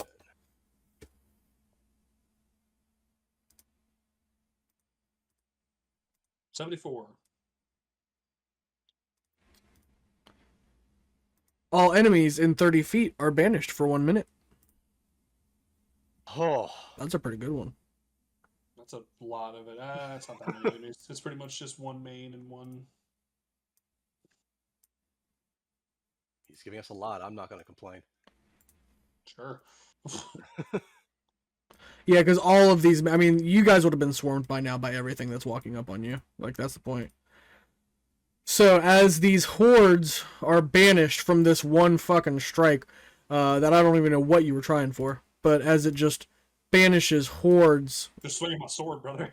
and it just cleaves, and like half of them just fall through the fucking dimension. This, Moon is light. yeah, these Moldeus are like thrown for a loop, and then you can hear the cackling of several more approaching the horizon. Give me 1 second here.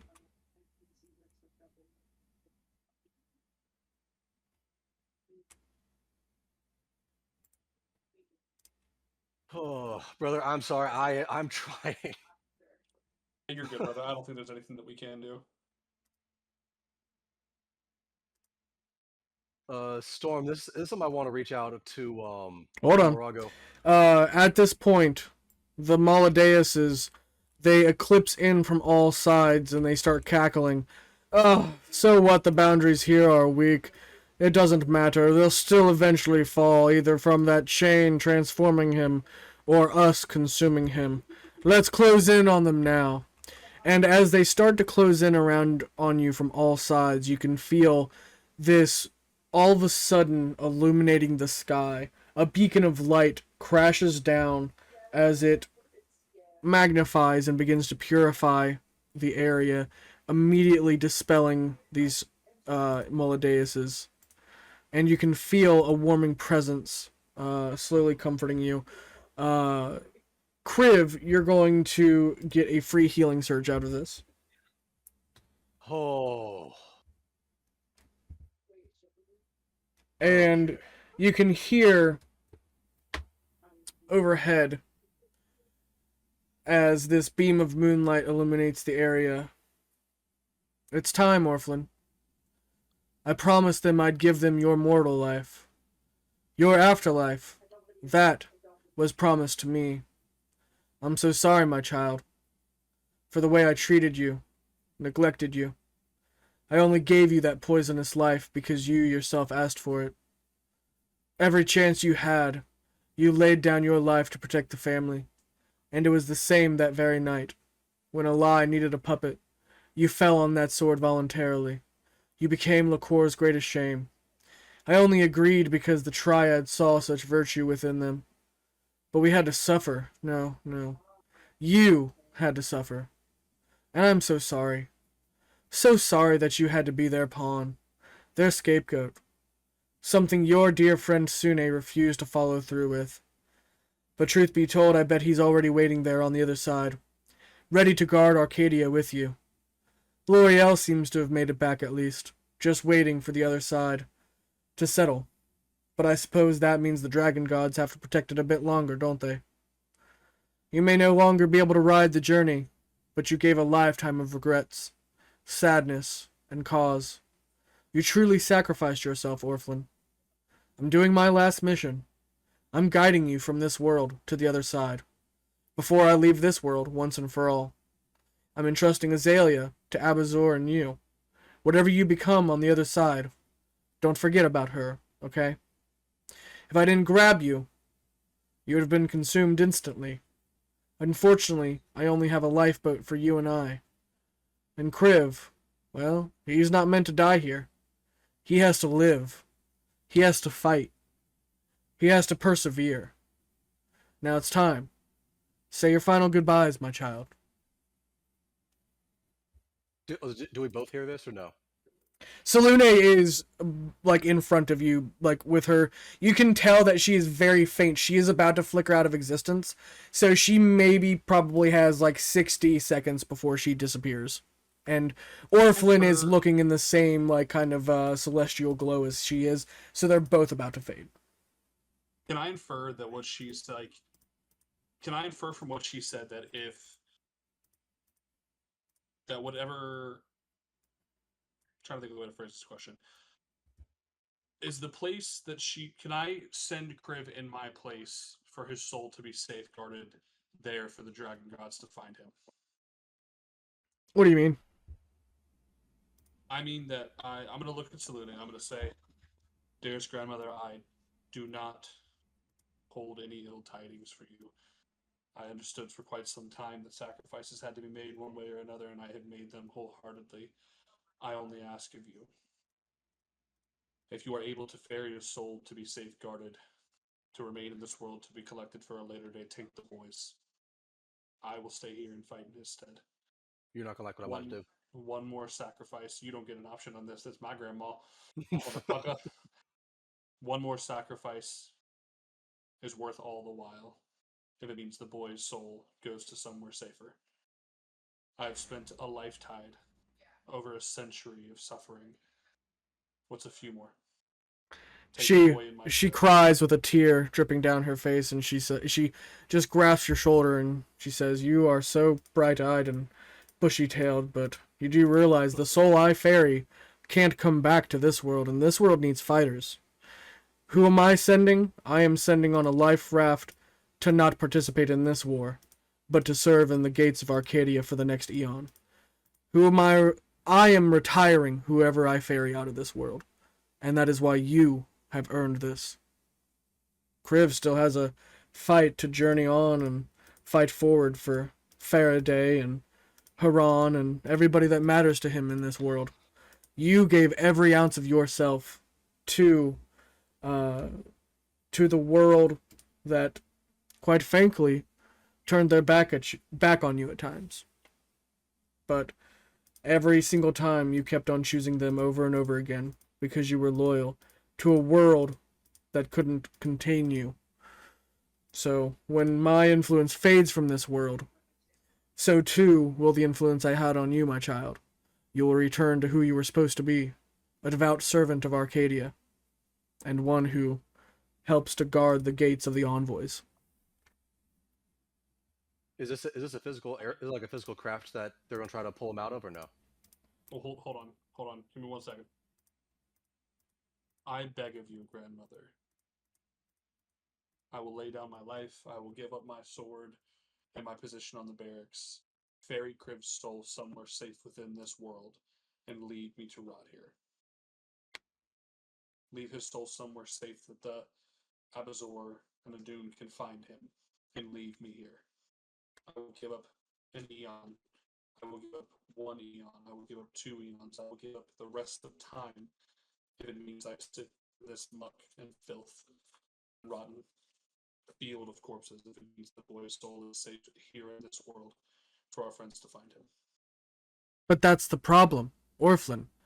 If I pick up Kriv's soul, I have to deliver it to the gates of Arcadia. I can't ferry it. I literally can't ferry it. My power is so weak that that's the only place I can carry because it's the final refuge. I can't carry anything into the ice wall into Avenc itself, but I can carry things into Arcadia because there's still a small pinhole of power that I have left. I can't carry anybody inside Avenc, and if I carried him beyond the lands of Alego, where you are now, then he would be unable to be found when the time is needed. When the time calls for him to be reignited in the lanterns of Baal, when he calls them, they need him in this land, still fighting, still persevering, just like Tyr would. That is what Tyr expects. Tyr expects that while everyone else falls, Kriv shall stand, while they gather what is necessary to bring him back. And that is how it must be done, my child.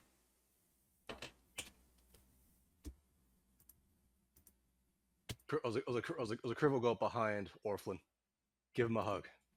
Dear friend, our paths are not done yet. You may stand guard, but I promise you one day our paths will meet again. If that means I'll perish eventually, so be it, dear friend. At some point, I'll take you back to the tavern and we shall drink.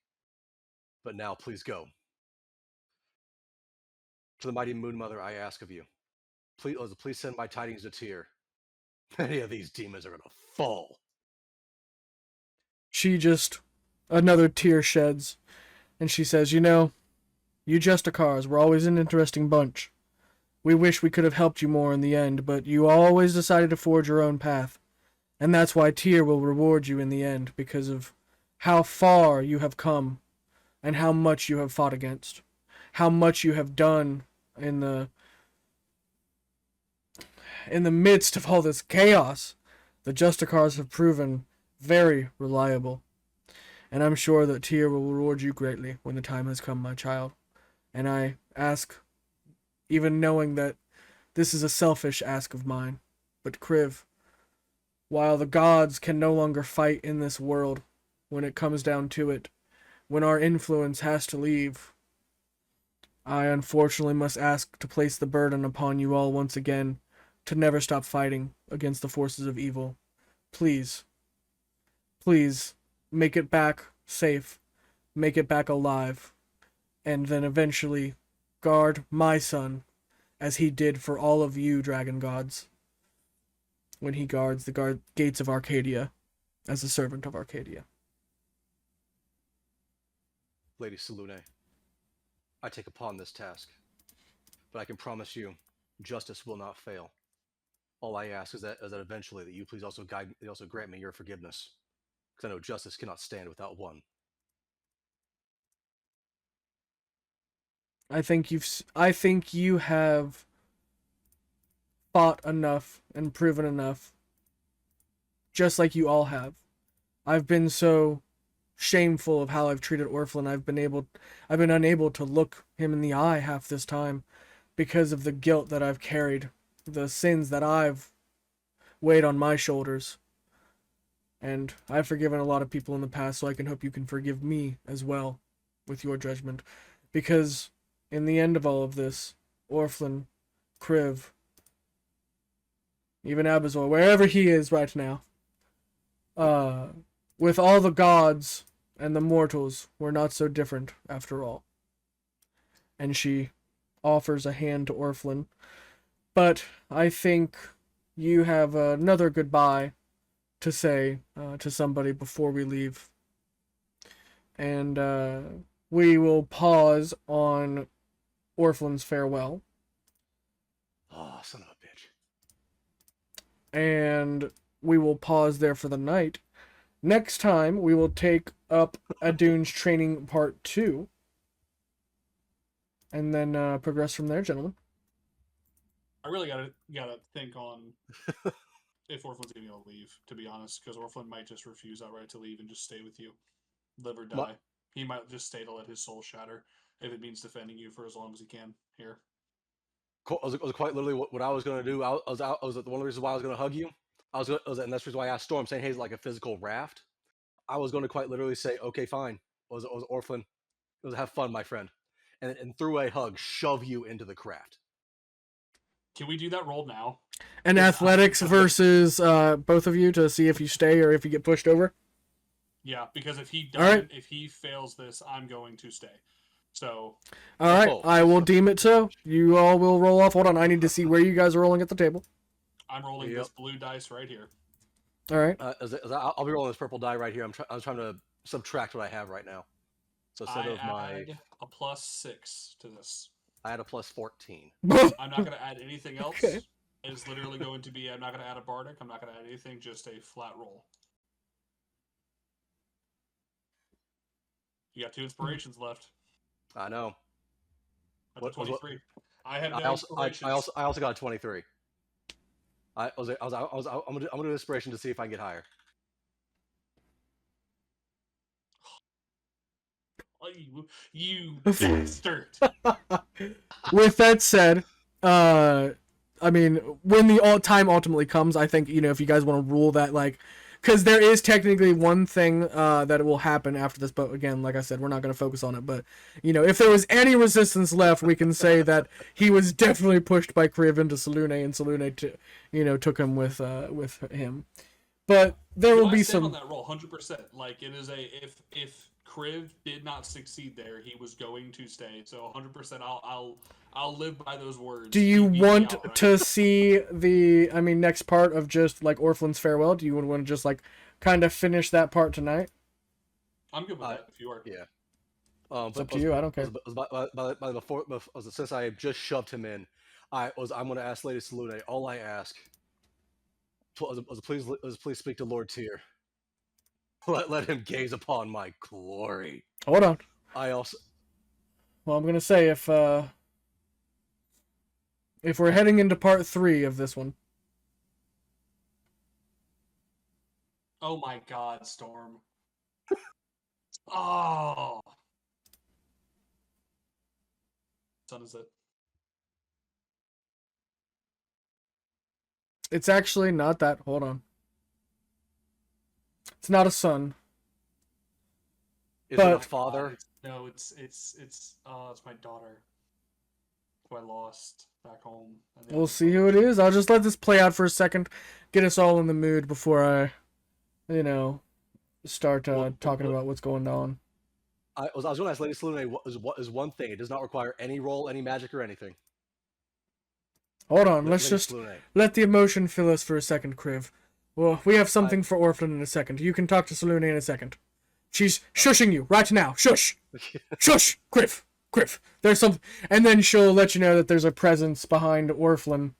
And as you both turn around, Orphan, she says, sniffling, an ooze has pulled back an inky, tarry, oozy, maddening ink blotting out the light of her frame, shining for a brief moment. They didn't do anything wrong. It was all me. I was your biggest part of you. I was an oath-taken form, and a seal on your wings. And when she dissolved your illusions, as your shame was revealed to the world, I cried out against the gods. I cried out against them ever since that fateful night long ago. I saw a scarred and tattered future. A future where you died, so I tried to protect you, and I just hurt you instead. She trembles before stepping forward. This oath of love and desire drove me to madness. I'm the part of you that belongs here.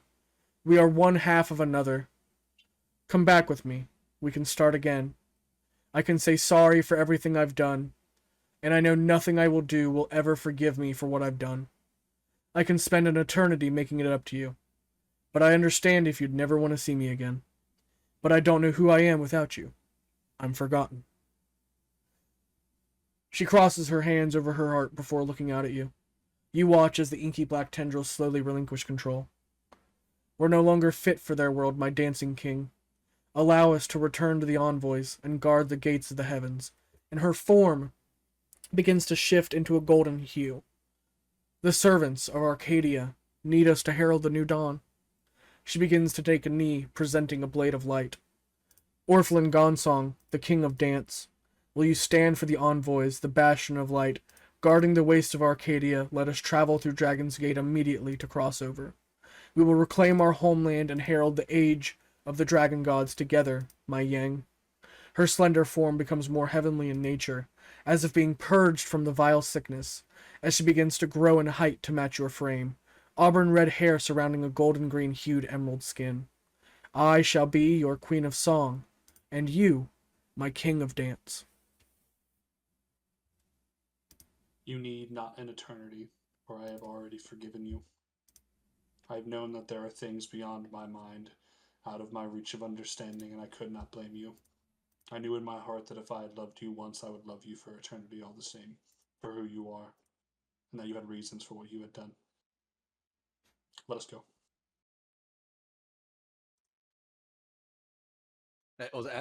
As they're leaving, Kriv will ask for a simple embrace of Salune, holding up his weapon and shield towards Orphan.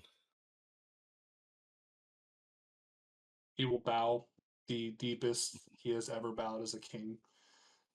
I have known your might, your grace, of Justicar, since the first day I saw you within my citadel. I had prayed and cried to the gods to befall a witness of all of your glories. And it was you and you alone who graced me to envision the strength for which all of you dragon gods hold.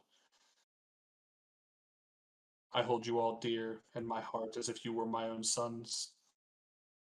And I hope that when you do go back, that Abazor will forgive me and that you will watch over him as I have for the last century. Orphan, the dancing king, the dancing bear. If only there were a ball for you to balance on. You, dear friend. Salune just laughed like, what? Did he just say that? Orphan, the mightiest of kings, the greatest among bards. Whenever it is my time to meet those gates, oh, I want there to be song, I want there to be dance, I want there to be... Oh, I want to swim in booze, and you better be joining me, sir.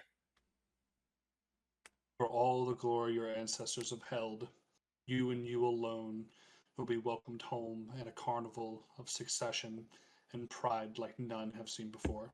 And he hugs Kriv before dissipating with his wife and his grandmother. Beautiful. Beautiful. Oh, I'm gonna pluck on the fucking heartstrings, Storm. God. Kriv has a couple of tears falling right now. Oh, Orphan's weeping, 100%. Orphan is weeping. Well, Kriv's a soldier, and he has to keep his fucking resolve in battle. He cannot break. He breaks, he falls. Orphan, you can see it's the same. It's a similar smile to what was there when the day he died on that tundra. Of he died fighting next to Abazor and stopping what would have been a deadly blow to strike him. And now, in a second life... This song is called The Rascal King, by the way. This is fitting for Orphan. Perfect. And now, in an afterlife, he got to fight alongside Kriv to help keep him alive, and gets to smile as he dies once again. 100% would have been absolutely fucked in that fight otherwise. Yeah, and Orphan will go with his wife and with his grandmother. His will father be joining us soon? Oh, you're asking Salune on the way? Yeah. Will your son-in-law be joining us?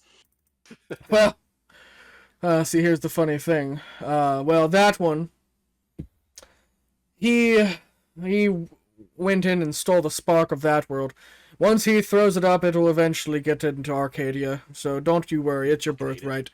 Yeah, it'll eventually get passed down to you, I'm sure. Once Melil passes from this world, he'll fade off into another. But he just felt so bad for you all that time. That's why he kept telling you to give up that burden and keep on seeking fun with him, because he wanted to free you of that responsibility, but you just never gave it up.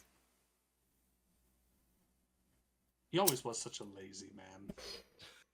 Let us taunt him in the next life and in this one. Ooh, lazy as fuck! And she starts getting scornful. She's like, oh, my tongue, I didn't mean to say that, but it's true. I would love to have a talk with Mother about what you had to say. This is like as they're fading away in Yeah. fucking light. It's like, I would love to have a talk with Mom about how you finding out about her having her little son went. She's like, oh, how much time you got? And then it just fades out to black. Eternity. Yeah. with that being said, just as a lore drop, that is officially Selune is giving Orphlin and his wife, basically, because there's two parts of the same soul. She is the forgotten and oath created from him when she was experimented on, or he was experimented on as a child.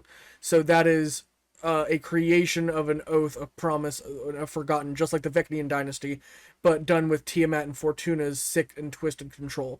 But because Orphlin is not naturally of this world, the world that they're coming from, and the world, we're talking about this crystal sphere that's in Dragon's Gate, and that is the gateway to this other world, is, this, it has Arcadia within it that people are now trying to go to, and the part of the problem is that Orphlin isn't all Wandering Isles, right?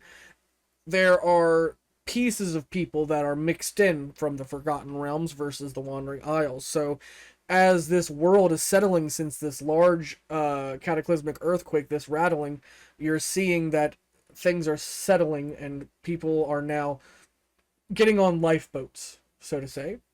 The gods are no longer able to exist and help so much. Their power is dying out. And,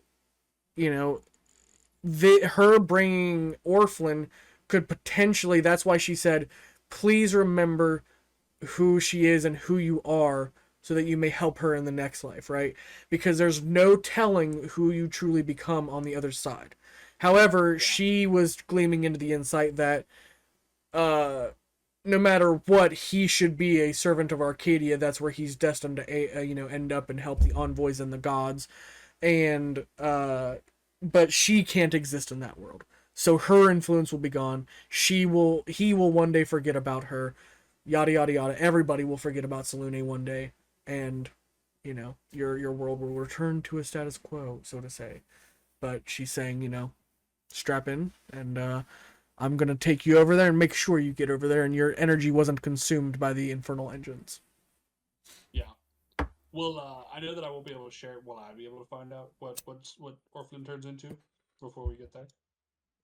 What do you mean? Like the actual you thing have a that thing? I already have what he's doing. Yeah. I will not. Can I see it? Because obviously I can't share it, but can I see it? Once I have it completely done, I'll share it with you, possibly, yeah. Yes, please. I know, because you want everybody's good ending for all the peoples, right? Is that what you're trying to look at it for? I want the best possible life. Like, if everything went right in their lives, where would they be? Yeah. That's why you need to come over tomorrow as well, because you've got a gift waiting for you, and I can't wait for you to open that. It's a little reference for you that I've thrown in there. And Word. so... Are we doing work tomorrow with all the rain? Yeah, we should still be able to get some walls put up. It's not going to take long, and we're doing the calling as well, so might as well get some shit done. You got a place for the bodies? Yeah, they've got everything set up, so by the time you guys get here, we should have everything ready. All right. Yep. Yeah, it's mostly admittedly it's less than an inch for the entire day, but it's supposed to gradually keep getting more and more and more until about. Yeah, we're probably going to be working 7, 8 o'clock. inside the camper, because we're probably just going to try to build that wall in place, and then I'll just replace the metal as needed. The wall goes up first, and then I'm going to just replace everything around it. I need to take those windows out. It's just a bunch of random bullshit that we're going to be doing tomorrow. We're not going to be mainly working outside. Also, Logan, remember that big ass hole in the back of his trailer? Yeah. The front of his trailer is not much better. No, the flooring is not bad except for on the corner. I just need to cut that out and replace it. But okay. I'm going up with an entire board, but okay. No, it mainly just that one side right there in that corner. Okay. I would say. I just need to go get flooring panels with Tony in the truck tomorrow. Get some more 2x4s and get some brackets and stuff like that, and start building walls and put them in place, man. It's just that simple. The metal is one thing I can replace that easily, and you just try to get more of it cleaned out and more of it put on, and then it's no big deal if some of the metal comes off, because I can just buy new panels of that. So it's going to look empty, and it's going to look barren, and it's going to look deconstructed for months at a time, but going at my own pace, man. I can't make it go any faster. Yep, it'll take its time. But yeah, how are we feeling about Kriv and Orphlin's adventure? Oh, absolutely fucked. It's sad but happy. Yeah, no, I was 100%. In all honesty, the Crib's definitely happy that things happened the way they did, but it's just, oh, It's it's Orflin's tough. resolution for his story. I think that comes to a fitting end. It does. 100%. Any questions left over for him? What was that? Any questions left over for him? This is for you, Crib. Do you have any questions to ask Orphan? Oh, No, I was asking Orphan. Like, did you have any I mean, because obviously there's gonna be more that happens with the children and stuff like that within the story. But like, as far as kind of where Orphan is at and where his story is, and do you have any questions for me? That's what I'm asking. No, I'm very happy with that. It's a very good ending, like for who Orphan is now, and I will be very interested to see what happens with what is left of Orphan in the world. Like I said, I can tell you one of Orphan's last thoughts to himself was like, I hope that Abazor will forgive me for leaving. I can see that. But at the same time, I think on Abazor's side, when he sees how much shame and pain that his family put you through, he's gonna feel the same way. Yeah. Plus, I'll get to find Grave amongst a fucking mountain of bodies. Yeah, how's Crib feeling? The Crib is, he's feeling ecstatic because he knows. By the way, I almost immediately realized that saying, "Hey, Crib," this is something by tier. Crib either is going down in this fight or he's fucking shit up. He immediately knows that, and it's just saying, "Hey, okay, motherfuckers. If Tyr can't respond to me, I hope to God he can fucking see me, or these mountain fucking bodies. Let's fucking go." That being said, that's why you now know that you only have 3 long rests to get to Crib's body. So you may want to hurry the fuck. Yeah, it might be a good choice, but we have a couple more on the anthology to do next week. While Abazor will still be out, we will also be finishing Adun's training. We will be finishing. Let's see, what's the other ones? We'll be finishing Zephyrak's calling. We'll be finished at Dune's training and Faraday's announcement. So we'll have plenty of those. All right. All right, gentlemen. Well, I will see you all tomorrow. I'm gonna go have dinner with the wife. Peace out, gentlemen. Okie dokie. Logan, before you get out of here, though, I am not going to bring anything for you tomorrow. However, the next time we actually are in a group together, then I'll make sure to bring you something. So that would be what is it? The 6th. No, the 13th, because they're out the 6th. Bro, if you're talking, I can't hear you at all. No worries, I was muted, but I was just asking you to talk. No, you sound much louder. Okay, it was on my end. Well, you wrote a damn dissertation, by the way, in your books. Well, they're all Anyo's books. Ah, okay. He's a demonologist. I'll say that one because I read the Blood Wars, and that one was quite informative. Very informative, huh? I didn't mark anything because I knew there were a couple things that the guys might recognize that I do not. Sorry, what'd you say? I'm pretty sure that whenever I read this, there's a couple things that probably flew over my head just because I don't know enough about the D&D lore. That's literally the D&D lore. That's what was outlined. Okay. That's literally basically the wiki page, but with some homebrew stuff that I added on top. Okay. But no, the way I'm giving you the lore is basically through Anyo being like, well, he's a demonology expert, so he knows all of this stuff from all across the Forgotten Plains and this and that. So it's a way to deliver you the lore of Forgotten Realms, Toril, all kinds of worlds through his eyes too. Okay. He takes the role of like Mordenkainen and certain researchers, scholars, stuff like that in other worlds. Like he's that in my world. He's like probably the most knowledgeable demonologist to date. Well, he's also he's not infinite years old, but he's quite all but ancient, isn't he? So how's your week been, sir?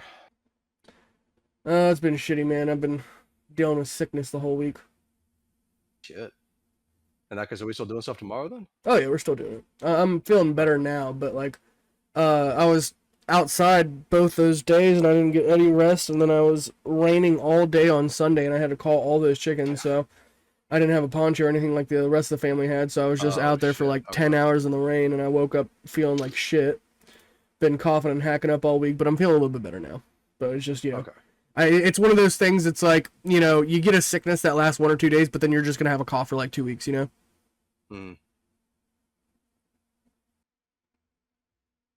I actually made some. I think you might like. Let me check. Let me get the picture of it.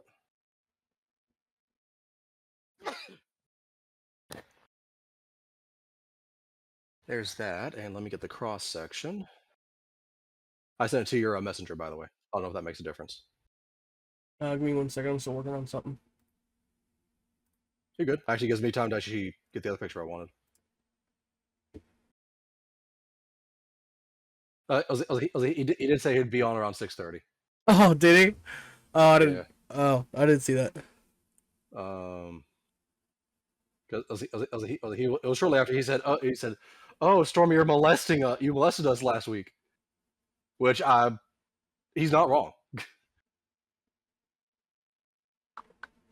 Yeah, he said I'll be 6:37 for me tonight. Okay, got it.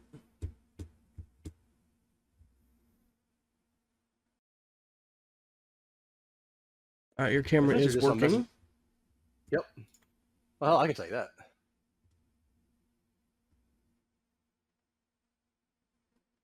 Maybe. No, I said your camera is working on the other one. Oh, okay. I was gonna try to get it working on Discord as well. It never works for you, man. It's fine. I know, but I want to try. And speaking as you were just on Messenger, go and check out what I sent you.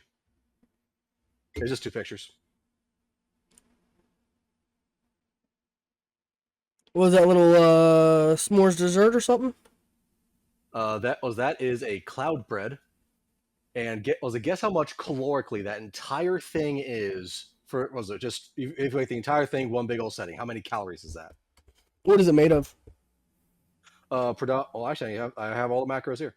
Well, so eggs, hold on. You're saying it's bread, so I'm assuming that because that looked like marshmallow first to me. That's not marshmallow. That's actual bread. That is an actual cloud bread. Is it like an angel bread kind of texture? It kind of, yeah. Then I'm gonna say that that's actually pretty low in calories because the chocolate chips aren't that much, and angel bread is actually a really good diabetic snack. So I'd assume that's like 200 to 300 calories. Actually, you are extremely close. The entire thing altogether, by chocolate chips and everything included, 249 calories. So yeah, I told you, I was right in the literally right in the middle. 100% you were. Because I'll send, angel food cake and all that stuff is like a great diabetic snack.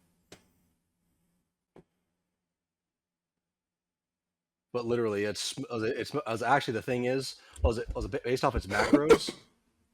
You get 24 for the entire loaf, not like per slice or whatever, but for the entire loaf, it is 24.5 grams of protein. It is 0.42 grams of fats, 1.7 grams worth of carbs, and then the chocolate is 140 calories. I didn't break that stuff down. But still, you get almost 25 full grams of protein from that. I was almost wondering where all that protein was coming from, but then I was like, oh, the eggs, because the eggs have protein in them. The thing is, it's egg whites, not just full egg yolks. Yeah, so it's not even any bad cholesterol or anything like that. So that's actually really good. I'll send. Then I took a picture of it somewhere. But dude, you had it all but on the fucking money. What's that? Oh, the calorie count. Yeah, We've gotten pretty good at that. There you go. I went and sent it to you. Thanks, sir. I know you're on a diet. I know Tony is on a very, very strict diet. Obviously not during his vacation.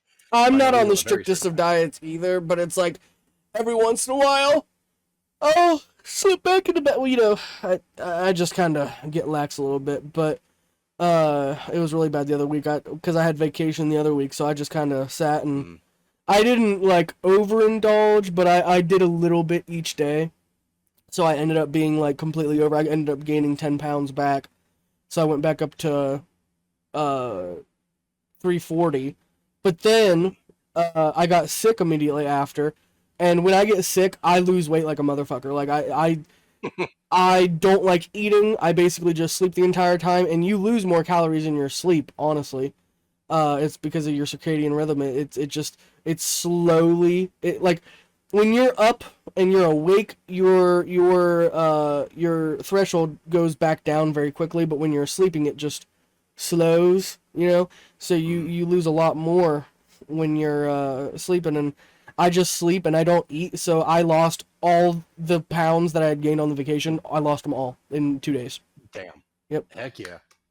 So, you know, one way or another, we're back down. And now I'm the farthest up. Well, I woke up at 3:31, which is, or no, I ended the day yesterday at 3:31, which is probably the lowest I've ever ended a day on. But Heck yeah. I That's awesome. I always start the day at like 3:30, something like that, you know. 3:30, 3:31, 3:30. So I'm within the same range right now as it's like catching up to my metabolism. And I've had a very small weight difference in between each days, because some days, dude, it'll be like a crazy range, because I'll eat so much like rice and chicken and stuff like that that it'll just be like a few pounds within me. But then, you know, when I shut it off, it's nothing. Yeah, well, yeah, but even then, you guys also get like actual fresh chicken. You don't get the whatever estrogen, whatever laden or chemically laden stuff from like the store and stuff like that. I mean, up until this year we did, but now we have actual fresh chicken. Okay. I thought you guys had it last year. No, we didn't do meat chickens last year. This is the first year we've done meat chickens. We've only done laying. So for the eggs, yeah, but like not for the actual meat chickens. Because man, you know that should actually, like, you know, you want to think about it being cheaper or something like that. Like in realistic terms, we didn't actually save any money doing that. We probably spent more money doing that. We probably spent like, she was calculating it the other day. She said it was like $2.56 per pound that she had gotten out, which is in mid range. You know what I mean? Like, you got some low chickens that are like $1 something per pound, but those are the really terrible chicken. Then you got some of the chicken that's like $3 per pound, and that's like Tyson and like high end stuff, you know. And this is more where that sits, because we haven't used anything on it. It's just natural feed and you know, them wandering around in the yard and stuff like that. So it's really good, really healthy chicken. Nothing added. They're mutants, man. They're like the meat birds, because like they look weird when they're growing up, but like when you cut them apart, dude, they look beautiful birds. We did all 30 the other day, and yeah, you're gonna take one home, man. That chicken is amazing. I was trying to sit there and just like think about it, because we were trying to compare it to other chicken that we've been eating recently, because like we just had a thing of thighs the other day, and we were trying to like see, well, you know, is it gonna come down to how we're doing it? Because it's very hard to do the scalding process without cooking them. Yeah. Because when you cut their heads off, you're supposed to wait about, you know, once they stop thrashing them out, you dunk them in the scalder, and that loosens all the pores and the feathers for it to fall out, right? Well, the first two birds we did, they were very cooked on the outside, like they had started cooking already. And we didn't even put them in for more than, you know, a minute, right? So we were like, oh, wow, okay, let's go ahead and reduce the time we put it in there, whatever. By the end of the day, dude, we were only dipping them in there for like 2 or 3 seconds at a time, and maybe 10 seconds max. And yet they were still all coming out just a little bit cooked. So we're thinking next time, like, maybe we just lower the temperature completely down to like 120, or not, yeah, 120 to 140, something like that. And then just dip and raise back up, you know? Not let it sit in that at all. But it's weird, because... Oh, well, yeah, no, we ate those, and we had them in the oven. And, dude, when you taste that meat, so much juicier, so much, Like full of flavor? Yeah, dude, it's like biting into chicken stock. It's crazy. I don't get that flavor at all from what we've been eating in the stores. Like, if I sat down and ate our chicken and I'm like, this is what chicken tastes like, then what have I been eating at the store for the past however Yeah. long? Because it did not taste the same. And here's what baffled me the most, I think, was the texture. Because, and it's not a bad texture. It's a good texture. There's so much juice in the meat that when you're, like, you know how if you're eating something plant or fibrous, you know how there's like multiple layers and you can feel it? Yeah. You can feel that in the meat of the chicken that we ate. When I bite through that, it was like crunching through like a meat fiber because there was so much like packed, like densely packed meat on it. Huh. It was crazy, man. Like it did not taste like anything I've ever had at the store ever. And you know, we were talking about it. Like it could have come down to the way we cooked it because we did it in the oven. And again, you know, because the scalding process, some of the outsides may have been slightly cooked, especially for the first two. Those were the ones we threw into the oven that night. But I was saying the plate you made last week, or at least the picture you showed last week, that looks pretty good. oh, it was delicious, dude. It was delicious.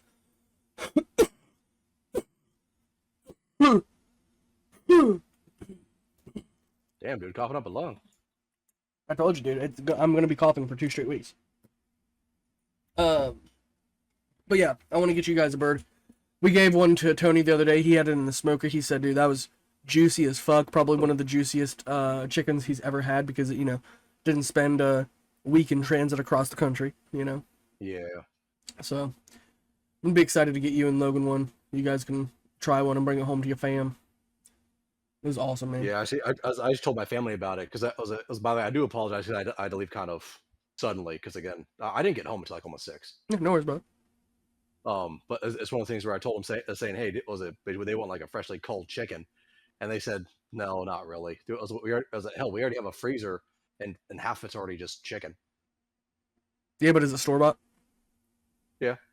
That's what I'm saying. I'm giving you a chicken to take home, Joe, and you can make it for your family. I don't give a shit. You can sit there and you can cook it for them, and you can. I don't care. You say you have a chest full of store bought chicken. That's fine, but that's all synthetic fucking meat. At this point, I'm doing an experiment, and you're helping me out. You're just gonna fucking sit there and make it for your family, and you're gonna give me the results on it. I don't give a shit. You can be polite, or you can say no all you want, but you're going with the chicken.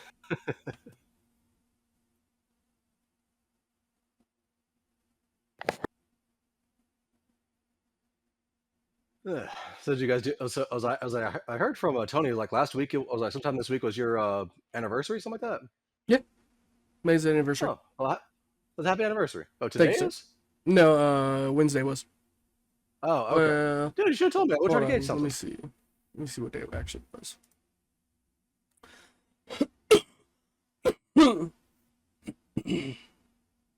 No, it was Tuesday last week. Okay. Oh no.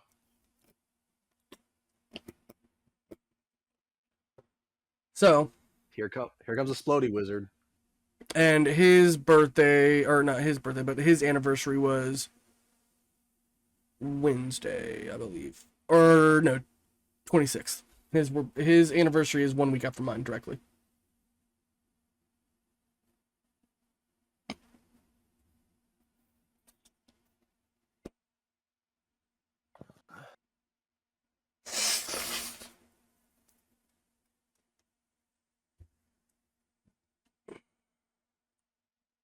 How the fuck do I give a shit about that? Fuck off.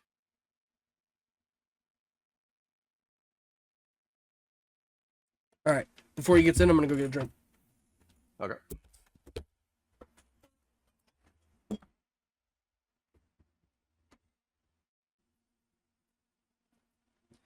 Yeah, I don't care, brother. I don't care if you want one or not. You're taking one. One, because it's a way of me saying thank you for all the help that you've done. And two, I genuinely am curious on what people think. Like, I want to know, like, if you sit down and eat it, what your opinion is versus store bought. Like, I'm telling you, dude. After you eat it, you're gonna be like, what have I been eating in the store? Because this does not taste the same. Well, actually, my dad and I actually have a way where in a way we're cheating Walmart because fuck Walmart. But a lot of the people there behind the counter, all they do is they do one scan for each. There he is. What's fucking happening, pimpin'? Hello, sir. We're talking about chicken. Love chicken. Yeah, you're Yeah, taking one like- home on Saturday too. Have a I fresh. ain't got no space. I ain't got no space for no That chicken. means My you put it cats on will the kill it. counter and you. No, It's not alive. It's not dead. alive. You take that home and you prepare it for you and Gabby. That's dinner for tomorrow night for y'all. Wonderful. It's very kind of you. He's Yes, a sir. good man, Savannah. A good man. Before you ask, I did not read the books. It was a stupid, busy week. But your boy made $2,000 in a week. And that's Fuck before yeah, gas. You know how it be pimping myself out to old, rich white ladies? Oh, he's into cougars now. Okay, cougar hunting, gold digging, cougar hunting. Okay. Have you I tell had, them I'm gonna spray and they get all excited. Have you had fresh chicken, Adun? Yeah. Does it not taste different than store bought? Like there is something like yeah, 100%. the texture, and like it's like biting into chicken stock. Is it not? It's this. It's the same as when you do fresh like beef. Like if you kill your own cattle and then you take it and you butcher it and you Tastes way get that better. fresh beef, it's the same thing. It's very different. Yeah, dude. I bit into that meat the other day, and I mean it like explodes with juice in your mouth. It tastes like you're biting into chicken. Like you don't get that same deep full flavor at the store bought shit. It's crazy. No. Well, it's because nowadays you got to think like fucking the chickens they keep for shelving are so pumped full of shit to make them grow And fast then bleached, and then injected, and then Yeah. this and that. Which, like, I get it. You got to treat the fucking meat for FDA, but, like, you don't need to pump it full of shit while it's growing. I'll Right. wait an extra fucking week to get my chicken. That's fine. I don't need it to be fucking ready to slaughter in 4 days. Let's fucking relax. Well, they've bred the Australorp or whatever it is, the one that we have that we did for the meat chickens, that it only takes like 8 to 16 weeks to even get to Yeah. adulthood. You know what I mean? I think actually like 6 weeks. I don't know. Yeah, because I remember at some point they were like small little chicks, and the next time I saw them, it was like, yeah, we're culling chickens this week. Well, what the fuck? Yep, 6 weeks to slaughter. Which is kind of fucked up, but also, like, I get it. At places that need fucking food and But they meat. also literally just start dying after that. Like we had ones that were just dying dead Yep. because they're not bred to live that long. It's Yep, just their what it body is. shuts down. And They die from and the that's heart something attacks and stuff. I didn't realize. So I thought they would just keep on living like a normal chicken life. They just got at their biggest, they got cut. It's the No. same thing with And hogs, actually, man.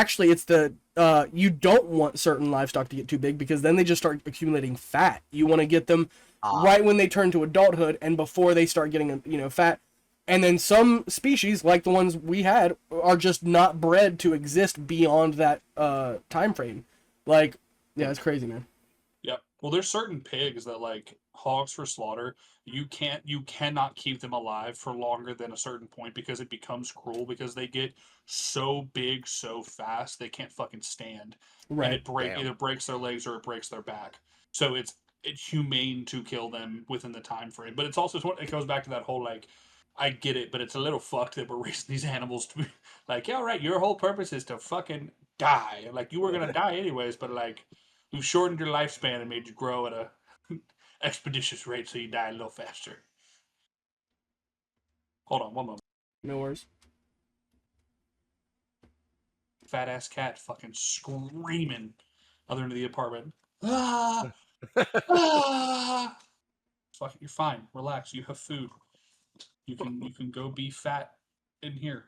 Relax. Is that the Garfield cat? I don't have a Garfield cat. Oh, I got 2 tabbies. I have Orion and Ursa. Orion is the fat one. Ursa's the little one. Orion's belt. He needs a belt in order to walk around. No, it's because he was a mean little fucker. Because Orion the hunter, when he was small, he would fucking square up with the dogs that I had. Shit. He was like fucking 8 weeks old. You could have punted him if you with a flick, and he was full body squared up with fucking the 2 pit bulls that I had, which they loved him. They would just fucking stand there and make fun of him, but he would get all fucking puffy and sideways, like I'll fuck you up. What the fuck are we doing, man? They can eat you. Stop. That midget who think he's tough. Okay.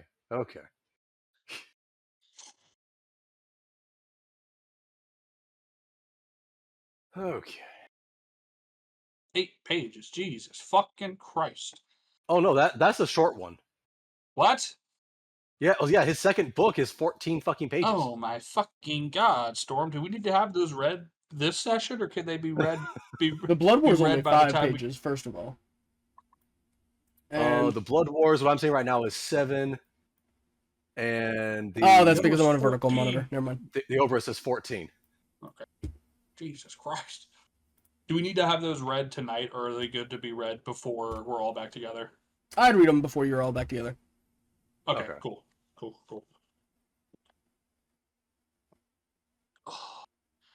Those are very important books. Yep. I didn't touch the I did read the Blood Wars. I did not touch it because I recognized there was a few things that were actually really really important. But I didn't touch them because I didn't know if that was actually important or if that was what I would think would be important. So I'll Do leave that. do the comment thing, because I'll do Yeah, the same thing when I read them between now and our next group session. I'll do the little comment thing on the doc, so we all just have each other's thoughts ahead of time before coming in, so we know what we're all thinking about it. Yeah, but I was doing it on my phone. And I can't do that for shit on my phone. Heard. Heard a Churchill quote that I'm gonna fucking use at some point in one of the campaigns. Oh no. Because if people are using it for fucking anime edits and it goes hard as fuck. And it's you cannot negotiate with a tiger when your head is in its mouth, and fuck a big slam after it. And I can't wait. Can't wait to replace tiger with dragon and get into a fucking argument with somebody. Great. Alrighty, gentlemen. We ready to start tonight off? Tonight will be a little bit shorter, and then you guys will just be able to kind of chill out for the night, okay? Word. Alright. We did Orphan's Farewell, so we are on Adune's Training Part 2. Oh, this is where. Several days after fighting off the slime dragons, Adune can be seen leading the charge, racing across the mountains of the Thunderstrike Empire's northern mountains. Sprocket lazily trailing behind, Scrap in tow, refusing to leave the side of his best friend. "Hurry up, old man!" Adune screamed back to his mentor. "You'll never catch up at that pace. Are you just going to let me kick your butt on the battlefield and in the race?" Adune laughed, crackling across the mountain peaks, eagerly heading towards their next destination. But as he raced from one peak to the next, all of a sudden his race had stopped. He was met face to face with an orc with devilish horns, reddened armor, and sunken eyes. Adune miscalculated, panicked, reaching out and casting a spell. But nothing. A subtle caster, somewhere unseen. The orc in front of him could only muster a dirty, filthy, yellow, toothy smile as he placed his palm over top Adune's head, stretching him into the sky, squeezing to try to pop his head in half. "Well, well, well, little lizard's a long way from home, ain't he?" They began to cackle, pulling out blades of darkness ready to slash his throat with. "Who you calling lizard, pal?" shouted Scrap's mech as it came charging across the mountainscape, knocking into them. "Yeah, counterspell that, bitch!" he cheered before gleefully plunging his buzzsaw into the orc that had grabbed Adune, releasing him in an instant. "Aw, shit! It's them fellas! They're part of those adventuring groups! Get out of here, lads!" they screamed. But it was already too late. Sprocket, standing behind them with a sorcerer, bloodied at his feet. Adune could hear the scolding in his head. "I know I'm not the most impressive mentor you've had. I don't do the most damage. I'm not the most flashy, God forbid. Most people don't even know my name. But," he said, approaching the one closest to Adune before tapping an orc, subtly on the forehead.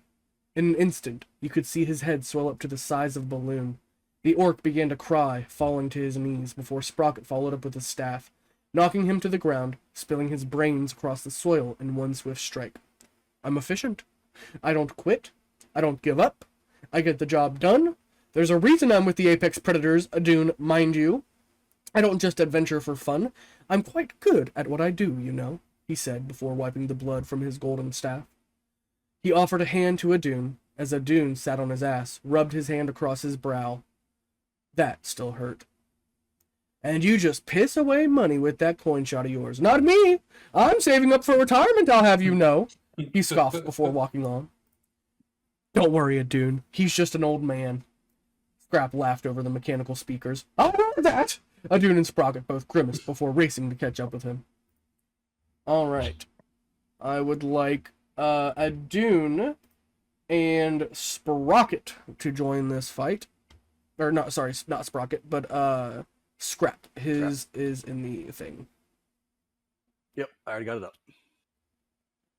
Alright. Put in the invite.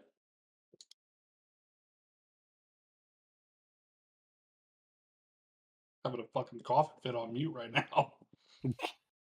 Yeah, I was outside calling chickens all day in the rain, so I was outside in the rain for 12 hours, so I've been sick all week. So I'm gonna have a cough for like 3 weeks now. Fine, we'll dose you up. Be alright. With rage? What are you talking about? What? We'll pump a few chemicals. You'll be fine. Yeah.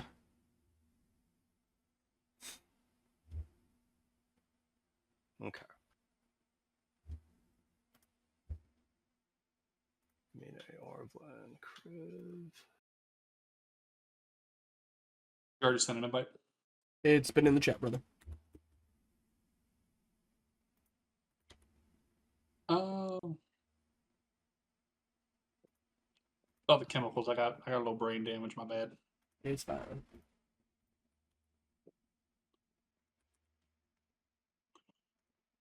Damn. Okay.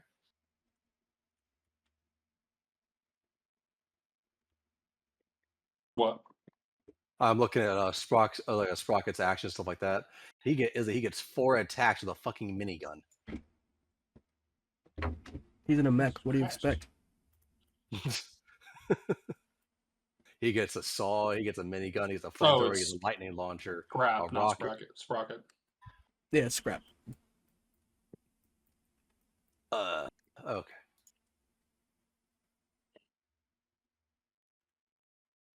Give me 1 second. I'll be generating the people in.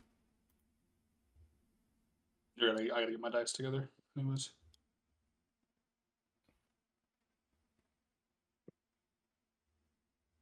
I'm playing Sprocket right now. Scrap. Yeah, that's what I was like. Oh, okay. Why is it something different? Okay. Fuck. Oh, God.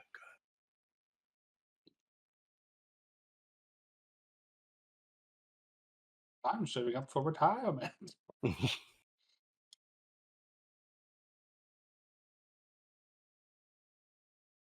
Good time, not a long time, old man.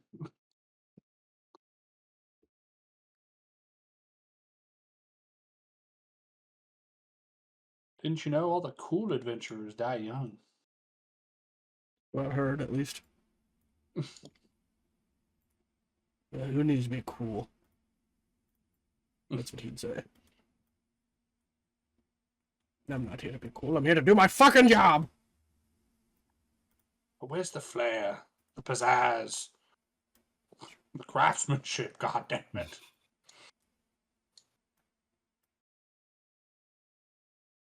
Okay, it's not letting me do the health, but I can keep track of that.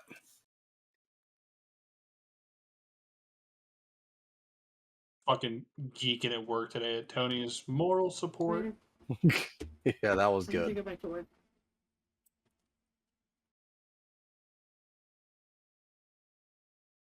Give me just a second, guys. I'm gonna chill with Sam for a second before she goes. You're good. Okay.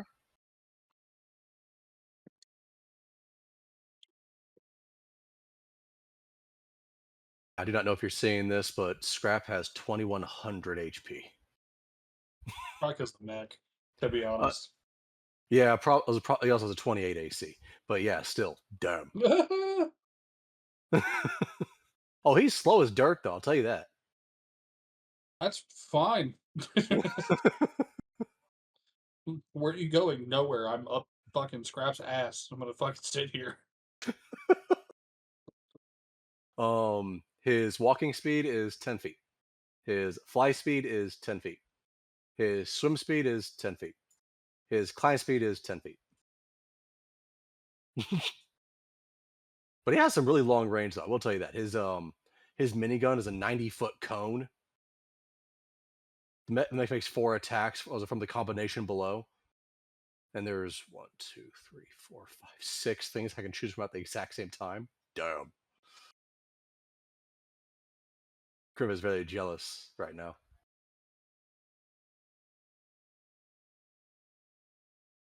The Zephyr just wants to fly.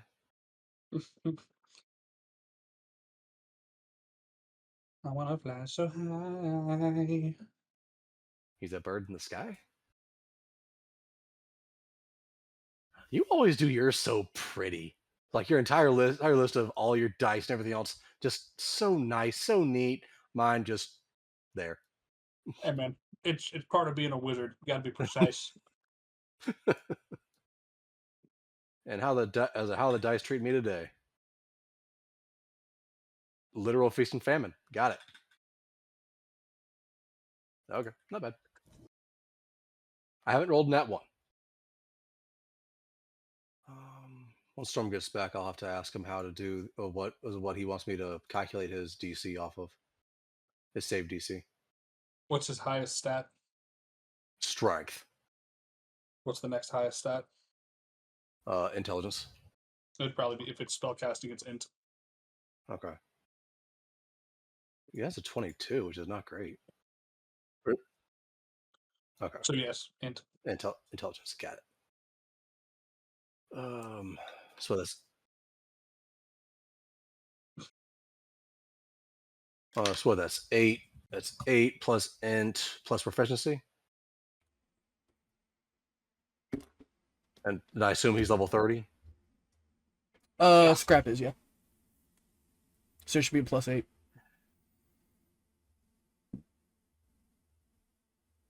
I thought plus 30 was plus 9. Plus 10. Not in I'm my an world. idiot. Got it. Hold on. Oh.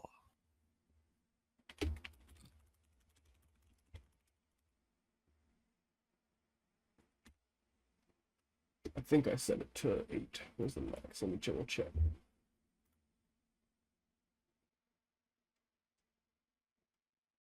Yeah, it only goes up to +8, brother.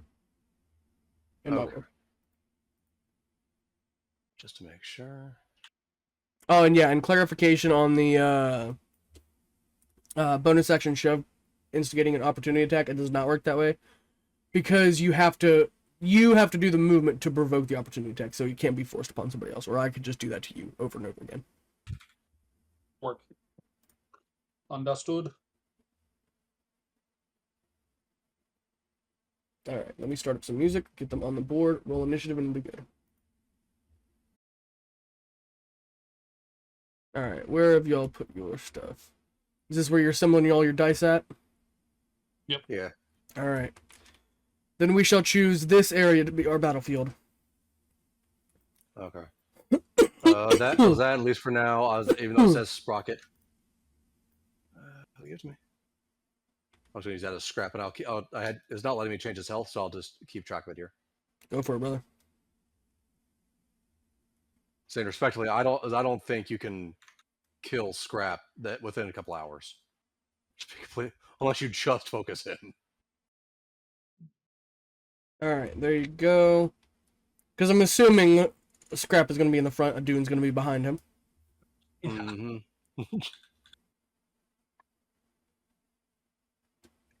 All right, let me roll my initiatives really quick.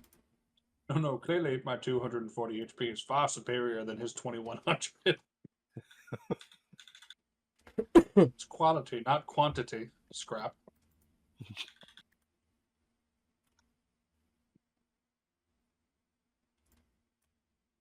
Oh Jesus.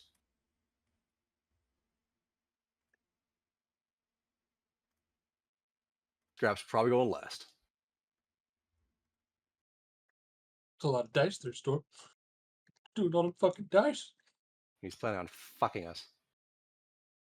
Again. Fucking you, get in there, buddy. I'll be back here.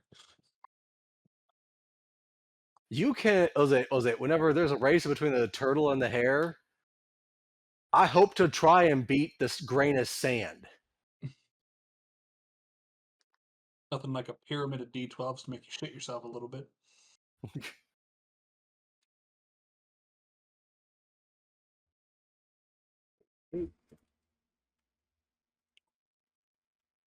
Imagine he hits us once, he just throws that whole fucking pile and counts the damage. The thing is, knowing Storm, he probably would do that too. All right, you take all of it. What do you mean? You take all of it. What number is answer- all of it? All of it. The answer is yes. You take yes. Am I dead? I don't know. Can you survive all of it?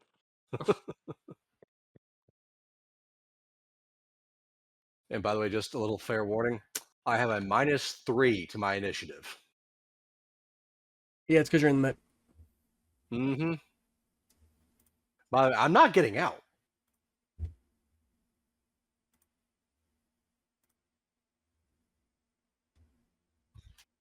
All right.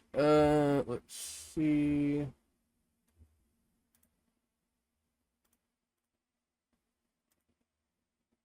What did Adun get for initiative? Dune got a 24. Holy That's hilarious. fuck. You're still going third.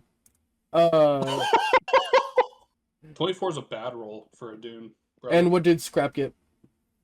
He's last. 3. Yep. I have a -3 to my dexterity, and I rolled a fucking 6.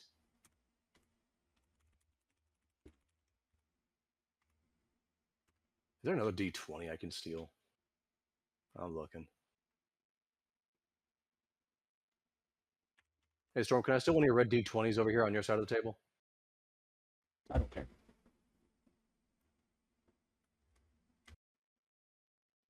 That's actually not bad. Okay. Good.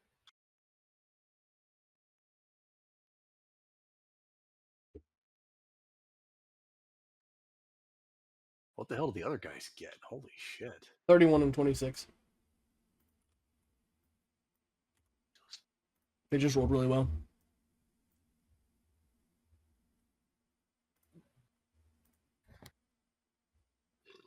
All right. We're starting with the Master Hunter.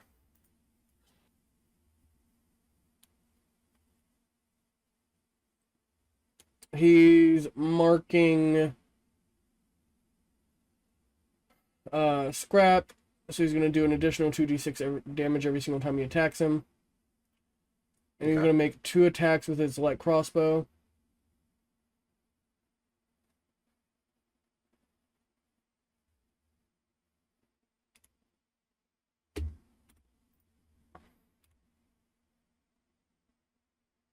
The first one is a 23. Nope. The second one is a 28. 28 meets.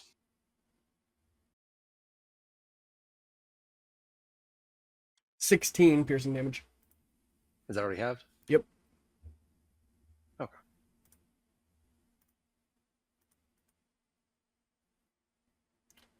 Now it is the serial killer's turn.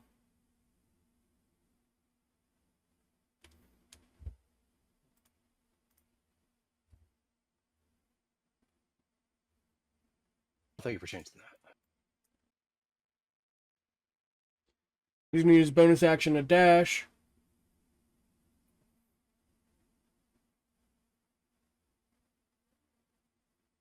And he's going to use his light crossbow to do 2 attacks at Sprocket. Okay. You mean Scrap? Yeah. Okay. Do I...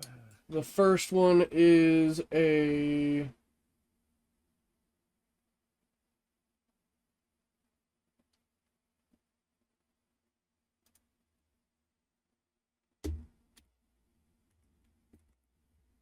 let's see.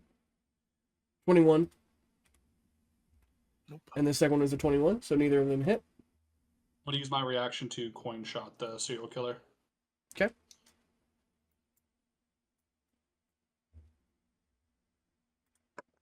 That is a... Does a 25 hit? He's without a range, sorry. He's past 60 feet beyond you, so you can't hit him with Coin Shot. I have double because I have spell sniper. Oh, you son of a bitch. God damn it. Alright. Yeah, it hits. Yeah, he was so far away, I was like, what? Like, how can he fucking hit him? So I went and looked it up real quick, and I was like, yeah, it's only 60 feet. It's like, God Rail damn. sniper, fuck boy. Oh my god. Alright. Touche on this one. Alright, I do.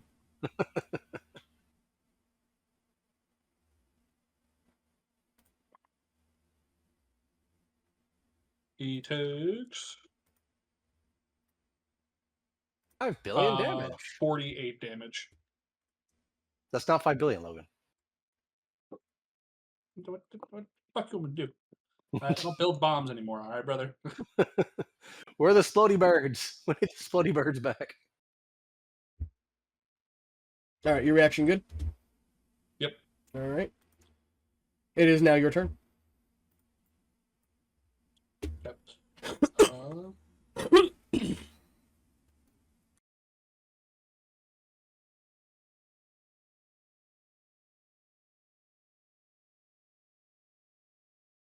Can you move so fast?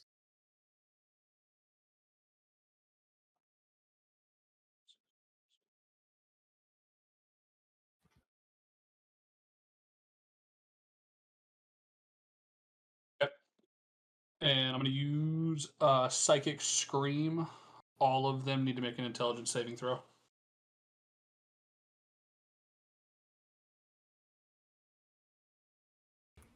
Hold on, this was the Master Hunter that I moved up. He was still back here.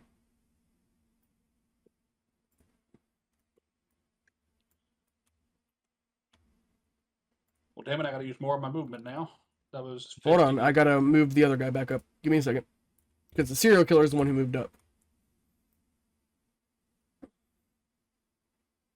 He'd been like right here. There you go. So still He same wants to be spot, on but your ass. alright, you said they all need to make intelligence saving throws? Yes. I would have had to move. The serial killer got dirty 20.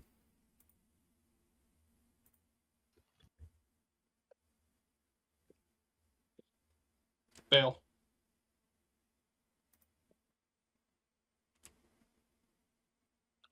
Master Hunter failed.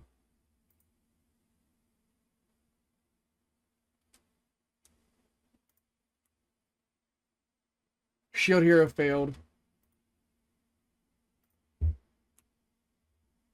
Bruiser failed. And Oathholder failed. Yep. They all take 43.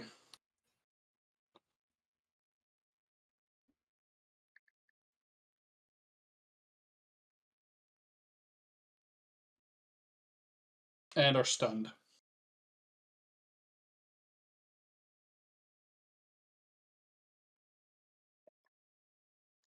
The Oathholder is going to use a legendary resistance. Okay.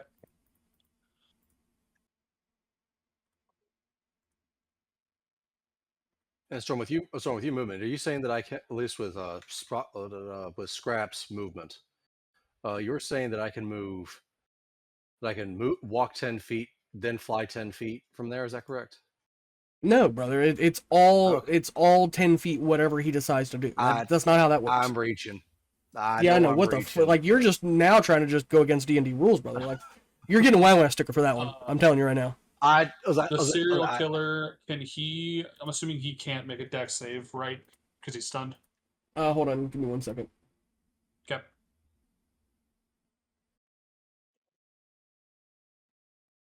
Alright, sorry. Ask your question one more time. You cannot make a dex save when you're stunned, correct? You autofail?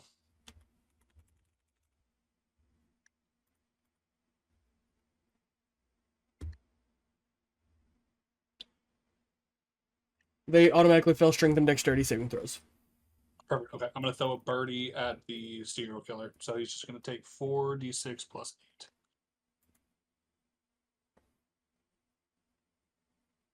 Fly, my pretties, fly! He takes 17 damage. What kind of damage? It's I'm assuming just bludgeoning, just regular bludgeoning. Well, it's the birdies, right? So it'd be fire. We've never really specified. I if mean, it it's was always fire, been like fire. Okay, then yeah, fire. Yeah, it's literally Does he explosives. take less? Okay, I don't know. Sometimes we've rolled it as force. Sometimes it's been bludgeoning because of the concussion. I don't know. I don't think we've ever done that for the birdies. All right, fuck off. No, now you're I said becoming like bludgeoning Joe. originally. I said bludgeoning. We've never done first. bludgeoning for the birdies either. We've done fire because they're All explosives. right. Cool. Does he take less damage than I expect? He takes no damage. Terrible news. All right, I'm gonna back up 30 feet, and then that was the end of my turn. And they are all stunned except the Oath Holder. Are you maintaining concentration, or that just until their next turn, or when does that fall off? A stunned target can make an intelligence saving throw at the end of each of its turns. On a successful save, the stunning effect ends. Okay. But it's not concentration. They just have to beat it. But they're stunned until then. Yeah, they're stunned until then. At the end of each turn, they get to make a save. Okay.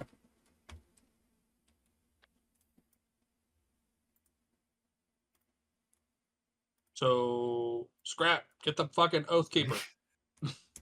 Yep.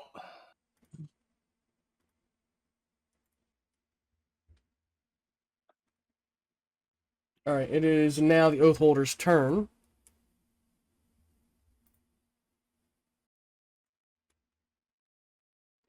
I need Scrap to make a Wisdom saving throw. Is it a spell? Nope. Compelled Duel. Mm-hmm. Technically, Compelled Duel is a spell, but when they put it in monster manuals, they just give it to him as an ability. That is a 14. He fails. He has disadvantage on attack rolls against creatures other than him. And is the Oath Holder? Yep. I was going to attack him anyway. That's perfectly fine. All right.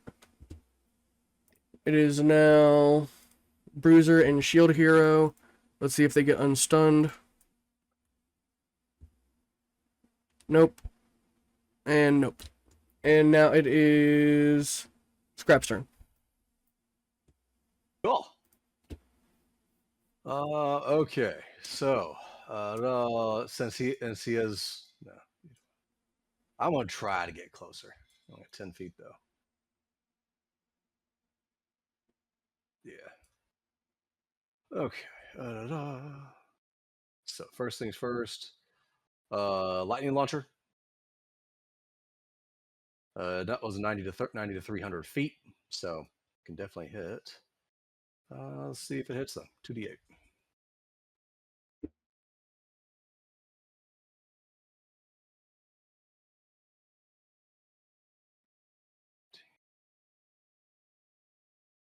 Actually get to use a combo I've been plotting on using in this fight by chance. I'm really excited. I haven't actually got to do it yet because we haven't had the right setup for it.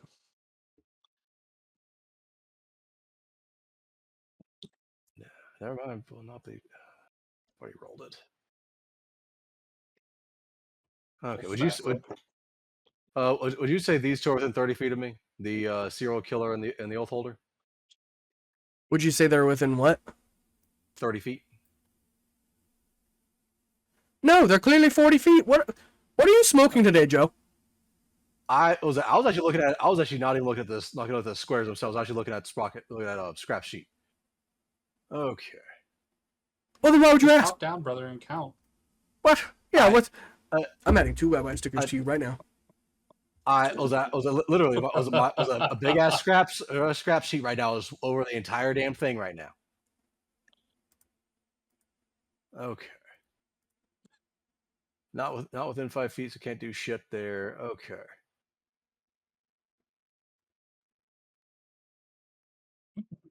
Okay. I'm adding 2 more web stickers to you right now. Okay. So 3 rockets go straight to the Oath Holder.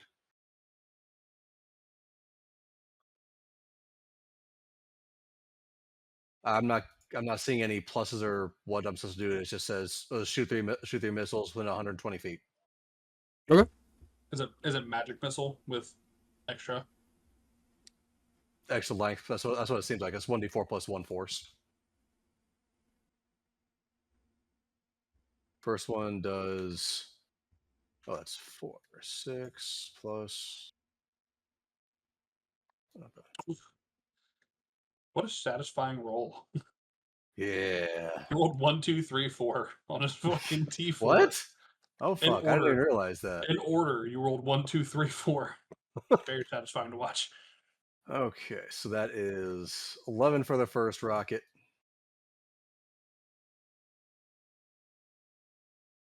Did I do that? It's not in order, but I rolled the exact same fucking thing. So that's 22.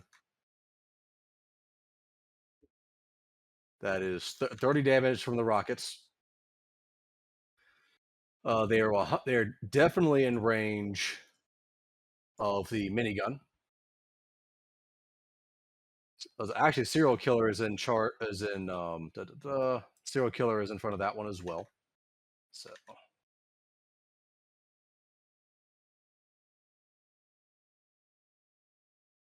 30 of force plus 36 plus 6.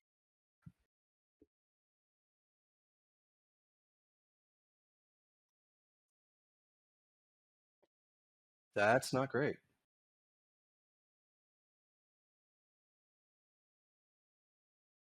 Give me what the fuck I want, damn you.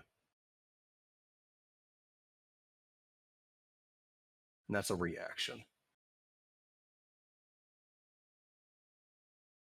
And again, with a lightning launcher, I'm not seeing any pluses to hits, but it says it's a simple ranged weapon. So I assume I use my dexterity for that one. Yep.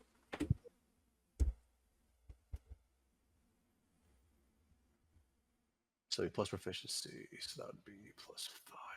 Seriously.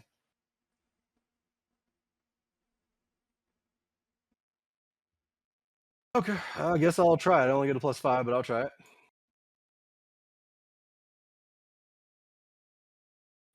Does a dirty 20 hit? Against the Oath Holder? Yeah. No.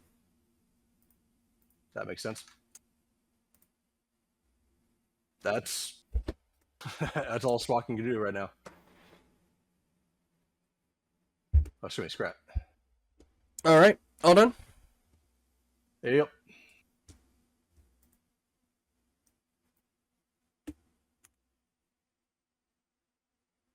The serial killer is still stunned.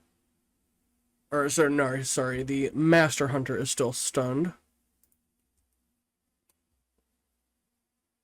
And then...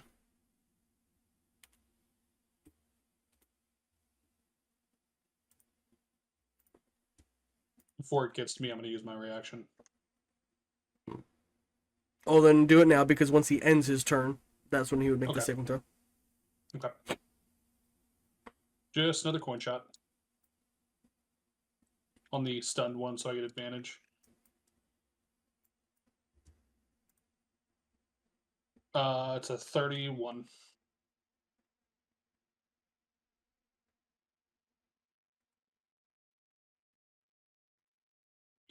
Uh, 31 damage to the serial killer. Yep.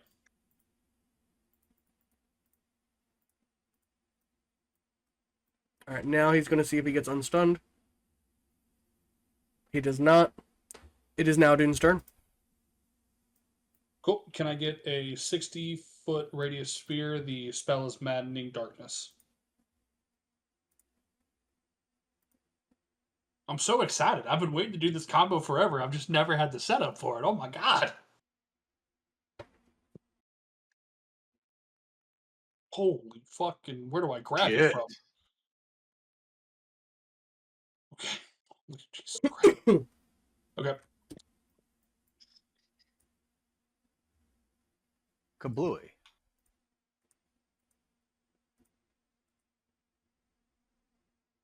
Okay. I have to maintain concentration on it. Lasts for 10 minutes. Whenever a creature starts its turn in the sphere, it must make a wisdom saving throw, taking 8d8 psychic damage on a failed save or half as much on a successful one. Yep. And non-magical light cannot pierce it, and a creature cannot... creature with dark vision can't see through this darkness. So you just basically said, "All right, Scrap, let me take care of this then." Because I now said, Scrap can't "Good see luck, in, Scrap." right? I mean, hey, Well, Scrap Got a brother. has true sight. He can see everything. perfect. Oh, well, there you go. Oh yeah, he has his Yeah. radar sensors. Never mind. He has up to 300 feet. Yeah. Passive perception is 25. And that is my turn. Alrighty.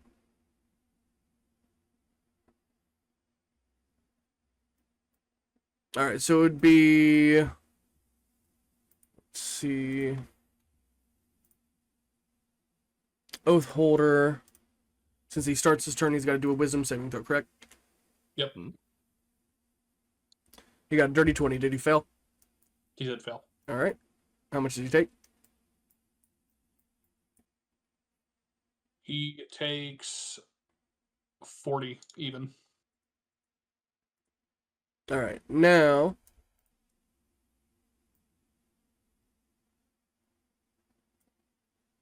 He's going to come up to Scrap, push Scrop, him back in. and he's going to Push attack him him. back in. He doesn't have any pushing things.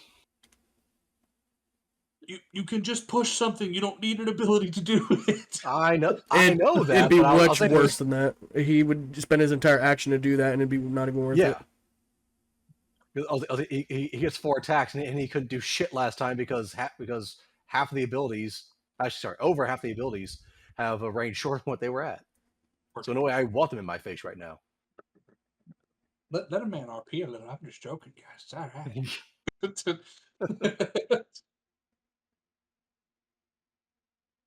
All right, he's going to make 2 attacks. Or, sorry, hold on. Let's see. Yeah, 2 attacks with his longsword at him. The first one is a 24. The second one is a 22. Both miss.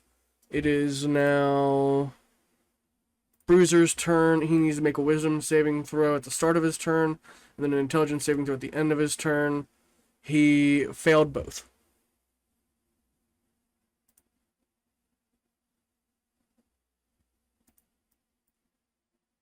Hold on. You said somebody failed a wisdom save, yes? I said the Bruiser needed to make a wisdom saving throw at the start of his turn and an intelligence saving throw at the end of his turn, and he failed both. Okay. It also means it takes the whatever D8 of damage. Yeah, that's what I'm getting the dice together for. That's Okay. why I said he failed. Apologize, I spaced for a second there.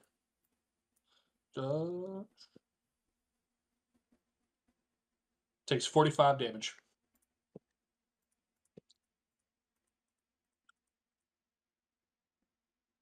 What kind of damage is that's psychic, right?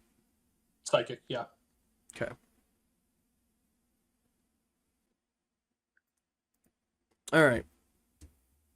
It is now the Shield Hero's turn. He's going to make a wisdom saving throw at the start of his turn.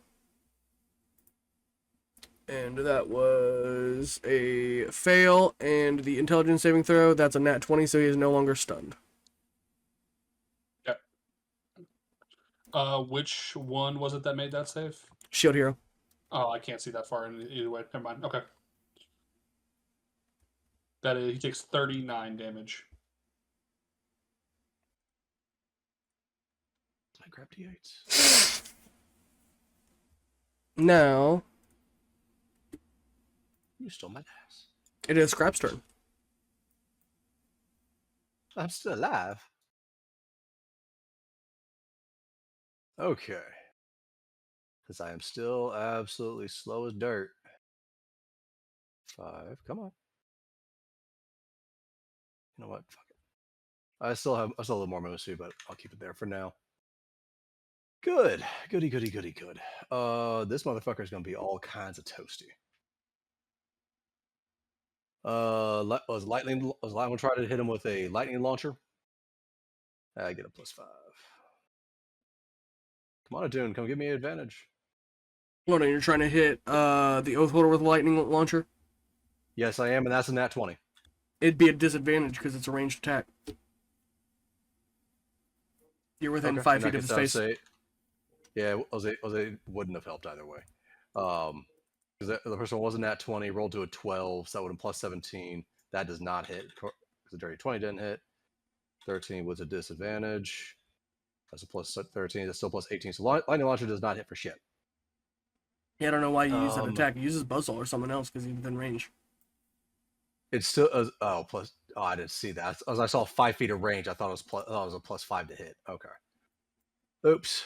Well, actually, yes, he's already in range. Yeah, Buzzsaw. Plus 16 to hit for that one.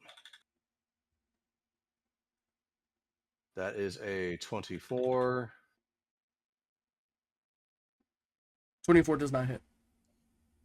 Fuck. Okay, well, in that case, how about this?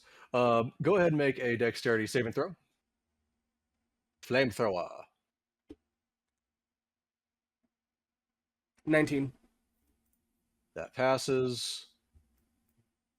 So he'll take half of the He fire took no damage. damage. Then I go fuck myself. That works too. Then go ahead and make a dexterity saving throw. Okay, he got an 8. He failed. Actually, was a 90-foot cone, so everything 90 foot that way. Okay. They only made a dexterity saving throw of 18 or better.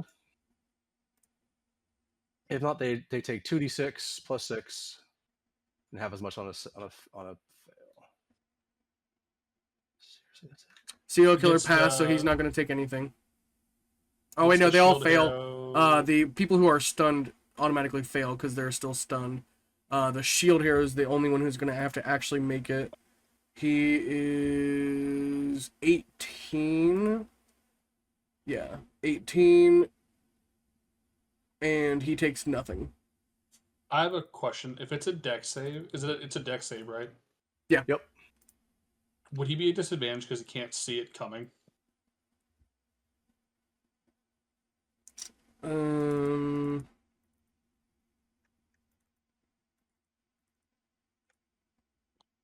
There's nothing that specifically says that, so no.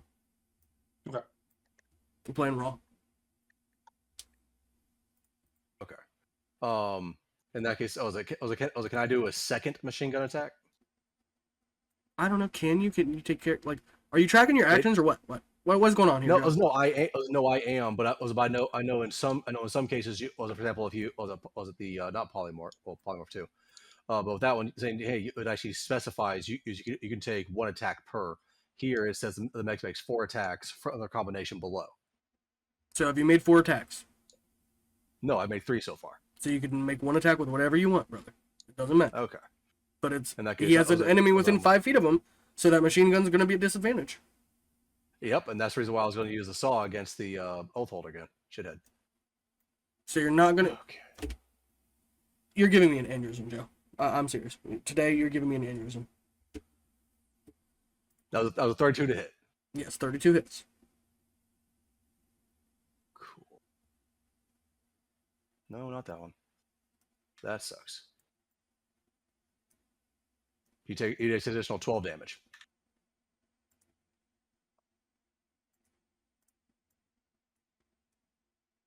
And that is my 4th.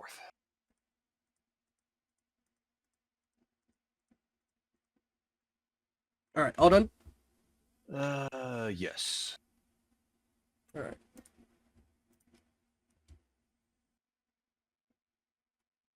Yeah, simply being blinded or unable to see does not give you disadvantage on dexterity saving throws, so there's nothing that would coincide with that.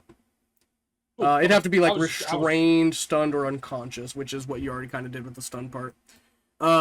What did they have to... So what did they take when they failed that dexterity saving throw, Joe? Was that the 12 damage? Or what was that? The 12 damage, that was just a saw itself. Okay, it was a 2d6 plus 10 slashing damage. Okay, what was the dexterity saving throw for all the people who had to make it behind him? That was an 18. Okay. What happened when they failed? That's what I'm asking. Oh, half damage. What was the damage, Joe? I lost fucking count. Damn it. You said it was 18. Yeah, there we go. Thank you. Thank 18. you. All right.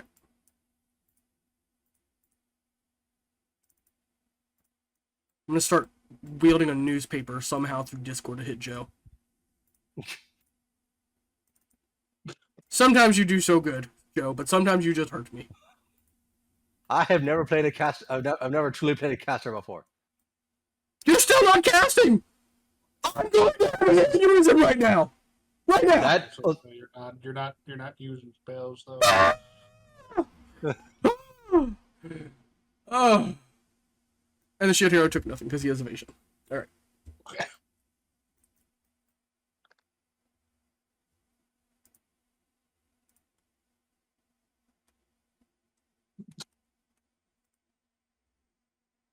Alright, it is the serial killer's turn. He got And then use my reaction when it comes back to me. Okay, go ahead and do it now. Yep.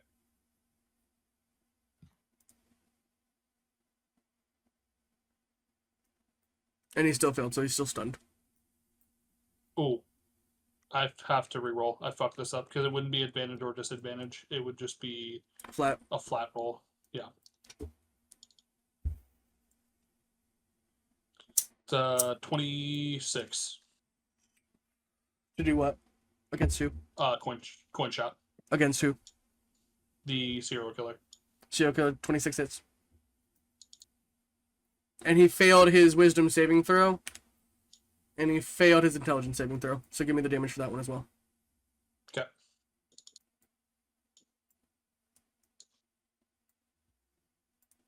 He takes 76 damage in total.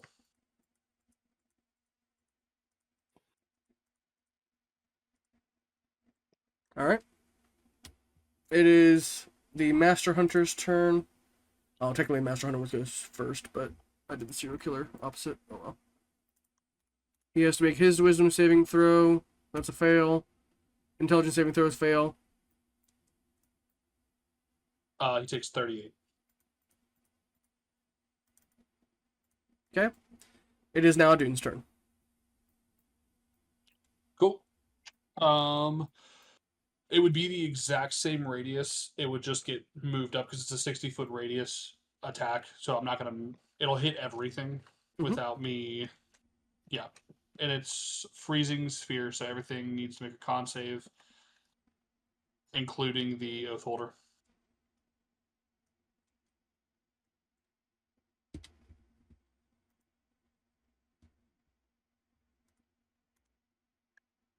Serial killer got an 21.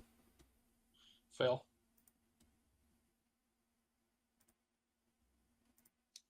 Oath holder got a 13, which is a fail. Bruiser is going to make his. That's a 19, that's a fail. Shield hero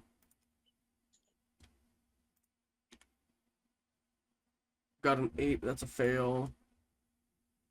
And Master Hunter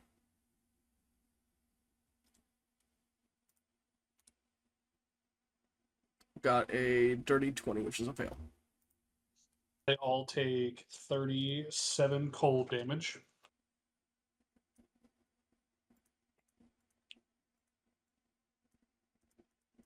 Does it look like they take less than I expected? Nope. Okay. You said that was cold damage? Yeah. Okay, good. And I'm going to use my bonus action to coin shot at the dude on scrap. Okay. It's a 34. Yep.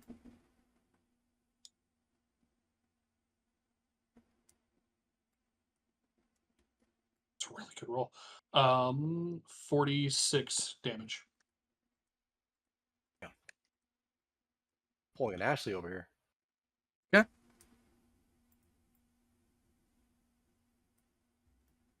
And that's the end of my turn.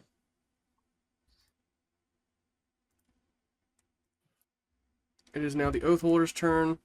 He's going to make 2 attacks.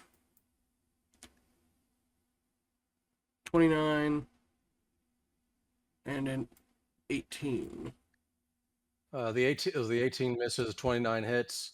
And when he attacks me, I'll be using Fire Shield for cold damage. So he takes 2d8.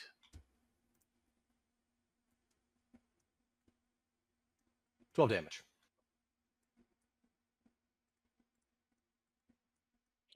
You're really liking the even numbers, and I'm really liking the odd numbers tonight. Like every other attack between the two of us has just been even, odd, even, odd, even, odd. Or just bad. Oh, sorry, no, what it's was the question? actually a 27. So my it does rolls have not not hit. been go. It's a plus 14. It's not a plus 16. So it's a 27, which does not hit. So he does not take that Okay. damage, but he did not hit you either. Yep. Okay. It is Bruiser's turn. He needs to make a wisdom saving throw and a intelligence saving throw. He is no longer stunned because he got a nat 20.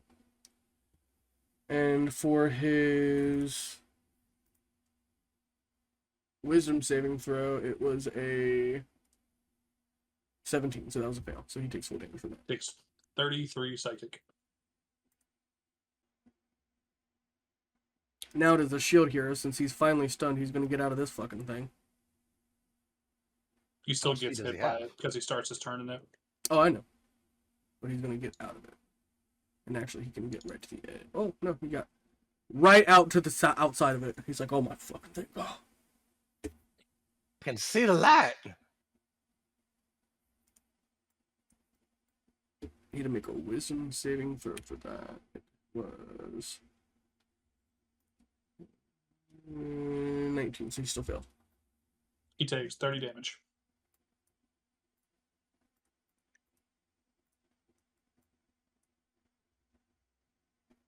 Oh my fucking god. Finally. All right, now it's Scrap's turn. Okay. If I want.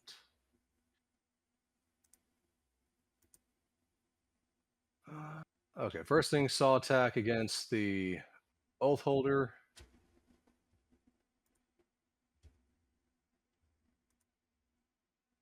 Does not hit. That's a dirty 20. Okay. Okay. A 30-foot cone and a 90-foot cone. But was it both dexterity saving throws? I need the Oath Holder and the Shield Hero to both make 2 dexterity saving throws, and the 2 in the back. I think it is the Bruiser is the next one close enough in order to make a dexterity 18. 90 is 90 feet, 90-foot cone.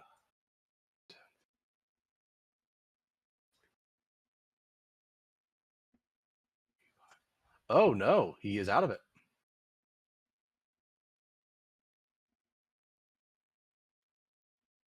I was about to say, you hit everybody, right? Okay. Yeah. I'll take it. Cool. Okay. So they all need to make in that dexterity case- saving throws? Yes. All right, so we'll do for the Oath Holder first.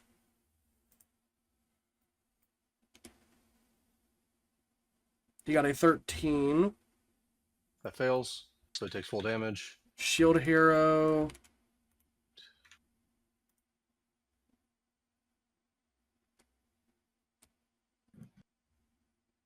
He got a 14. That also fails. Bruiser.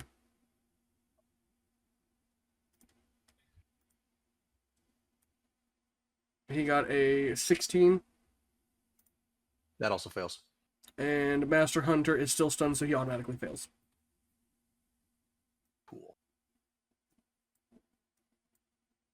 Okay, so from the minigun itself, which is not great, that is 14 damage, and so that's 14 damage to the Oath Holder, Shield Hero, and everyone else back there. Flame, the fire. 3d6. I like that one. That one's much better, but I don't know if they're resistant or just immune. They don't take fire damage at all. Yeah. Like if they don't take fire damage, no fire damage at all. But if they do, they take 19. And since they all failed, as if they have any resistances, apply that. Yeah, you'll notice that none of them took damage from fire. Well then, Did you think I was la- lying to you? I didn't know if that was just the Oath Holder, or if that was all of them. Because right now it's the Shield Hero and the Oath Holder immune to fire. Last attack. Was it Owl? Three rockets right to the Oath Holder. Okay.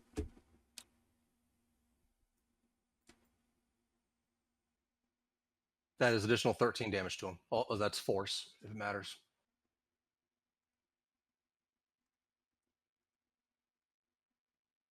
And that is the end of my turn. Alrighty. It is now the serial killer. He's dead. Right? Yeah, he's gone. It is Master Hunter. He needs to do his wisdom saving throw. Then I'm going to use a reaction as well.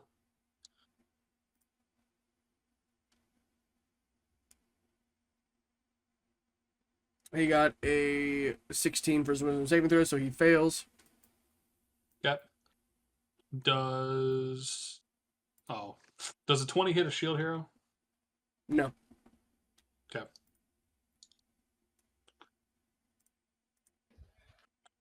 The Master Hunter takes 32. Okay. And then he's going to make his intelligence saving throw.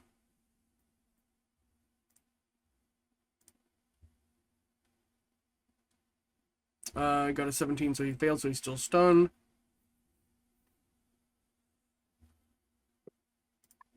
It is now Dune's turn. Cool. I'm going to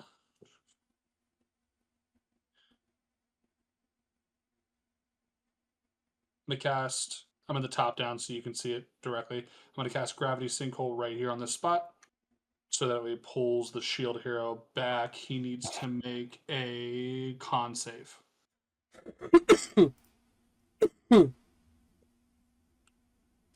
Actually, I'm going to move up first and then I'm going to do that.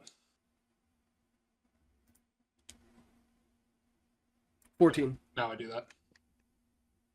More time, sorry. 14. Okay, he fails, so he is pulled back 20 feet into the maddening darkness. Okay, he'd be right there.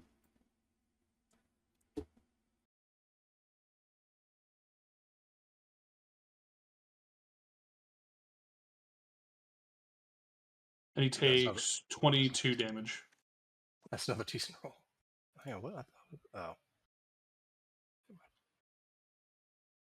Looking at the wrong dice. And then we're gonna move 65, so I have 25 left. And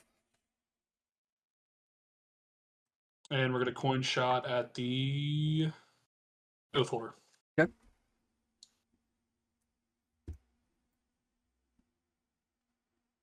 $28. 28 hits.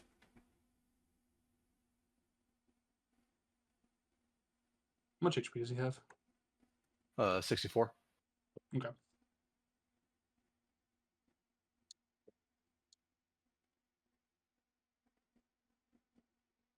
He takes 29 damage. And that is the end of my turn. It's now the Oath Holder's turn. He's going to make 2 attacks. Okay. 28 Nice. and 20. Or, sorry, 16. So you got one grazing, but because you hit a cold shield.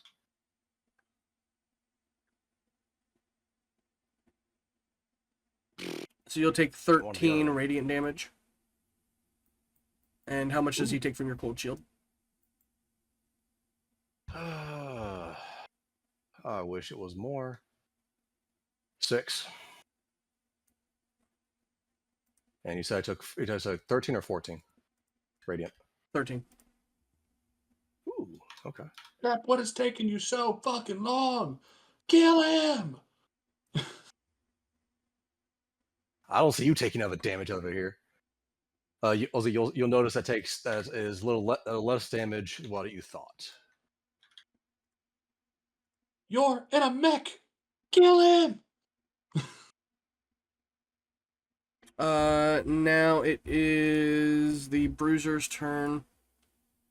He's finally no longer, but he's still in there, so he's going to make his wisdom saving throw. He failed. 43 damage. That's psychic, right? Yes.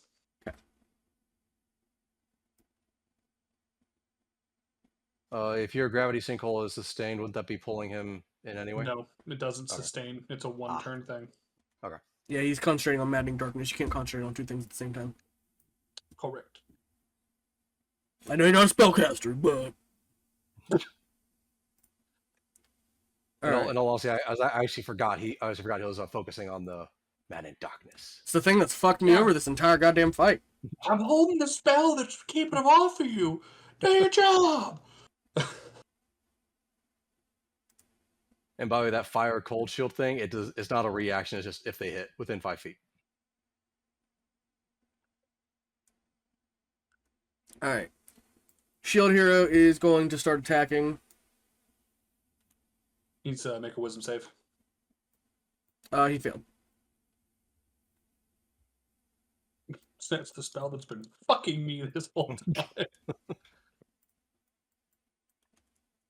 He takes 30. Okay. His first attack against him is a 22, misses, and another 22, misses. All right. It is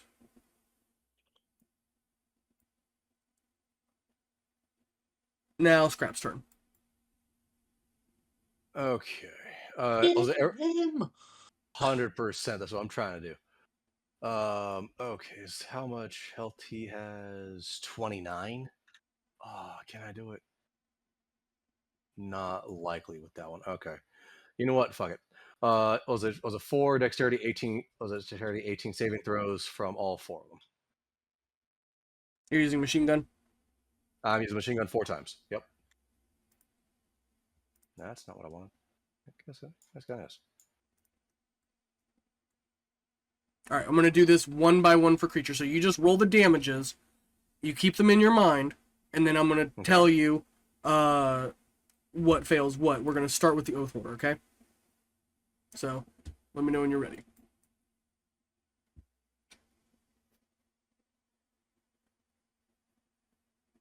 Okay, go ahead. All right. His first one is a 15. That fails. Second one is an 8. That fails. 15 again. That fails. And dirty 20. Dirty 20 passes. All right. So for that one, he takes half damage. Okay. So how much damage in total does he get? Okay. Enough to kill him? Gotta do 29 damage. That is 45 damage. Piercing. How much damage was from the first one? Give it to me. What was it? 5. That was 11. Okay. How much damage was from the second one? That was also 11. So 22. How much damage from the third one? That one was 13. Okay, and so the fourth one, that third one would have brought him down to 1, and the fourth one would have killed him. The Oath Holder is dead. Now the Shield Hero. Let's see. It's 11, 11, 13, 14. He got a 17 on the first one. That fails. Okay. That would bring him down to 28.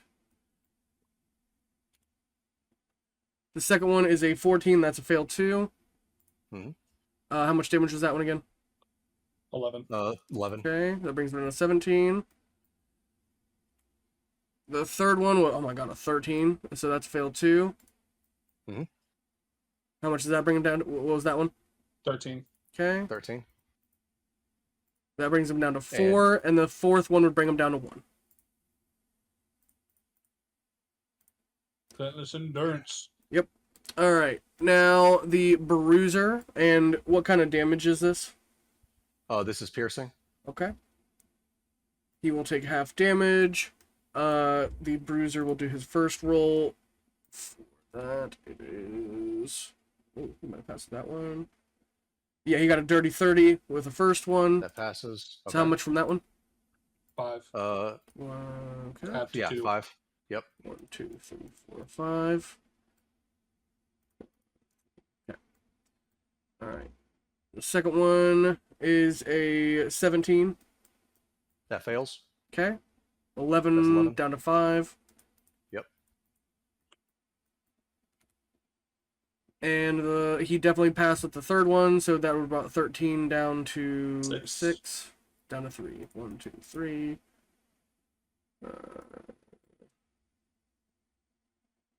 And then last one, he failed. Wait, hold on. No, yeah, he got 14, which is a fail. And how much Yep. damage was the last one? 4. Oh, sorry. Was a 4 or 6? That's 10. Was a half 2. It was half to 14 the 5. last one. Okay. So 7, half to 4. Okay. And now the Master Hunter, he automatically fails. So he would take 11, then 11, then 13. And then how much was 14 from the last one? Yep. Okay. He's on 9 health. Alright. Anything else? Those are my 4 attacks. I'm waiting. Yeah, I'll wait for a little bit later. Master Hunter is going to make his wisdom saving throw. He got He's 18. down to 1 no matter what. He's down He to takes 1. half damage. And we'll see if he's still stunned. He still is, so he's going to die next turn. Goodbye. Okay. That poor dude never fucking got a turn. He went the first turn and then never went again. Ever. Alright. Master Hunter and Serial Killer are done. It is now Dune's turn. Actually, he did the most Can damage I to me. have used my reaction before the end of Master Hunter's turn? I don't care. Sure. Okay. Coin shot on Shield. Okay. 29. Yep. He's He's dead. dead. Alright, now you've just got a Bruiser left. Are you done in your turn? Or wait, no, it is your that turn was now. Sorry. It is my turn. Yeah, now it's my turn.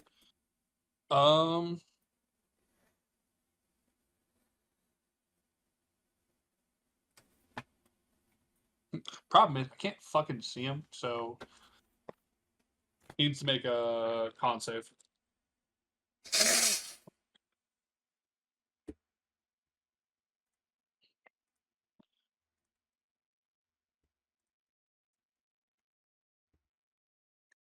$15. Oh wait, no, sorry. 23. It passes. He meets it. He takes 20 damage. That's already Reduced to halved. 10. Alright. Yeah. Anything else? And yeah, I'm gonna take a disadvantaged shot at him. Does a 27 hit him? Are you saying it's disadvantage because you can't see him? Yes. Okay. Alright, would you get a hit? It was a 27. 27? Yeah. Yeah, you hit. Did I have that right, or did I fuck that up? No, I was I just heard making click. sure, yeah.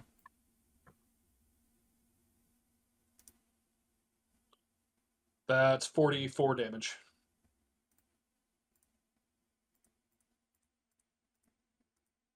How much, or what kind of damage? Magical piercing? Yeah, magical piercing. Okay. Take one more. Fuck me. I'm gonna roll a fucking D100.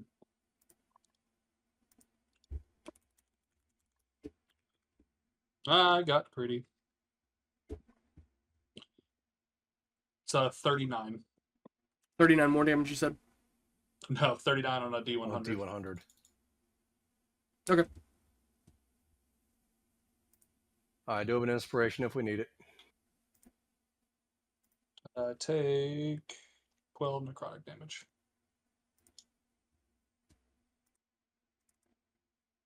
What's a 39 All of your do? spell slots are expended instantly. Oh.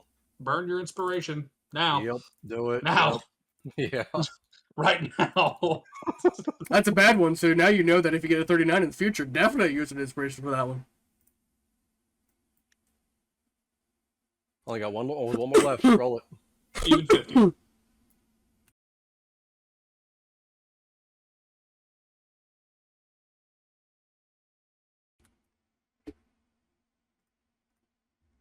$50 is all PCs swap location with enemies. Sure. Does your maddening darkness also affect? Oh, that's not. But Also that's affect fine. us as well. It would, but you to start your turn in it, and I didn't start my turn or use my movement, so I just get to leave. Oh, that's you. Okay, it's you who gets to move. Okay. Yeah, if there was another enemy, you'd be swapping too, but there's not. Okay. But I fucking killed most of them. Alright, Yep. that you is my turn. I'm done. I'm gonna drop concentration on maddening darkness too. It is now the Bruiser's turn since he's no longer starting in there. He's like, he fucking finally, you know. He's going to move up onto Scrap.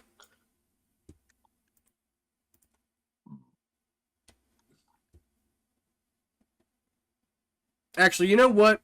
We've let Scrap deal with everything thus far today. He can do instinct. Well, no, that's on his first turn. We'll just keep on. He tries to run past me. I'm hitting him. I'm gonna try to hit him. No. First one Catch is it, wizard. he definitely hit on that one, and he did not hit on the other one. No, he got a 19 on the die. Okay. In that case, I guess he gets 2d8 cold damage. Okay. He only takes half. 6 damage. Needs to be psychic damage. Damn, that's like Ashley rolling on D12s. All right. You take 24 slashing damage, magical slashing. Okay.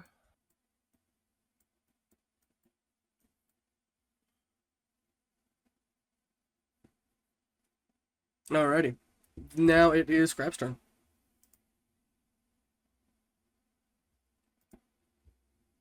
Because he is so close, I'm just gonna say fuck it, I'm using my saw on him 4 times. Okay. You got an AC of 22.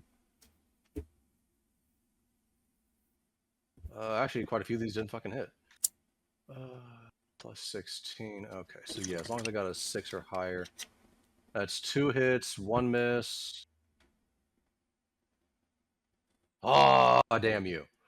3 hits and 1 miss. There's no saving throws or anything like that.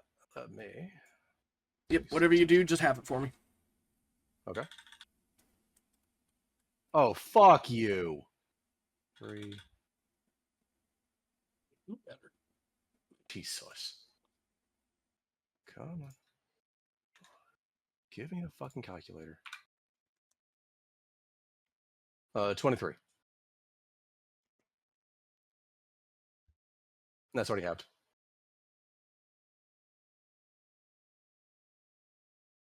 Alrighty. It is Adun's turn, if you're done. Yep. Get him a dune. Make a dex save.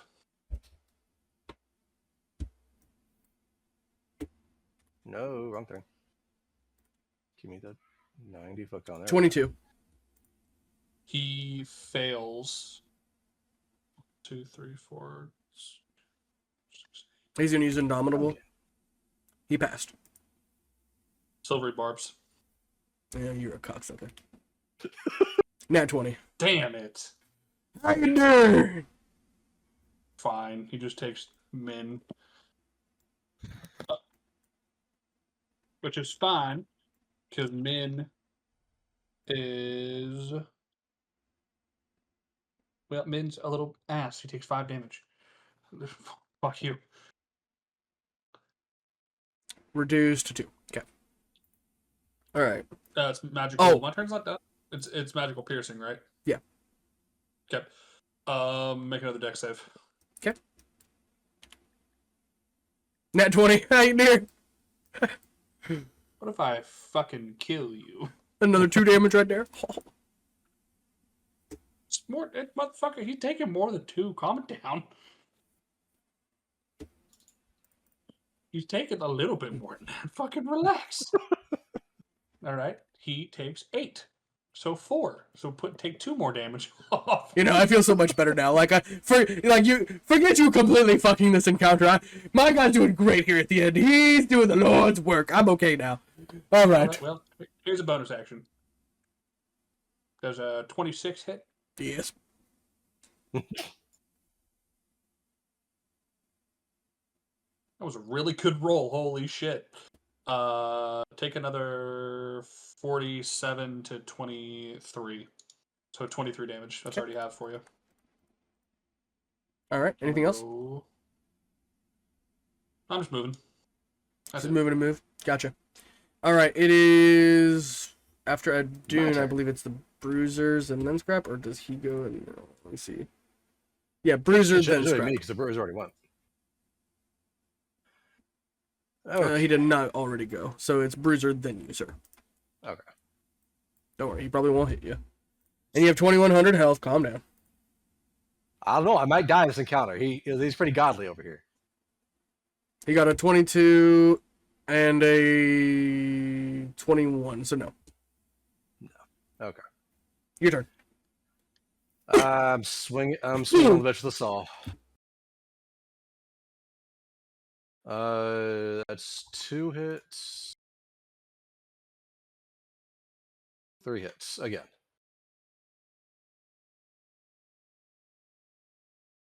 Come on. That's not great. 7. In the future, I think I'm going to try to find a way to open up Hang on, that's cocked. a mini portal into some rich man's vault for all my coin shops instead of my own money bag. Just reach into a fucking little pocket dimension with nothing but money and just fucking use that for ammunition. Valdemal's ears perk up. You need vault with money. I need somebody else's money and somebody else's vault. 25 damage is already halved. We can make a deal. Give me somebody uber wealthy who won't even notice. Fine. He starts rubbing his little hands. Oh. Okay, that's it for me. Alrighty, Adun. I didn't fuck him up. You gotta do 82 effective health, and you kill him. 36. God damn it, brother. I really wish you would fucking stun him somehow. Alright, we're just gonna make fucking 3 ranged spell attacks.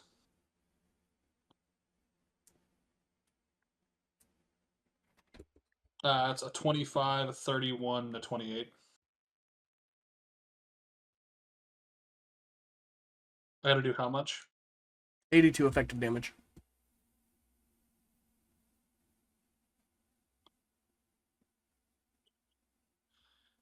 I do 92. Alright, how's it happen? Just 3 bullets. 1 through the head, 1 through the chest, and 1 through the fucking nuts. Okay. Just drop him like a coin purse between his legs before he hits the ground. Scrap's like, yeah, take that, bitch! Perfect. Alright. I feel like Scrap is just slowly turning into Jesse Pinkman at this point. I told you I could do it. You cannot come in my domicile. Hilarious. And it's just him and his mech. That's his domicile. Yeah, right.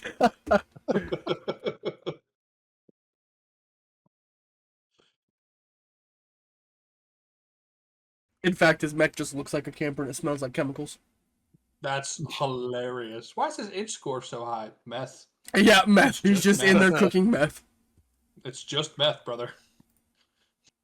He calls them mind crystals. He's lying. Yeah. Hey, dude, you want some mind crystals as he's running out? What do you think I was doing out in the desert this whole time? You know, this orc- I was fucking... This orc blood is gonna go You're great probably with doing these, mind mind crystals. I'll tell you what. He just starts fucking, like, experimenting with them. All right. Just here, just a Yeah.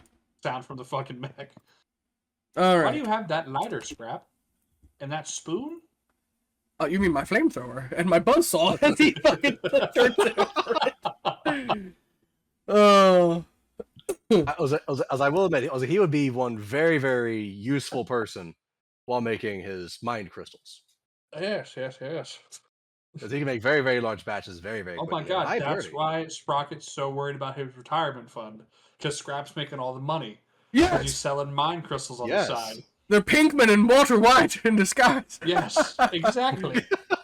Sprocket. Well, that's what he named his minigun and his flamethrower. Mr. Sprocket! Mr. Sprocket! Alright. No, man, not my house. Not my house. After the fight, Adun sits by the campfire, with Sprocket and Scrap nearby. You're doing much better. At this rate, you'll be able to join your friends on the front lines again. Until you get in trouble again, that is, he scoffed. Adun chuckled at the torment of his mentor. He let the night softly idle onwards, before he fished into his pocket, pulling out a capture crystal, revealing the goblin children he had come to protect. He traced the outlines of the crystal as Sprocket noticed and interrupted his reprieve. Friends of yours? He asked, tossing him a water skin. He chuckled. Something like that, I suppose. He chuckled once again. Tell me more about them, Sprocket asked. So now, you're going to do campfire moments specifically with the goblin children. The first one, the first prompt for you. First encounter with darkness. Describe a time you encountered true evil when it came to the goblin children. Like evil from the okay, yeah. If that's how you want to Um, interpret it, sure. Yeah. I think it's one of the first nights, like within the first couple of weeks at camp, and he finds Dip like starting to pick up a knife as if to go for one of his own brothers in the dead of night. Wow. And Dune, was like working in the middle of the night and caught a glint off that light and catches him and stops him. And when he talks to him, it's because he was hungry. He woke up in the middle of the night hungry, and he's not used to just having food freely for himself. Ah, He's used to having to. Those fend for goblins, they himself. raise them like savages, I'll tell you. I would lie to you if I said I did not enjoy raising that kingdom to the ground. Well, I'm sure you'll enjoy marching across other goblinoid empires to date as well.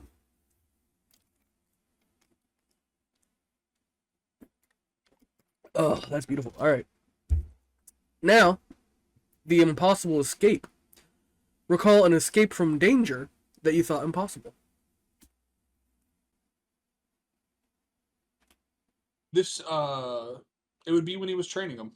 He during downtime when all the dragon gods were traveling. He put the fucking goblin kids through the ringer. He took care of them. He bathed them. He made sure they were equipped and well fed. But he had expectations, and I think he recalls a memory of one of his boys, Gob, being deep in the woods on his own and watching from above the tree line as Gob was fleeing from a group of wolves. And he was unsure if his boy would pass, but through intellect and training and memorizing the things that Adun had taught him, he was able to overcome the challenges. So that's what Kriv needed as a child. God. Right? Alright. And to finish it off, tell us about the rival duel. Share the story of a duel or a competition with a rival.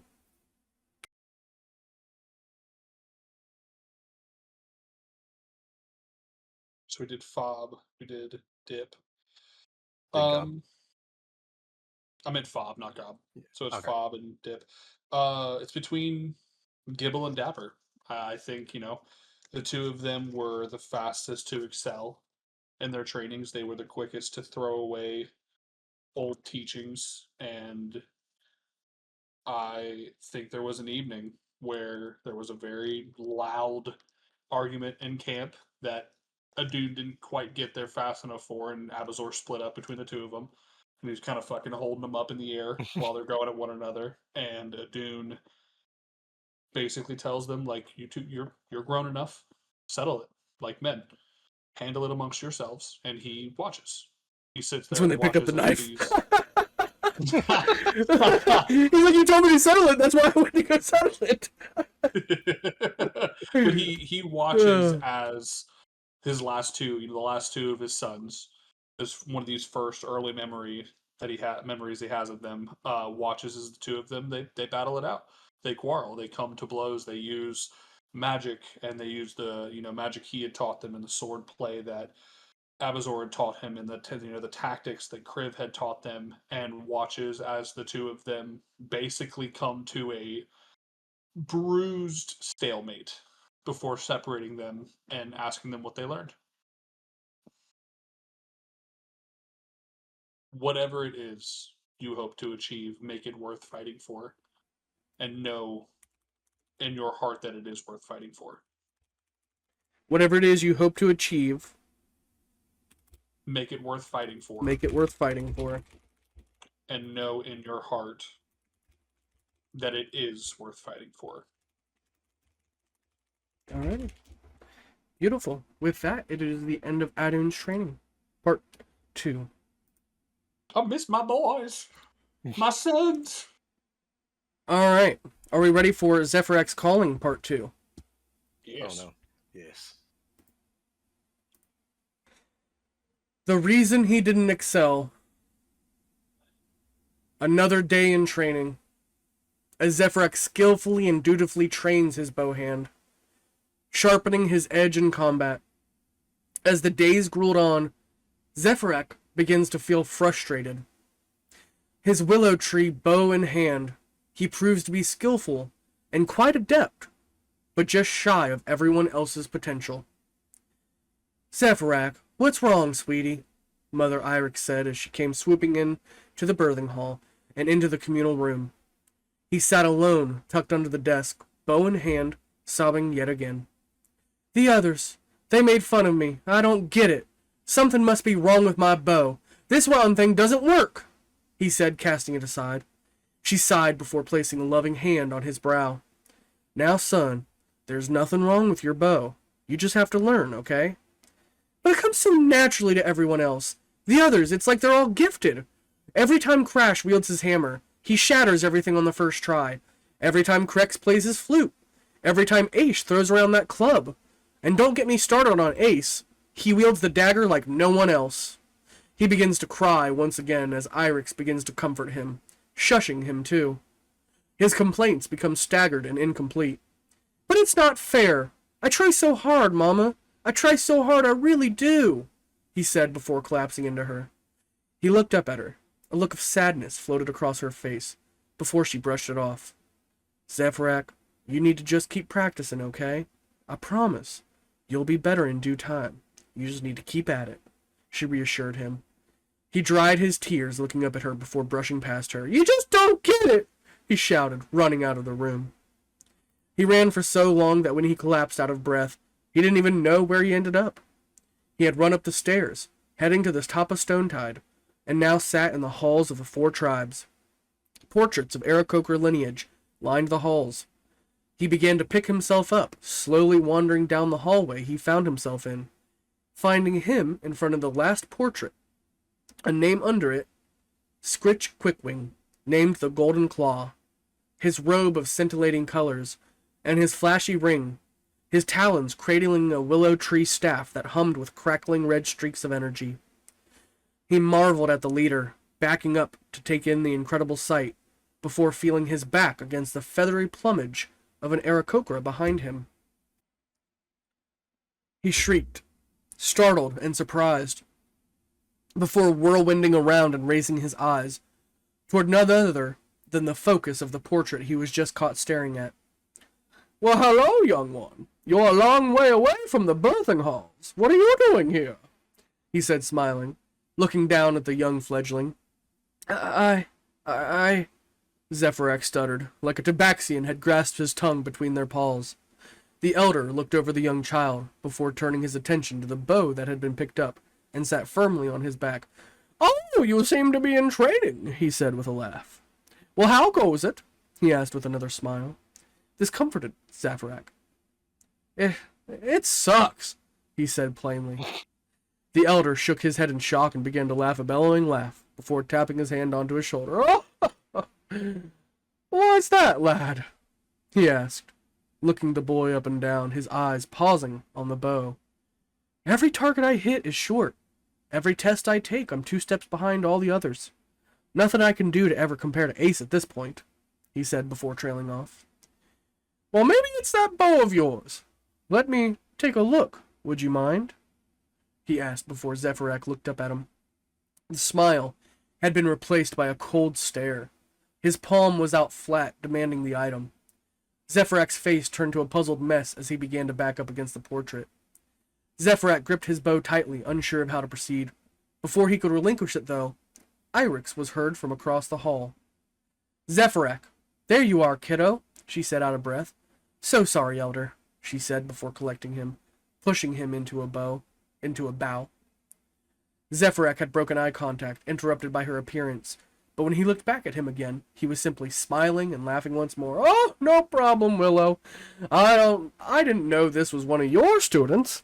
Well, take care of the boy, will you, Willow?" he said with a calm tone. "Of course. Sorry for the intrusion. Good day, sir," she whispered, before rushing me off. As I looked back, I saw his eyes dead set on me. You were a troublesome little fuck.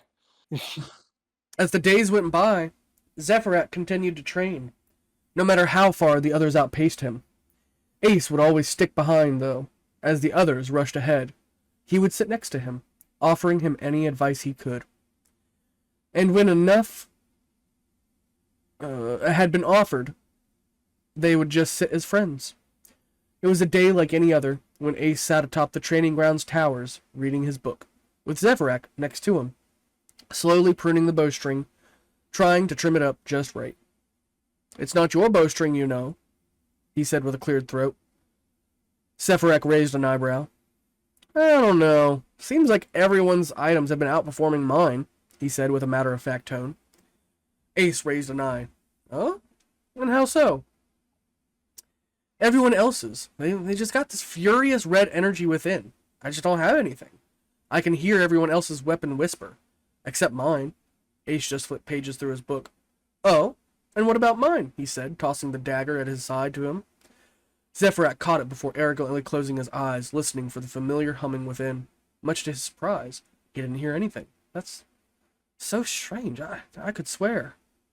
"So now you really have no excuse, huh?" he said, as he began to cackle. Zephyrak blushed in embarrassment before throwing it back at him, Ace jumping out of his skin to avoid the sharp end before picking it up, safely throwing it back into its scabbard. "But I don't get it. What's wrong with me?" he shouted. "What do you mean?" "This proves it. If there's nothing within yours, then that truly means I'm hopeless," he trailed off. "You got it all wrong," Ace groaned, snapping his book shut and sitting up to face me. "I've got what wrong?" "Hope isn't for the ones who've got it all. Hope is for the ones who have nothing. They hope they could be something. A king doesn't hope he can become king. A peasant hopes he can become king," he said, moving his hands along with his words. "I don't get it. What's a king and a peasant have to do with anything? And what does it matter anyway? There's truly no hope for me," he said, looking down. So when there is no hope, what are you supposed to do? Wither up and die? Or keep training and do something about it? He asked, kicking back once again, before flipping his book back open, ignoring the sensitive side of Zephyrak today. Zephyrak grumbled, but decided to pick himself up before heading out into the hall for some more training. As he rounded the corner of the hall, he came face to face with Crash. "Oh, baby birdie boy going out training again, is he?" he chortled. His hearty bellow of laughter echoed across the halls. He carried his body weight to swiftly block the passageway as Krex and Aish came up from behind him. "Seems like he should just go home. There's no way he's going to make it to the test tomorrow, let alone pass it," Krex snickered. "Yeah, I bet he's going to cry all the way to Willow when he loses." Oh, wait, no, this is Aish, sorry. "Yeah, I bet he's going to cry all the way to Willow when he loses." Laughed Aish, clapping his feathers against his knees. "So what do you say? How about you just calls it quits, huh?" Crash began to menacingly stand over him, imputing his frame over his. "Or are we going to have to show you what it's like to really suffer?" He whispered, looking down on Zephyrak. Zephyrak thought to himself in that moment, what happened? They were all such happy kids at one time or another. But over time, something changed, and then he heard it. That familiar whisper, that crackling red energy began to seep forth, slowly consuming the three of them as they looked down at Zephyrak, and then it stopped. "Crash, what are you doing?" Ace said as he came up from behind me. With a swift kick, Crash was sent flying. The brute was no match for Ace's strength. Krex was next, with a swift uppercut. Ace landed him out cold. Aish panicked before turning tail, but was too slow. With a chop to the back of the neck, he fell over Krex before Ace looked back at me. "Ready to train with me?" he said with a smile. And finally, the day had come. Years of training for his exam on the 12th birth year.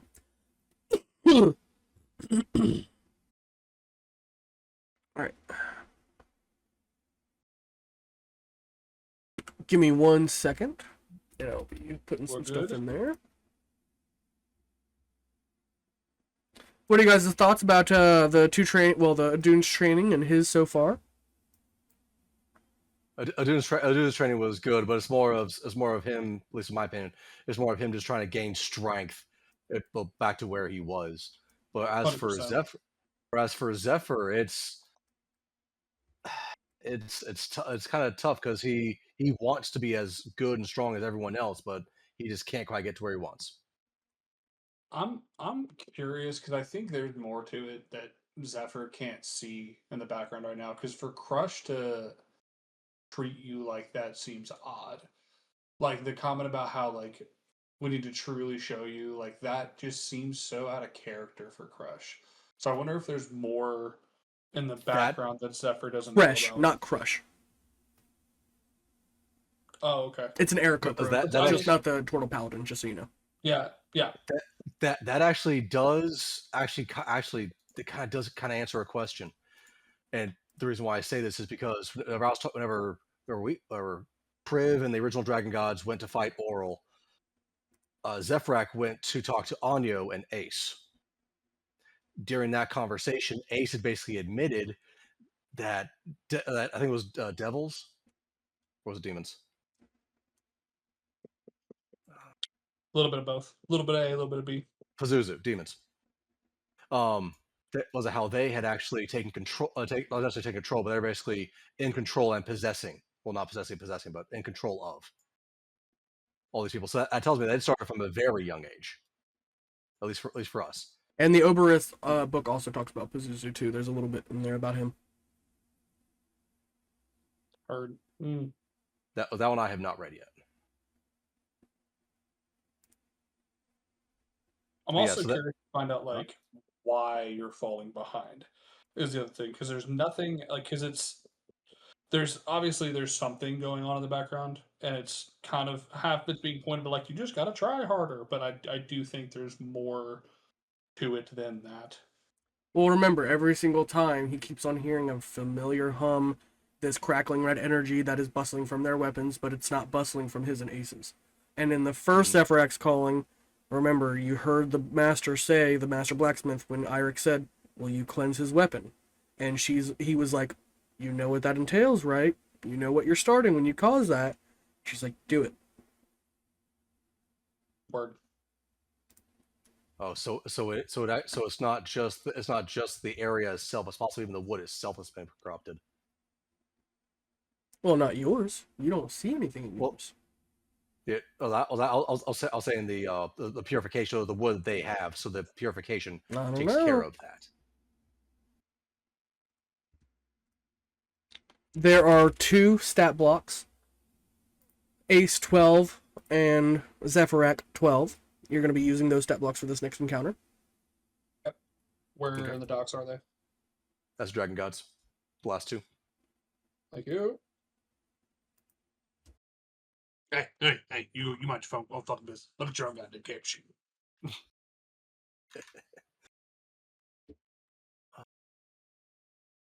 And then we're going to go back to the same area that we've been fighting at. Because everything's else over there already. What minis are we using for the 2 of them? Doesn't matter. I don't care. Okay, in that case, I'll use the not scrap. I use the bruiser from last time. All right. Go ahead and roll initiative for me.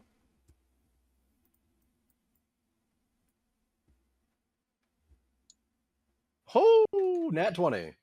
All right. You're going first. All right. That would have been a 21. Is he echoey for you, Adun? Yeah, Yes. I'm echoing for me. Okay.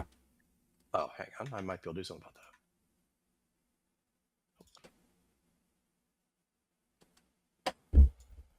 that. 18.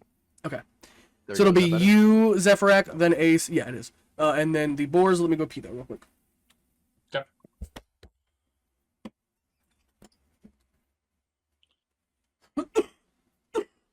Yeah, I want to follow his lead. I want to go to the bathroom and grab some food real quick. Okay.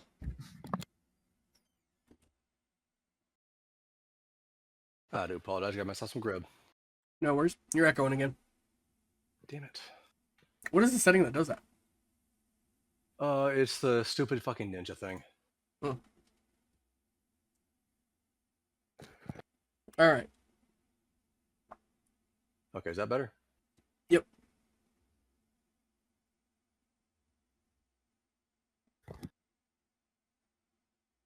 All right. The boars are charging straight towards you. This one's gonna dash.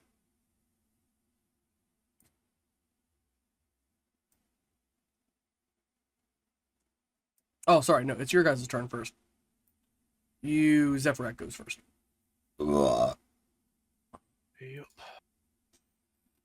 Zephyrak 12, yes. Okay. I still do not have my bow, but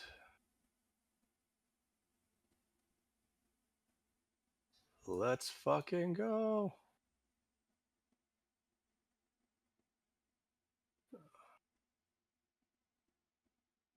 One more. Was it? You said you said they look to be charging. Is that correct? What's your guys' max HP? 22. Yep.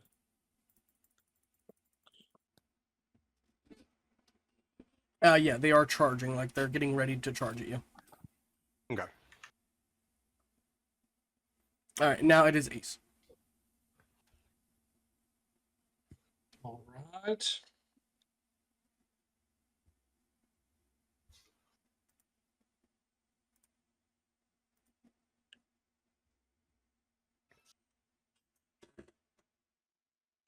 If you got 30 right next to me. I'm gonna go up, move forward 20, and then I'm up 10 feet in the air. And I'm gonna take the dodge action. Okay.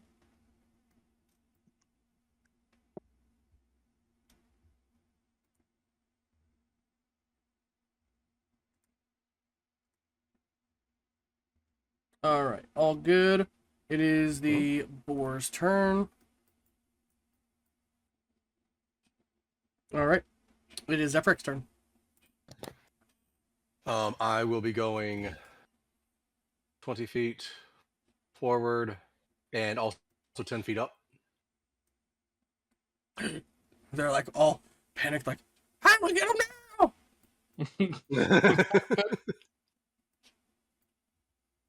You can just hear them. Yeah. Fucking flop around like a fucking pig on the ground. All right. I'm gonna name you Bacon. That it, brother? Yep. I'm waiting for him to get close. Alrighty. It is Ace's turn.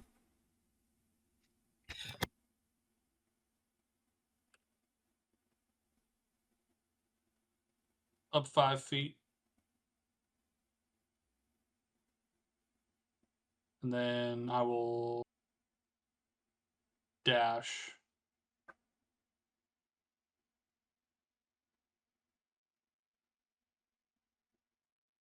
So I am 15 feet up in the air. It is now the boar's turn, and they're just gonna circle under Ace because he's the closest one, and they're gonna be like, they're fucking just sitting there trying to figure out how to get to him. They're like, you know. All right. It is Zephyr's turn.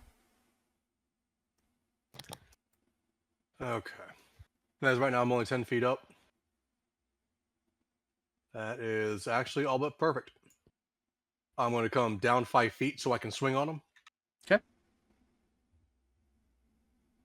Okay. Let's see if I do. Let's see if I hit. That is a nat 20. Okay. Very nice.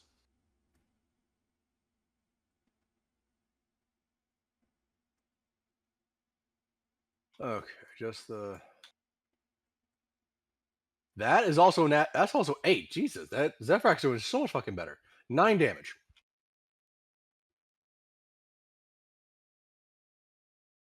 And this is obviously the boar on this side. I call them bacon. Bacon, sausage, and pork chop. There we go. I'm still 5 feet. Oh, he can still reach me. That's fine. Okay. Anything else?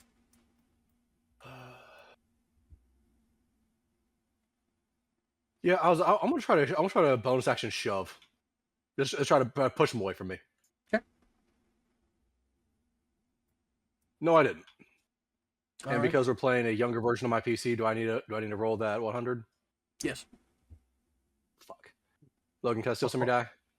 Just roll it in Discord, it's easier. I know, but that one fucking hates us. It hates y'all. I've rolled 90s for the up until this session. You can ask Storm. My last 5 D100 rolls before today were 87, Okay. 93. 88. There you go. What'd you say? 88.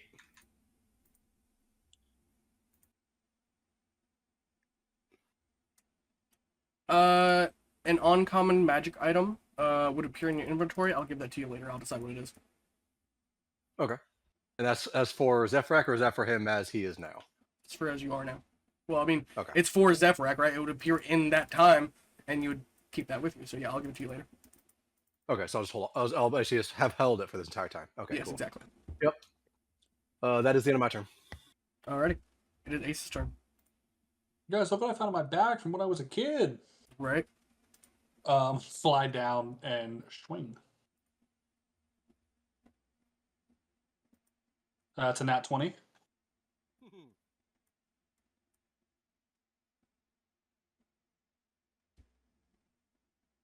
You dare approach me, you fucking plebs?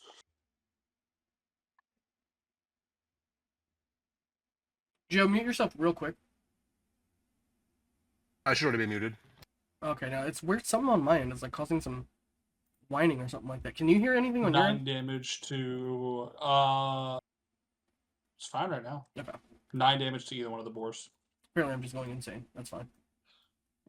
Can you guys hear me at all? Do anything like that? No, you're good, Super brother. quiet now. Well, I mean, you were good I'm before, gonna- but yeah, no. Shove one of them. Okay, hang on. Now you're good. Yeah, let's say. 'Cause That's a 7 to shove one of the boars. no, I don't give a fuck about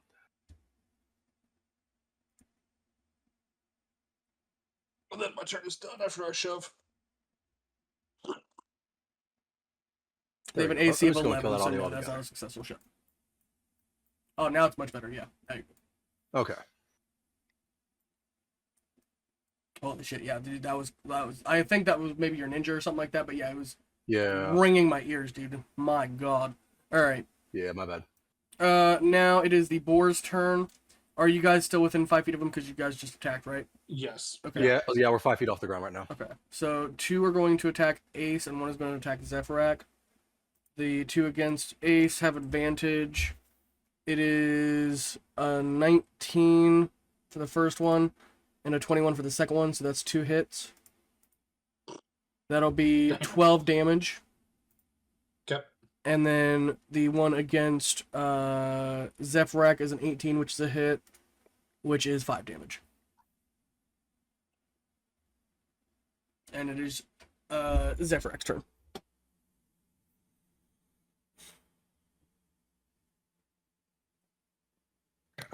Obviously I'm going to swing on the one directly in front of me. I'm going to try to cleave whatever I can over to the next one. I don't need your saving. You might.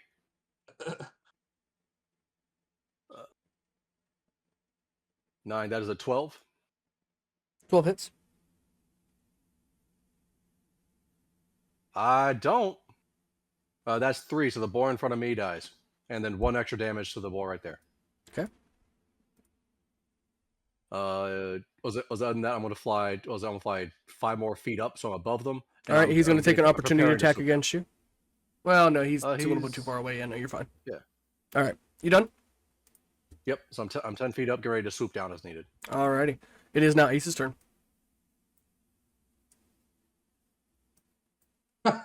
Miss. It's not one. It's so hilarious Dude. because in the story, Ace is the one who like excelled, but like you're Yes. basically flipping it around now. Zephyrak's the fucking champion over here.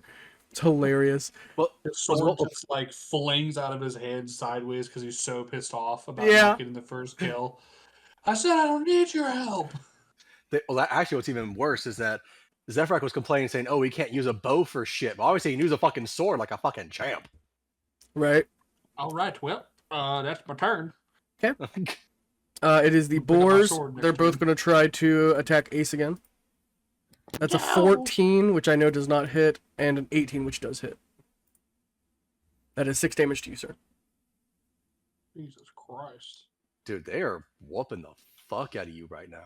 Yeah, they are. All right, now it is Zephyrak's turn. I am going to move right. Again, I'm 10 feet up. Move right there, so I get advantage on both of them. Okay.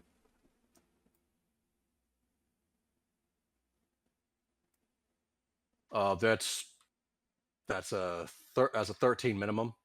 13 and hits. 17.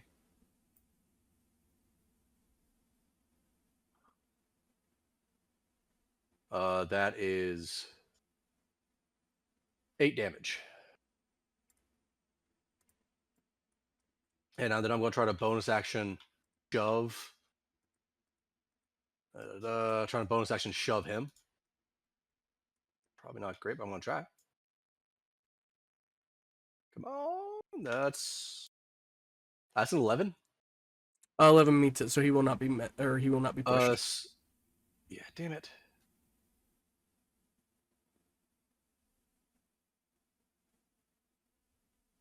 Well, I'm back on the ground, so come fucking get me. Alrighty. It is Ace's turn. 15 to hit. Yep, that hits. Picks his sword up. And that's 7 damage. Alrighty. Go ahead and take a he's short gonna- rest worth of rest for you. I'm gonna shove. Can I shove Zephyr? No, you cannot. And as you clear the boar What? out, you'll hear a screeching head down from the skies as a harpy lands in between you two, ready to strike. What is a short rest for these guys? That don't have. It'd just be 1 hit die, which would for them fighters. What is a fighter? D10. 10. D10. Yeah, so it'd be a D10 plus your con.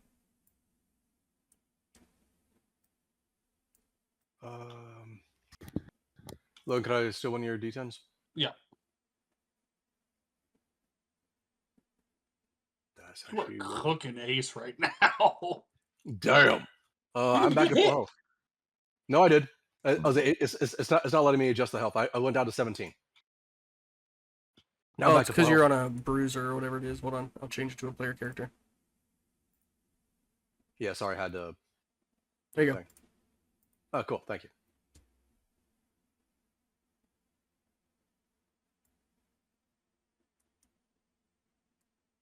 Seeing that Ace has been weakened, he's weak. I'll be trying to get in the way of the Harpy. Sure. To start off, it is Zephyr X turn again.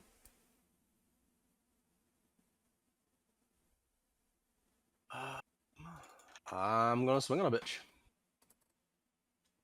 And because is that close enough for advantage?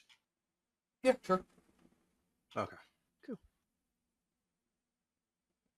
Come on, give it to me. 16 on the die. That's a 19. 19 hits. So +3 to hit. Hell yes.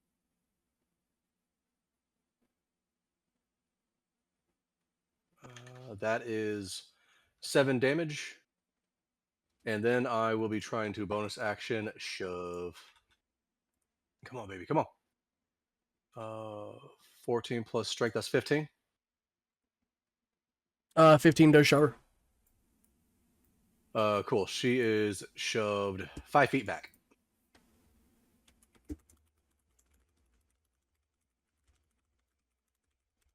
I already moved her. I already moved her for you. Giving yourself advantage and then shoving her so Ace doesn't get it is crazy. No.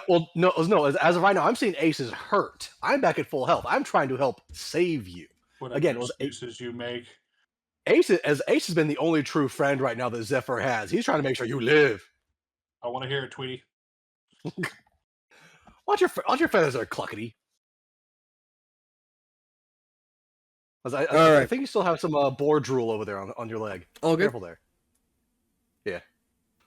It is now Ace's turn. Gonna move up to her. Oh, sorry. Dirty I'll 20. move up as well. Last movement. Sorry. There we go.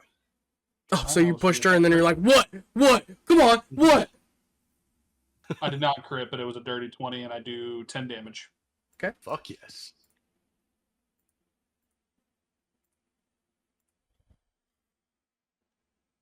Now I'm gonna fucking shove her. All right, I need you to both make a. Oh, okay. Once you're done. 12. 12. She gets shoved another 5 feet. All right. It is her turn now. She needs everybody to make a wisdom saving throw, please. Yeah.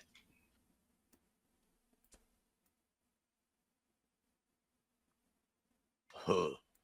4. I was gonna say 8. You are both charmed by the harpy.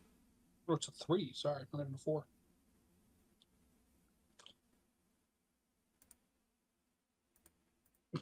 So we're all just hanging out because she can't hit us, so she breaks the charm. Yes, you have been charmed by her. You can repeat it at the end of each of your turns. And if it's successful, you end it and you are immune to it for the next 24 hours. With that being said, that's all she could do for her turn. It is now Zephyr X. So, while you are charmed, you're incapacitated and you ignore the songs of other harpies. If you're more than 5 feet away from the harpy, you must move on your turn toward the harpy by the most direct route. It does not avoid opportunity attacks, but before moving into damaged terrain, such as lava or pit, or takes damage from a source other than the harpy, a target can repeat the saving throw. But you're just going to basically move 5 feet, then you're going to try to take repeat the saving throw. I tried. I failed. I moved 5 feat because of them, feathery titties. Perfect. I fail on this one, I pass on the next one. Or I think I do. I rolled a 13 on what would be the next turn. I didn't even roll that one yet. Yeah, you failed that first one. You gotta beat 11 to pass it. So now the tables have turned. I'm still charmed right now. We're both still charmed until our next turn. At the end of my next turn, I'll be. Since she sees that you're about to break out of the trance, she's like, "Meh!" And she fucking tries to attack you with her claws and her club. She got a nat 1, so what happens on that one? And then she got an 11. Can she do the minimum amount, like 1 point of damage to Zephyr to break his charm? Sure, we'll say he accidentally grazes Zephyr, which breaks him out of his trance, and she's like, fucking caught with her hands up, and now she's freaking out because now you guys are both immune to it. All right, and with that said, it is around the turn. Zephyrak. I'm gonna swing on a bitch, and that is with advantage. Cool. Oh, give me a while.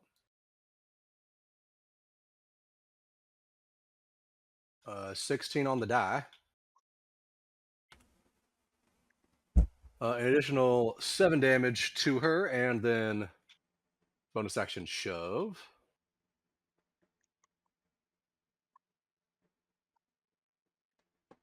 Uh, 9. Does that work? Sorry, 9 what? 9 damage? No, no. It was 7 damage, but then I tried a bonus action shove. Does a 9 shove her? No. Okay. I'll be flying over to this side of her. Okay. All right. Yeah, That is Ace's turn. I would be charmed until the end of this turn. Okay. All right. It is now her turn. She's going to make 2 attacks. 7 and a 12 against you. Do either of them hit? No. Alrighty. It is now Zephyrac's turn again. Cool. Still with advantage. Does a 12 hit? 12 does hit. Perfect. That's not great. That is 5 damage to her, and then bonus action shove again.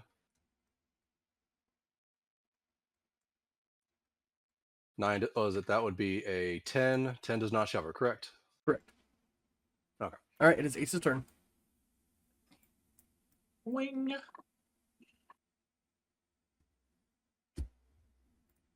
Does a 12 hit? Yes, it does. That is 4 damage.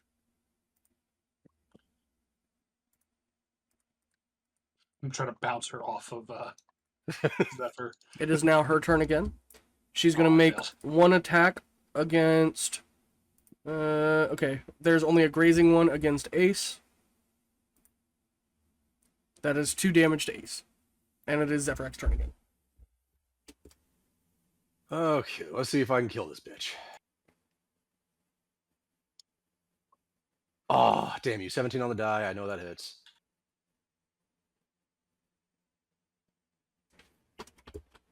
Seven, that is 8 damage. All right. The Harpy has been defeated. And with that,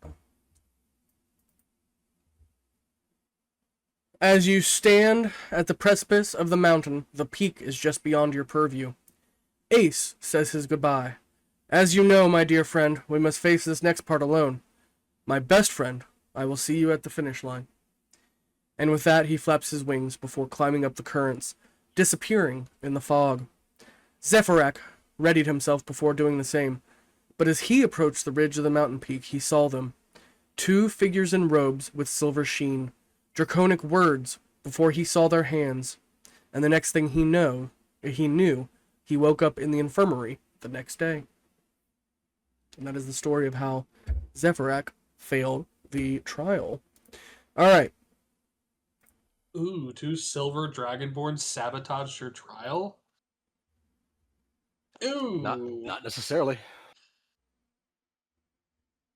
It definitely wasn't good. No, it definitely was not good. It sounds like 2 silver dragonborn sabotaged your trial, because that was the last thing you saw was them outstretching their hands towards you, and Then something draconic. Yeah. Could he make a roll when we get back to regular sessions to see if he remembers what they said to ask us about it?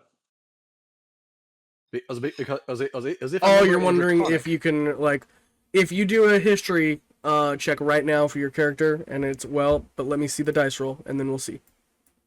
Okay, hang on. I'm pulling up Zephyr stuff. That's the intelligence, isn't it? Yep. Zephyr actually has a great intelligence. He has a +5. I know it's a pretty good What's shot, your but we'll history see. though? What's your history? It's just +5. I'm not proficient with it. Okay, hold on. Here. This black die right here.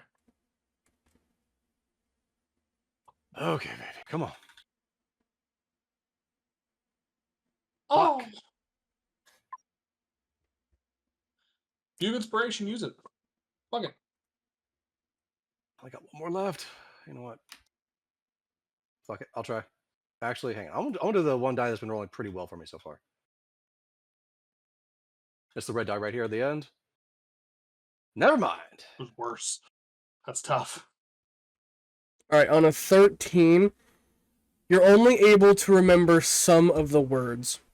However, you'll know that they said something akin to, you don't show the power that's been held within the willow tree, so you will not pass.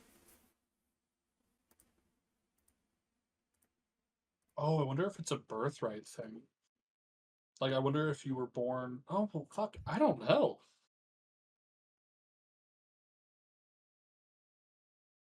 That's a tough one, bud.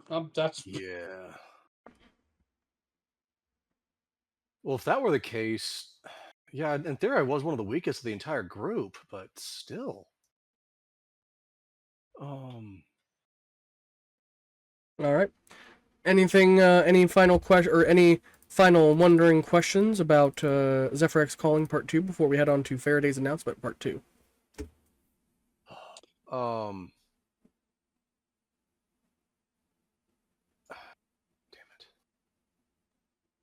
Would Zephyr recall Ace, like anybody else saying or making any strange note about the events within the trial after he woke up at the infirmary? After he woke up, Mother, anything like that. everybody else would have been placed. He would have never had any interaction with them, really, except for Ace when he did see him later. What about Irex? Was Mother Willow? Would she have been like would I remembered anything at all from like returning from the infirmary at all? Like even a blip of anything? Like who would have? She would have just simply comforted you. Okay. She would have been very remorseful about the fact that you didn't pass, but like, you know, she understood. You were doing your best. You just tried as hard as you could. She had really high hopes for you. All right. Ready for Faraday's announcement Part 2? Yes. Yeah, let's do it. So many questions, so few answers.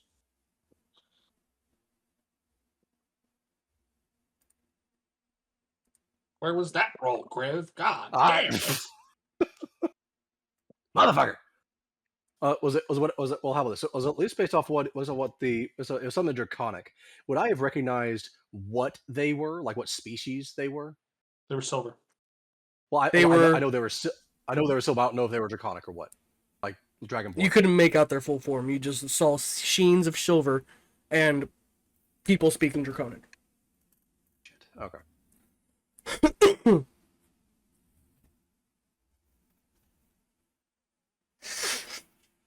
You saw silver, sheeny humanoids speaking draconic, waving their hands.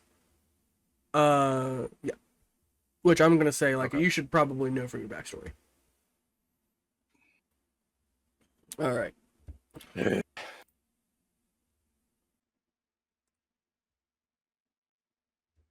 Oh my god, is this the birth of Abazor's son? Probably. Griv's an uncle. Another lazy day drifts by, as Faraday longingly looks outside of her fortress windows. She can see the horizon, Dragon's Gate, a beacon in the sky. Every night she comes to look out at the obsidian sky, devoid of illumination. She can always see the bright orange moon of the Mage's continent, but her eye is always set on that faraway paradise, the bastion of all dragon kind, and the center of the world. Haran, ever in the background, is sat by, ready to meet the insane demands she is apt to give. Blasted! If only I wasn't cursed with this parasite. I'd be there on the front lines, I tell you. Like our ancestors before us, Haran. If the Justicars were to walk back into Dragon's Gate, the war would be over in an instant, she shouted, abruptly flipping the table she sat in front of with the bump of her stomach. Haran, sighing the entire time, strutted across the room before sweeping up the mess and taking it swiftly out of the room.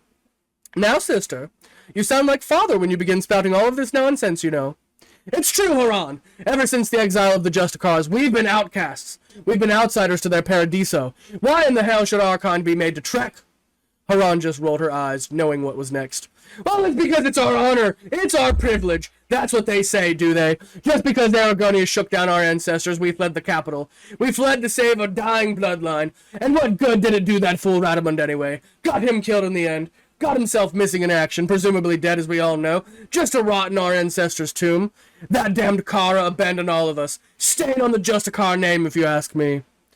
You sound just like father now. Stop it, Faraday. You know the stories are muddled, and anything could have happened back then.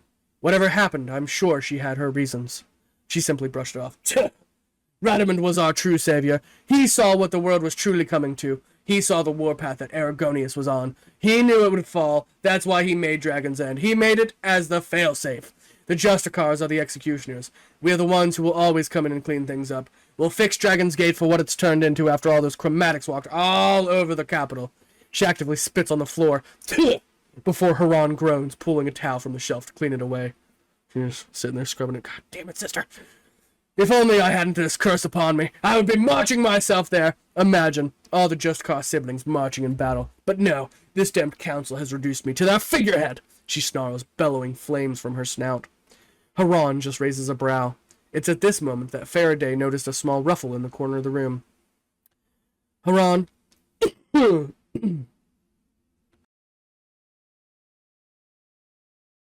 Don't die on us now. There's still a story to be told.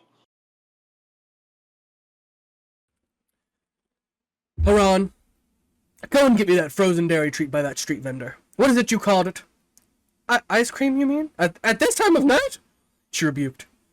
My satiety is the most important thing, or have you forgotten? She lashed out before fanning the embers of her throat. Haran just groaned. Very well, sister. I'll be back, she complained, before rushing off. Ray, what's the latest from the front lines? I trust you have news for me, she said before falling back into her chair, as Haran closed the door behind her. Yes, ma'am, it's important. I figured. You never give me a sign like that unless it's urgent.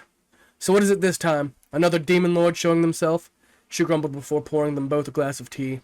She slowly stirred the bamboo stick across the hot coals, before dancing it across the china splayed out on the table, slowly pouring from the decanter of water as her flame trickled down her tongue and onto the metal, but just as her heat began caressing the coals, it fell short, sealing itself before a choking silence, with wide eyes and the shatter of a plate as she dropped it, hearing the next words out of Ray's mouth. Kriv is dead, she whispered. You lie! You're a dog! You disgrace! Get your eyes checked! She shouted. The next moment the table was across the room, the kettle, the china, all sent out the window, and her flames were already tearing the fabrics and linens in the room to smolders, as the heat began to intensify around her. A slight crackling from her scepter, always at her side, began to awaken as her eyes pulsed with electricity. Please, Mom, don't cause a commotion, or else I'd have to. You'd have to what, you dirty parasite? You'd have to show yourself? How about Anyo show his dirty face? He said he's got it handled all this time, eh? Well, bring me to him. Bring me to him now, you dirty bitch, before I rain hell down on you and your little Vecnian dynasty, huh? You assured me that it would all be fine, didn't you? Yet you sit here now, telling me you were unable to defend my little brother? She screams, pinning her against the door, the rumbling of guards pounding on the door and asking for her response on the other side. The slender frame sat under her, looking up at her, like a frightened rat in a cage, a prey looking up to the predator, before being consumed. But in an instant, Ray was behind her, a dagger to Faraday's throat. Ma'am, with all due respect, we did everything we could. We had charted a course for him to arrive where the thunder strikes the loudest. But the Draconis fellow, he charged in after Oral, with his servants of Arcadia in tow. We tried to correct his course, but Anyo couldn't stop them. They were walking into the den of Vaprak and Oral's nest, an army that was brought down to them. Your brother made a difference, ma'am. A snarl was met without response, as Faraday flipped around, staring in her eyes. You think you can hold a dagger to me, Rayanne? You've gotten bold, haven't you? The energy in the room began to cackle and surge between the two. A certain kinship, a similar power between them. You know the Vecnian dynasty stance. Or, wait, no, sorry, this is her. You know the Vecnian dynasty stance, ma'am. We save who we can. It's the most we can do. If you don't like it, take it up with Anyo. But you never even let me finish. There's still a chance he can come back. His soul has been ferried, but Anyo knows where it is. He can still come back. He just has to survive. She trailed off. There was a certain longing behind the mask. Through the sounds beyond the door, now coupled with Haran's protest pounding on the door, Faraday simply locked it. She walked to her chest at the foot of her bed, before slowly unveiling her robes and her crown, placing them on her head. She donned a set of slender armor that snugly fit her frame, a light armor that encapsulated her figure, fitting to her form, with a small protrusion of a belly bump. Ma'am, what are you doing? She stared confusingly, ready to abandon the room at any moment just to not be discovered. It's simple. You said he can come back, and it's obvious I can't trust Anyo, so take me to this Anyo person. I think it's about time we met face to face, she grumbled. Oh, and one more thing, she said before trailing across the room, unlocking it for a brief second before grabbing and pulling Haran in, locking the rest out. Faraday? What in the devil's going on? Who is this? More and more questions. No time, Haran. We need to help Kriv. Get ready. Haran was speechless at this point, but just stood idly by. You mean to stain her eyes with the forgotten, she cried. Eventually, you'll come to realize, us Justicars don't exactly play by your rules. And what of your son? He is my son. So what if he is born in battle? So what if he witnesses blood in the womb? In the end, he will witness me. And that is the end of Faraday's announcement part 2. Fuck. I hope that Dune's not around when she shows up. I don't want to get yelled at by her. Because I showed up super late when you guys had already died, and I'm going to get fucking hollered at. Yeah, she's a little intense, huh? Just a smidge. Just as of Kriv's history, I'm pretty sure at some point within the downtime, the long rest, and everything else, Kriv would have told you about his sisters. Haran is a cleric, a very powerful one. Well, she is a cleric in training. Mother is the very powerful cleric. Haran is a storm sorcerer is what I originally had her at. Yeah. No, Faraday's the storm sorcerer. Yeah, Faraday was. Brother, you think after almost 2 years, I don't know about your fucking Kriv's family? And that's We did a whole fucking quest to avenge you and restore your honor. I don't know if you remember this. This is what I was trying to remind you. Yes. Okay. We have been in for 2 years, you know. Yeah. All right. Are we ready for Adune's training part 3? Yes. Yeah, let's fuck around and find out. Yeah, anything to say about Faraday's announcement part 2 before we move on? The Faraday better not lose a child. If not, Kriv's gonna be very disappointed as a potential uncle, and I don't know how Abazor would feel about that. I'm terrified about her coming out to fight. Yeah. Like, you think Abazor is reckless now? Already, as a frontliner? I cannot imagine how reckless he would fucking be. Because just remember, when he had Azalea, the amount of, like, I take it. I'm not dodging, I take it. And that wasn't even his fucking kid. That was an orphan we found. Mm-hmm. I can't fucking imagine how he's going to behave about his own fucking blood. God. The mother of his child and his child.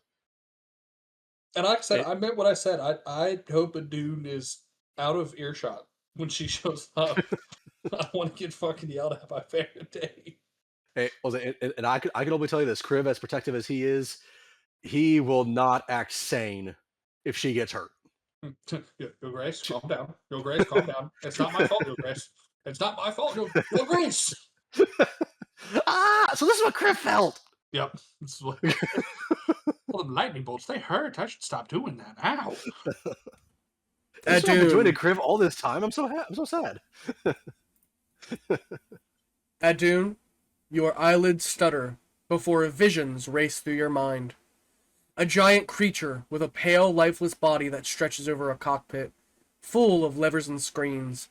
His eyes rest atop a misshapen head that has been surgically transplanted onto the giant body. A humongous gray corpse in a white robe. The neck split crudely, while the head has been augmented with hundreds of unblinking eyes, stitched into every pore atop the face. His fingers trace with lightning, slowly tapping the frame of his chair. 12 taps. 1, 2, 3, 4, 5, 6, 7, 8, 9, 10, 11, 12. Then silence. Then 12 taps. 1, 2, 3, 4, 5, 6, 7, 8, 9, 10, 11, 12. Then silence. As your vision strains, you can see the threads falling loose from his skin as the head begins to crumble. A smile twists around his bulging eyes before all the eyes look at you, sat in his domain. Memories of your past interactions come flooding back. You hold up your arms to the light, trying to brace as you feel the pressure of his laugh erupting forth, blood spattering across the walls. His hand falls forward before falling from his body, lifeless and limp. As it rolls towards you, the size of a tree trunk, you can see the cards held within his hand. He begins laughing as his eyes slowly begin to close. Of the hundreds of eyes, you can see that some have already permanently closed, welded shut with stone-crumbling bits in between. And you hear him speak. My time was over, so I intervened. We had fun, didn't we, Nina? Adun. You hear as the whispers fade out. The 12 cards in his hands, as you awake, are now in yours. The sun, the moon and the star, the emperor and the empress, the high priestess, the hierophant, judgment and justice, the magician and the chariot, the lovers, the hermit, the hanged man, death, and the fool, the world, the devil. You run your fingers across the gold and ivory embossed cards, trying to make sense of it all. You turn the cards over one by one. They're all decorated with the same symbol. A tower with 12 floors. What could it mean?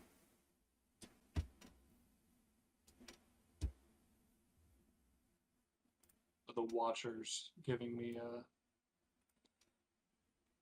final goodbye.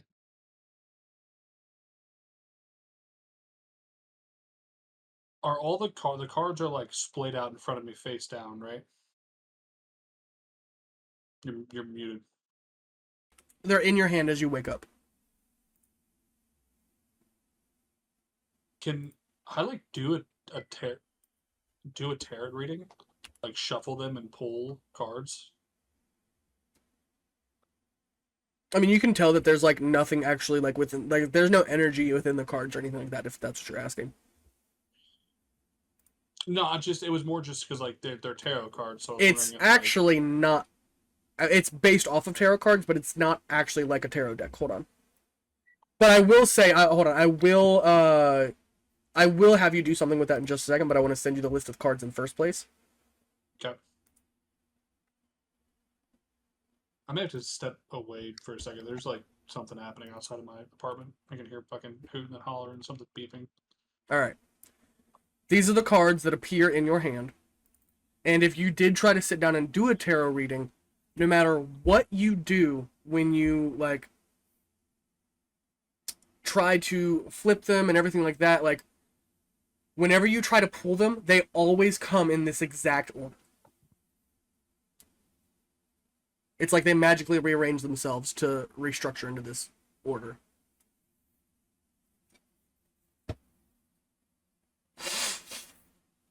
When I look at the cards, are there anything like any symbolism present on them of other gods? Nope.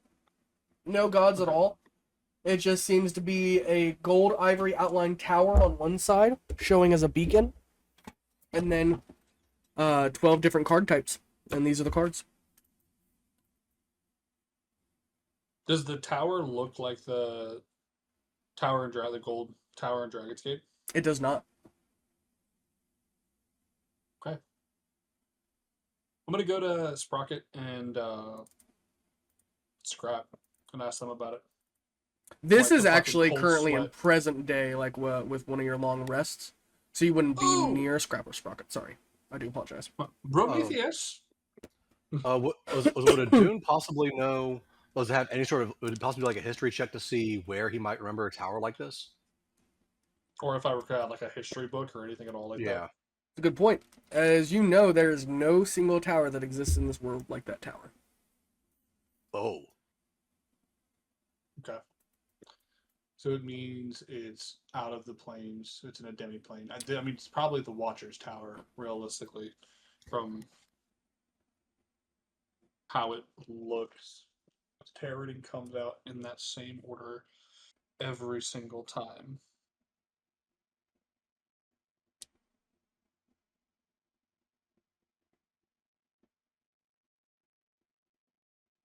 So odd.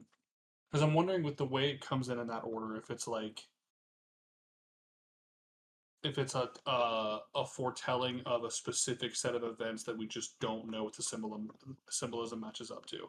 Like I wonder if each one, like the sun, the moon, and the star, the emperor and the empress, I wonder if each of them refer to a person or event that we don't know about yet. And the reason that the cards will not go in any other order is because that is the order of events of which things will occur.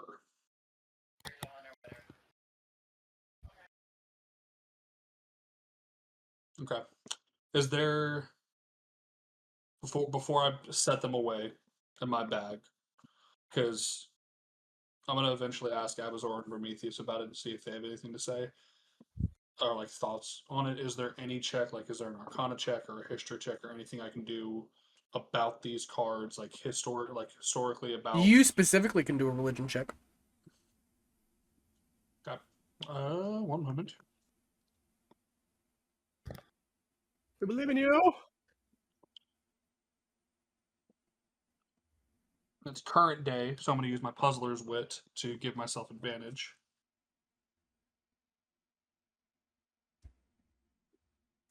Try here these two reds.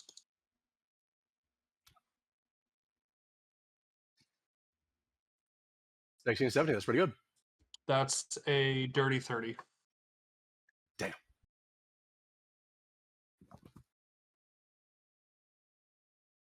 So you're not sure exactly what it means. This is a very strange terminology. You know that this deck of cards isn't supposed to exist in this world, so it's remnants of another world itself. And if you were to ask Sprocket, he would basically say the same thing. Remnants of another world, who cares, right? He doesn't even concern himself with things like that. But what's important that you do glean from looking over the cards is it seems like it's a selection process. But you don't know for what. Can I infer if this selection process is like somebody can pull a card for a selection, quote unquote, or if the selection process is from the order in which the cards lay out? Neither. It just, these are the cards that signify a selection process. It doesn't have anything to do with the cards that you've been given. It's just clues of a process that has, like, a process that may have started already. May or may not have, yes. Yeah. Okay. Okay. That's what the clerics of old that you've heard whispers of. Oh, yes, yes. The Bibble. Yes. It's an old history book. The Bibble telling you of a selection process of 12 cards. I wonder if Alright. it's like 12 gods. Okay. All good? Yep, I will be right back. They're fucking, I hear a fire alarm going off, and if they set the fucking dryer on fire again, I'm gonna freak out. Okay. One Again? moment. Yes. Jesus. Well, actually, while he's gone. Be the third time, actually. Jesus Christ! Why? They don't need to wash dynamite. It's explosive. You don't need to fucking wash that shit. What's on your mind?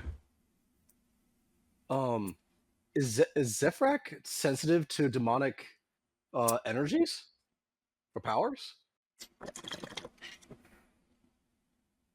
I mean, he was sensitive to some sort of power that day. It's probably devilish. Because you can infer that Ace told you that, there's devil influence. Yeah. Okay. So maybe that's why they were all doing so good, because they had devilishly enhanced items and you didn't. No, I recognized that part, but I was thinking like in the future, if we were to run into something, if I could basically I could possibly use that. No, I'm not use my giving own you a history. free ability. No, fuck off. No, I wasn't saying free ability. I was saying can I possibly get some like advantage or something like that on a roll? Okay. No, you're trying to get favored foe right now. Fuck off. No, actually, no. I'll say like on an investigative check. That's literally what favored foe is, Kriv. Oh. You literally get it as a ranger feature. It's either favored foe or enemy or something like that. But it says, when making investigations checks about these, you specifically gain advantage. No, you're not getting a free feature. Oh, I didn't know that. Oh, yeah. Never mind. They did not set anything on fire. We are fine. Okay. Okay. All right. Not Anything to say about Dune's Training Part 3, the finish? Yeah, I gotta hit the books. I need to hit the books and go figure out about this. I also, the 12, Pro tip, like I you said, will is- actually, this is very recent information. You will not see anything in the history about what I've attached to you today. This is technically a sneak peek of something that'll come in the future within the Wandering Isles, but it's a little sneak peek for you to chew on until then. I'm trusting you with this, Logan. Okay. But you won't find much knowledge about it in this current world. I'll tell you that. Okay. All right. Okay. Fair enough. Tuck it in my pack for safekeeping, yeah. There you go. All right. Are we ready for the Zephyrak's Calling, Part 3? Yes. Let's fuck around and find out.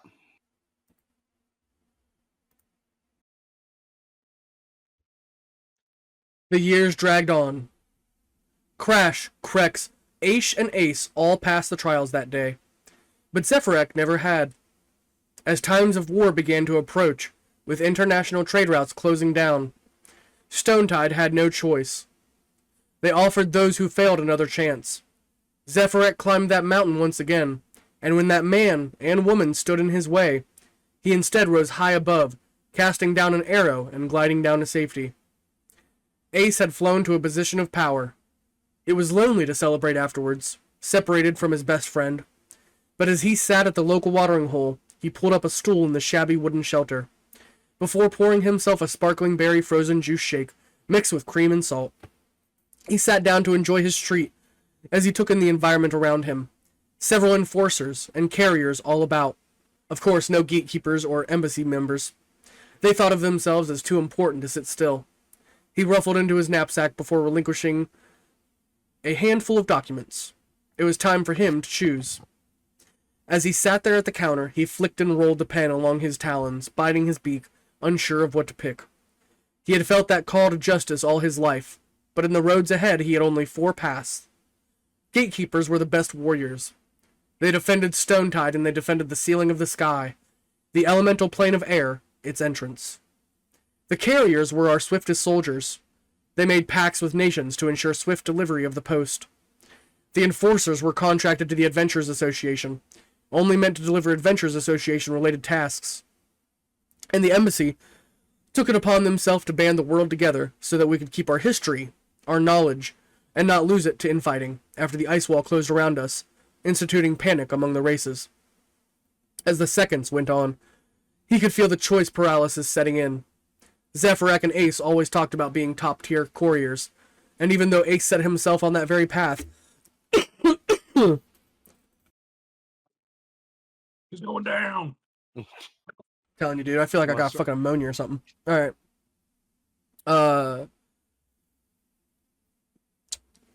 Even though Ace set himself on that very path, he had been plucked by Scritch, right-hand man to the leader. He now served as his aide. Now what was Zephyrak's path if Ace wasn't there to fly by his side? As he mulled over his choices, he felt the presence of eyes over his shoulder.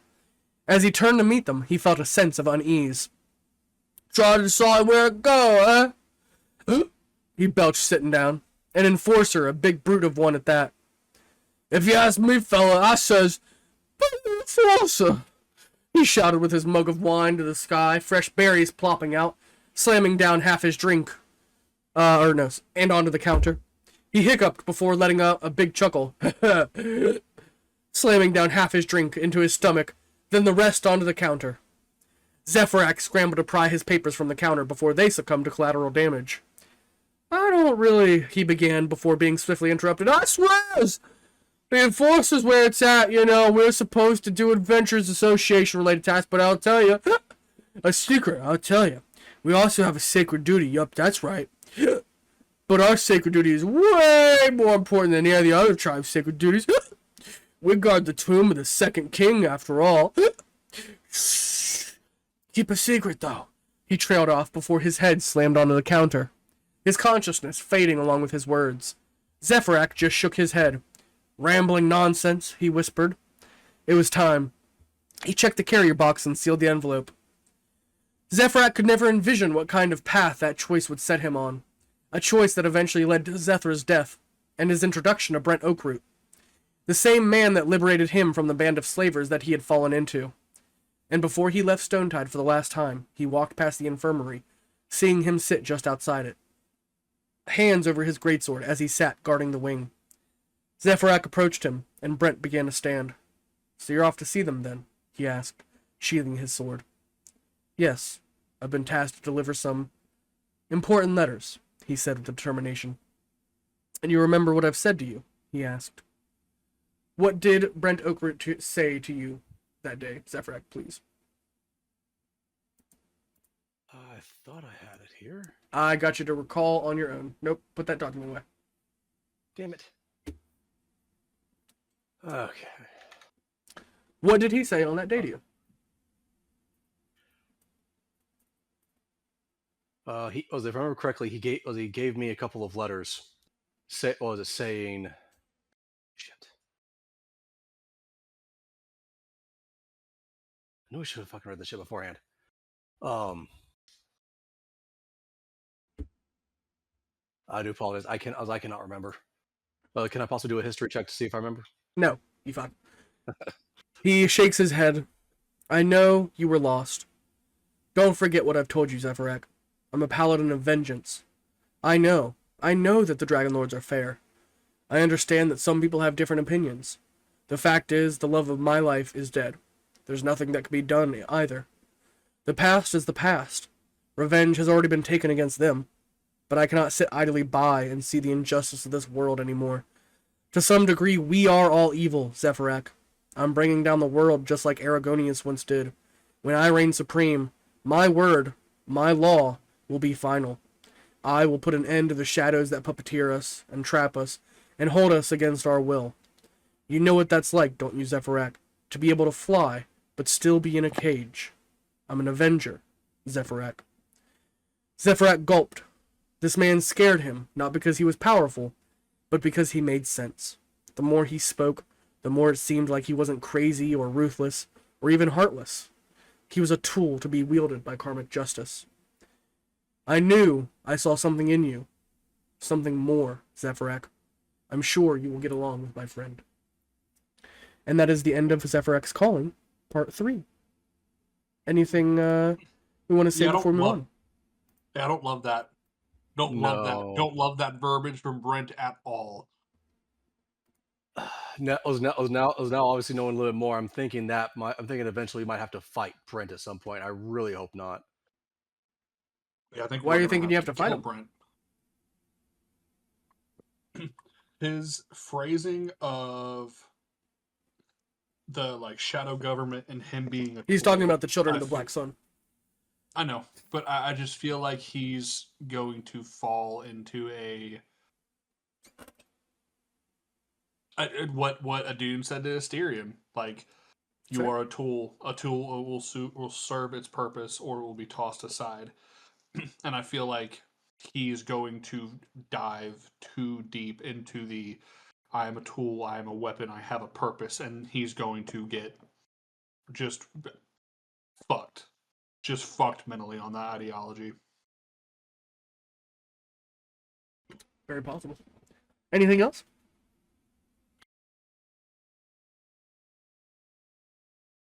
Yeah, Zephyr. Hey, buddy. Where's all this fucking information been, huh? Abazor says I keep secrets. That's bullshit. I find out about all your fucking secrets, and I just don't rat you out to Abazor. I will admit I didn't quite think that these were secrets because it was never really relevant until now. Help me, I don't remember. You're trying to remind me of Crib's backstory. You don't even remember Zephyr's backstory. This is a bunch of bullshit. God damn it. Yeah, there's a whole bunch of important stuff that's been revealed during these Survivor episodes. All right. Are we ready for the final part of the night? Faraday's announcement, part 3. Yes. Oh no, yeah. Oh no. I have a bad feeling about this one for someone. I don't know who the someone is.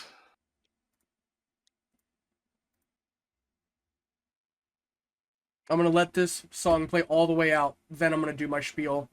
Then I have another song to play us out. Yeah.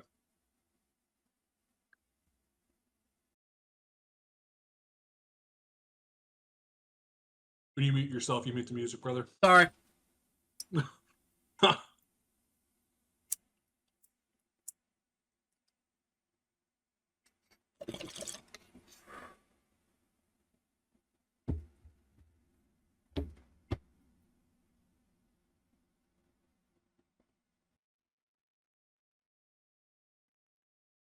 Snow and ice, cascading across a desolate wasteland, glittering against a pale sky.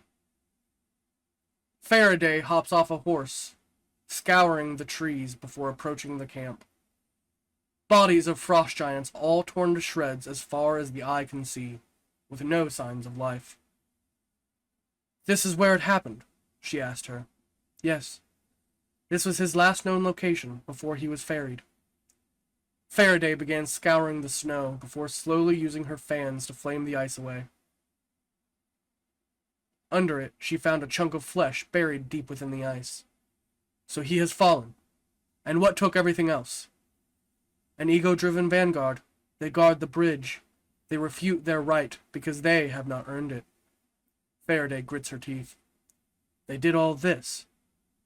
Well, your brother's friends did most of the heavy lifting. It just paved the way. And now she clenches her fists. It's time. Take me to him. I can't do that. You know I can't. You haven't passed the 6th trial. And every time I enter that door, I walk right back out with a damn headache with no memory. You're telling me my brother and them, they met Anya, but they haven't passed the trial, then how the hell did they meet? It's different. He projected himself into a domain. Teleportation is normally not allowed through the ice wall, but he can project himself astrally to circumvent that. He can do it. Others cannot unless you're talking about divine sparks that can transcend space. She simply looked back at her. So where is he then? She said with burning eyes. And as if by magic, a doorway appeared, veiled in light. As she crossed the threshold, she felt the demiplane jettison forward as she stepped through and on to the other side, a shadowy figure sitting down writing in a leather-bound journal across from her. "Oh, so very interesting. So you're telling me that the Oberiths, they're older than the universes?" He whispered, mesmerized. "Cut the crap, Anyo. Drop the Researcher Act. Where is my brother?" The journal snapped shut. Anyo simply looked up at her. "Oh, Faraday! How nice it is to meet in person. I take it the journey didn't cause any turmoil for you or your son?" he asked. He began to wave his hand about, strolling with his chin wagging. "You know, this demiplane is brilliant. It's one of the Wanderer's inventions. It's one of the ways I've circumvented the normal restrictions of this world because it allows me to astrally project myself here or there. Even some gods have made use of it a bit. I just wish I could expand on this technology. You know, I'm quite adept at analyzing." "Anyo, where is my brother?" she said through gritted teeth. He coughed before standing up. "I'm sorry, Faraday. He's dead. Well, half dead, to be more correct. His physical form is gone, sure. But his soul, it's chained in a Lego, in fact," he said with a sharpened index finger. "A Lego? What the hell is that?" she said with a shaken head. Oh, of course. You don't know too much about the outside world, do you? Well, Alego is where all souls go to die, of course, he said with another finger waggle. Anyo, choose your next words carefully. Are you saying my brother is currently wandering through the fields of the graveyard alone? She muttered through embers and coal-filled breaths. Well, he will be for a bit. He had some help in the beginning. But as long as Draconis makes it to the lanterns in time and Lucius recalls his chain, he will be bound back to Avenc and stuck within the ice wall once again. So he's in the outside world. Take me there, then. Immediately. Oh, I can't do that, Faraday. He chuckled before placing a hand on her shoulder. And why is that? Her eyes began to furrow. Oh, well, as you've known, only those who pass the 6th trial, and that means anyone who passes trials 1 through 5 can do so, can take it. Anyo, I've had enough of your games. You're trying to keep me from him. You're spouting lies. You're gatekeeping this outside world. What makes you so different from the people who trapped us here? She said as she hurled herself across the room at him, but to a puff of smoke as her hand went right through him. She angrily tore at the wall as he stayed nearby with a smile. Faraday, I understand your concerns, but hear me now. I protect those within the wall. I will eventually bring it down, but those who walk outside it are subject to horrors beyond their comprehension. If I was to let anyone walk out here, then what would I be, allowing them to walk into their death with nothing to show? Yet you stick my brother to your idea? You gamble his life in this way! She shouted at him in rage. Faraday, please, see the side of sense here. Your brother's friends, they're on their way to save him, are they not? Do you not trust them? But if they are helping inside, then can't you help him on the outside? Can't we help him? Anyo cleared his throat. I will not. And why? Why not, Anyo, you damn dog? Showing your true colors now, are you? Just like you turned your back on the Justicars all those years ago. Radamund asked for your help, did he not? He asked your father, and your people told him no. You Justicars ran, Faraday. Anyo's gaze begins to turn cold. The Draconises stayed. We protected them. You faltered.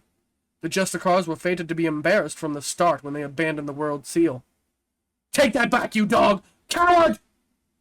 We even saved your ancestors from Aragonius, did we not? Faraday, you misunderstand the relationship here. We have said it time and time again.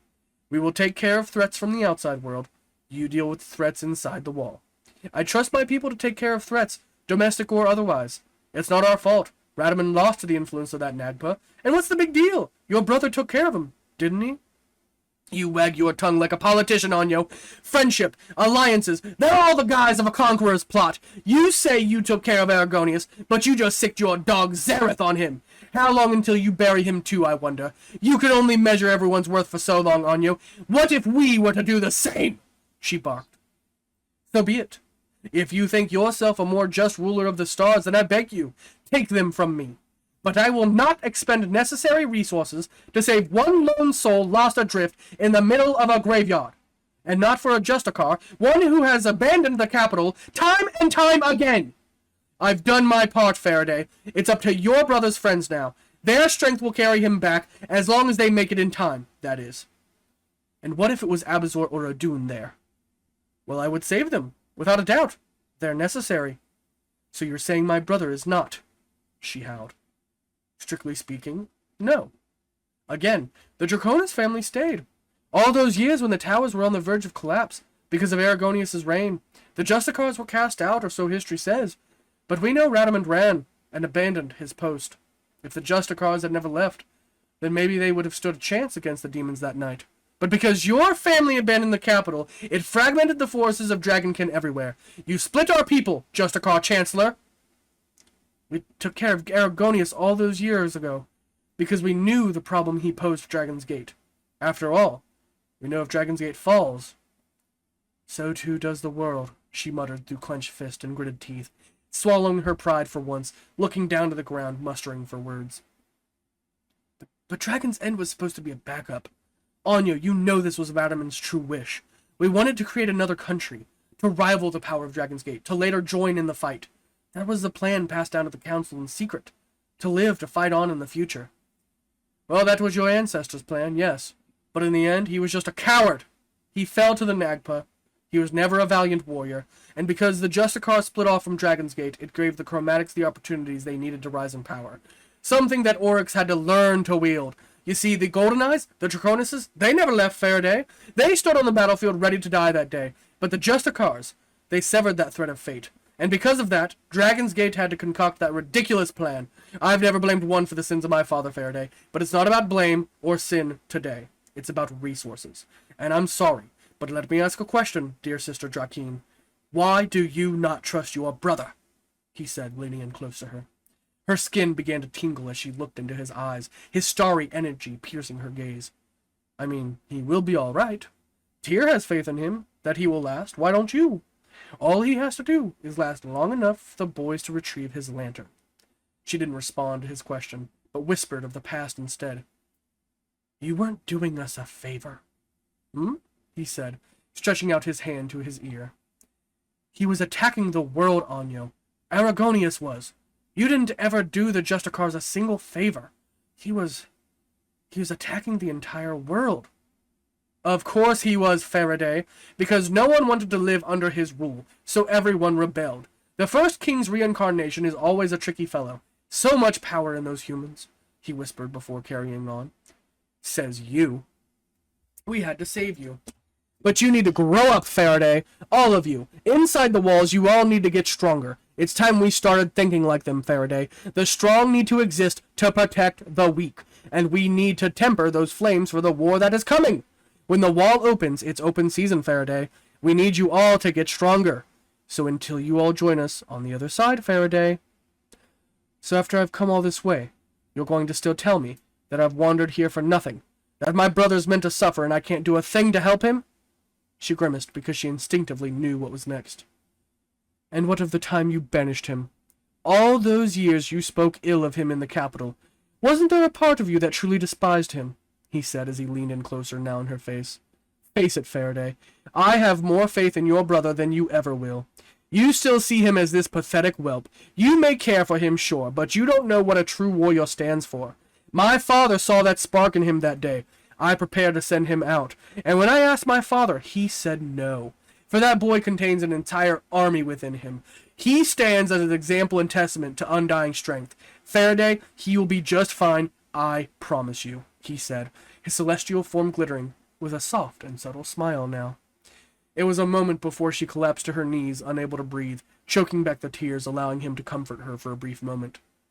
When he makes it back, when they face the 6th trial, they will win, I'm sure of it. And they will finally help me deal with the outside world, Faraday. With them by my side, we'll open the gates of Shangri-La together. We'll show them strength. We'll show them our courage. She could only look up at him.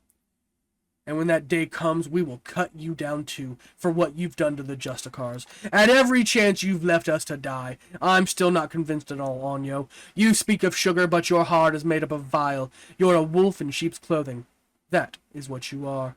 You'll do anything to keep your throne, won't you? Anyo's smile began to fade, as his cold eyes pierced her fiery eyes yet again. No one likes a sore loser, Faraday, he said before turning around, picking back up his journal and slowly scanning it. The Vecnian dynasty will do what it must to preserve humanity, and all Drakeem. If it turns out that Kriv was so weak as to die in the wasteland, then I am truly sorry. Are you really? She spat. He looked back behind him once again before holding his hands up, ready to snap his fingers. I'm sorry, Faraday. It's my responsibility. As the king of this world, I have to ensure my people, the ones I protect, are safeguarded.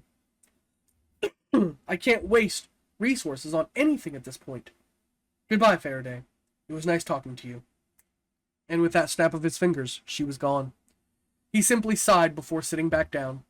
He opened up his journal as he held his hand in front of him, unveiling a chessboard with several pieces. A paladin approaches from the other side of the room in silver and blue armor, wearing the crest of Dragon's Gate. It's slightly tarnished and rusted. Sit, he says, waving him down. He thumbs through the pages, wanting to write, but his eyes drift up to the chessboard. The Justicar fellow. He is quite a useful piece. Maybe we should send him. Your father. He says he saw something in the boy that day. He should be fine. Anyo slowly twirls the pawn around in his hand, staring at the paladin across from him, as he drops his equipment next to him before plopping down, his heavy armor crashing and thudding, causing the sound to bounce off the walls of the small room. 2 greatswords fall to either side of him. Well, Avzor will make it in time. He keeps correcting the course. Although the other one, he's an adventurous one, that one. No wonder they've become best friends. Just like their fathers, wouldn't you agree? The paladin simply stared back at him with red eyes and exalted breath. He will retrieve him. There is no doubt. He didn't take the oath. Do you think he will in due time? It doesn't matter. His heart upholds an oath stronger than that of the icebreakers. He cares to rot and bring forth peace for our people. And what happens when he realizes there is no throne to seize? Our council has always stood the testament of time. No matter how many pillars have stood, he will assemble them in your order. And what if he's not happy with the poster child role, a figurehead? He was never meant for court. He was meant for war. The throne never suited him anyway. He always did like staring one down on the battlefield instead.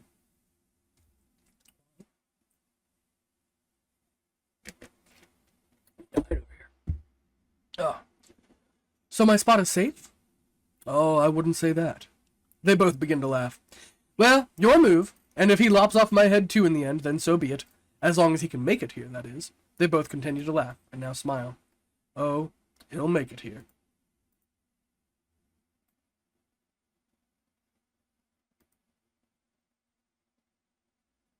Oh. Yeah, that's a lot to unpack. But by the way, I had no idea that Radaman lost any sort of influence to the Nakba. Literally, all I knew was that Radaman and eventually Kara basically fled. Brother, you were there with the Survivor episode when he fell to the Nakba. What are you talking about? Yep. No, he fell to the Nakba. Yes, I understand that. But what I was saying, it was a fault of influence. I didn't realize it was being influenced like that. That's No, he fell to the influence of the Nakba. The Nakba influenced the kingdom and then killed him. Yeah. That's what that Okay. means. That's what I misunderstood. My wizard brain is just whirring right now, and I have concerns about the future between the three of us. Why you say that? Adam has visions. Adam has an eye for the future. 3 of them for the future, and I can see where some hard lines between the 3 of us might start to get drawn on some things. You think so? What about? Yeah. What about? I feel like there's going to be a much more significant conflict between the Justicar family and the families in Dragon's Gate. You think so? And I feel like there's going to be a very clear divide and a pretty fucking clear line that's going to have to be drawn. And, you know, I know things about the Draconis and the Golden Eye that I can't exactly share. And those lines need to be held for the future and for the purpose of the future. And those lines are already set in stone. And I feel like there's going to be harder lines, even more so set in stone down the line. And I have concerns of war amongst the stars between the 3 fucking families. Really? What? My word. Well, I go and tell you this: Kriv has no interest at all in any sort of like seed or political throne or anything like that. So Anu and the Paladin, 100% right on that. He does, but he does stand. Oh, that's not who they were talking about. When I say that, I don't think it's going to be a war for a position. Like, God damn it, Storm! Why do you always like have me fucking gagged on certain shit? I cannot reveal. You can share whatever you want, brother. I don't care. That's not true. That's not true. Don't lie to me. You can literally share anything that you are choosing to share is completely on you.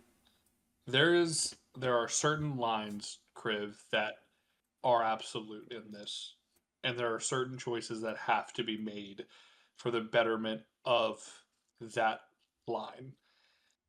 Adam is going to make those choices. And it's not going to be for a seat on a throne or a position. It's for a greater end to things. And I am worried about the future in which where the 3 of us stand on that line. Because Adam is going to spearhead it. And he is worried about where Kriv and Abazor will stand on the other side of that line.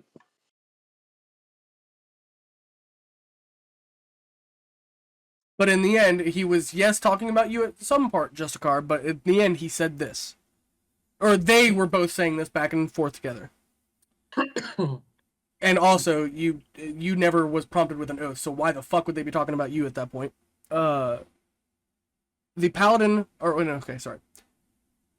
The Justicar fellow, he is quite a useful piece. Maybe we should send him. Your father, he says he saw something in the boy that day.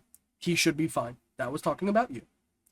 Mm-hmm. Anya slowly twirls the pawn around in his hand, staring at the Paladin across from him, as he drops his equipment next to him before plopping down, his heavy armor crashing and thudding, causing the sound to bounce off the walls of the small room. 2 greatswords fall to either side of him. Well, Abazor will make it in time. He keeps correcting the course. Although the other one, he's an adventurous one, that one. No wonder they've become best friends, just like their fathers, wouldn't you agree? The Paladin simply stared back at him with red eyes and exalted breath. He will retrieve him, there is no doubt. Speaking about Abazor. He didn't take the oath. Do you think he will in due time? It doesn't matter. His heart upholds an oath stronger than that of the icebreakers. He cares to rot and bring forth peace for our people. And what happens when he realizes there is no throne to seize? Our council has always stood the testament of time. No matter how many pillars have stood, he will assemble them in your order. And what if he's not happy with the poster child role? A figurehead. He was never meant for court. He was meant for war. The throne never suited him anyway. He always did like staring one down on the battlefield instead. So my spot is safe. I wouldn't say that. They both begin to laugh. Well, your move. And if he lops off my head too in the end, then so be it. As long as he can make it here, that is. They both continue to laugh and now smile. Oh, he'll make it here.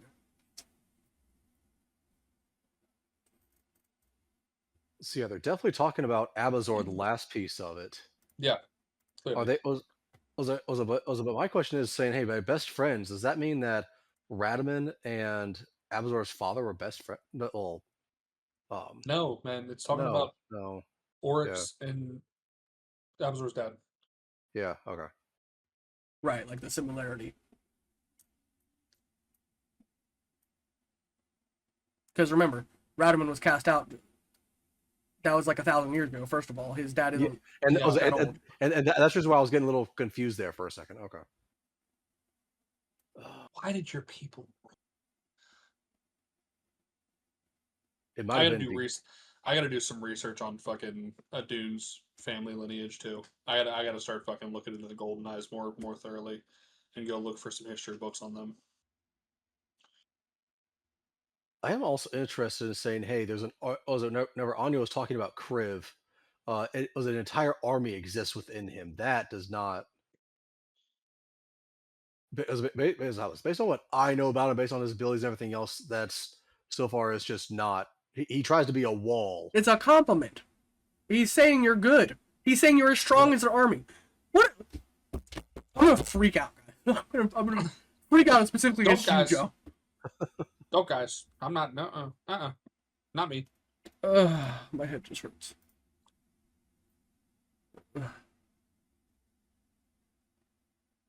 Ooh, okay. I'm gonna have to get some shit written out. Yeah, what are the final thoughts? I just watched the Watcher die. What? Adam, you think that's what Adam is preparing. Adam is preparing for a future he cannot see yet. I can't.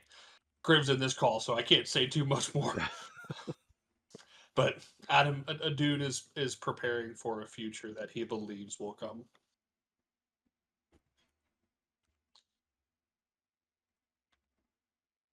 I'd be interested to see what that future entails, sir. I am putting 3 tabs into the Dragon Gods document. One called Orphan's Farewell. 4 tabs. One called Adune's Training. One called Faraday's Announcement.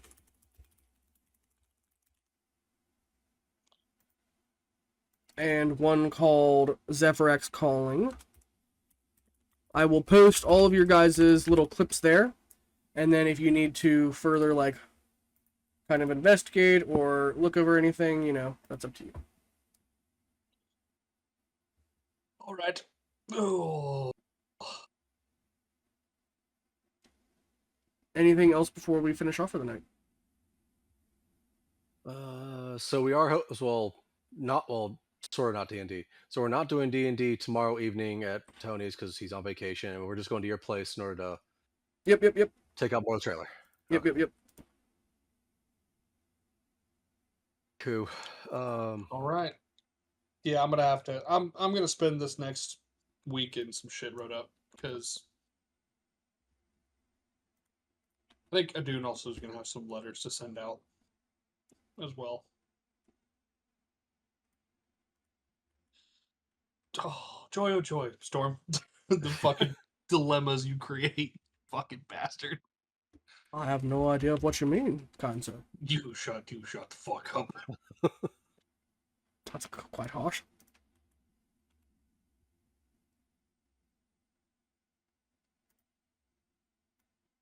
All right, well, blessings and good tidings. Peace out, gentlemen. Yep. See y'all- Have see y'all fun. Be tomorrow. safe. Yes, sir.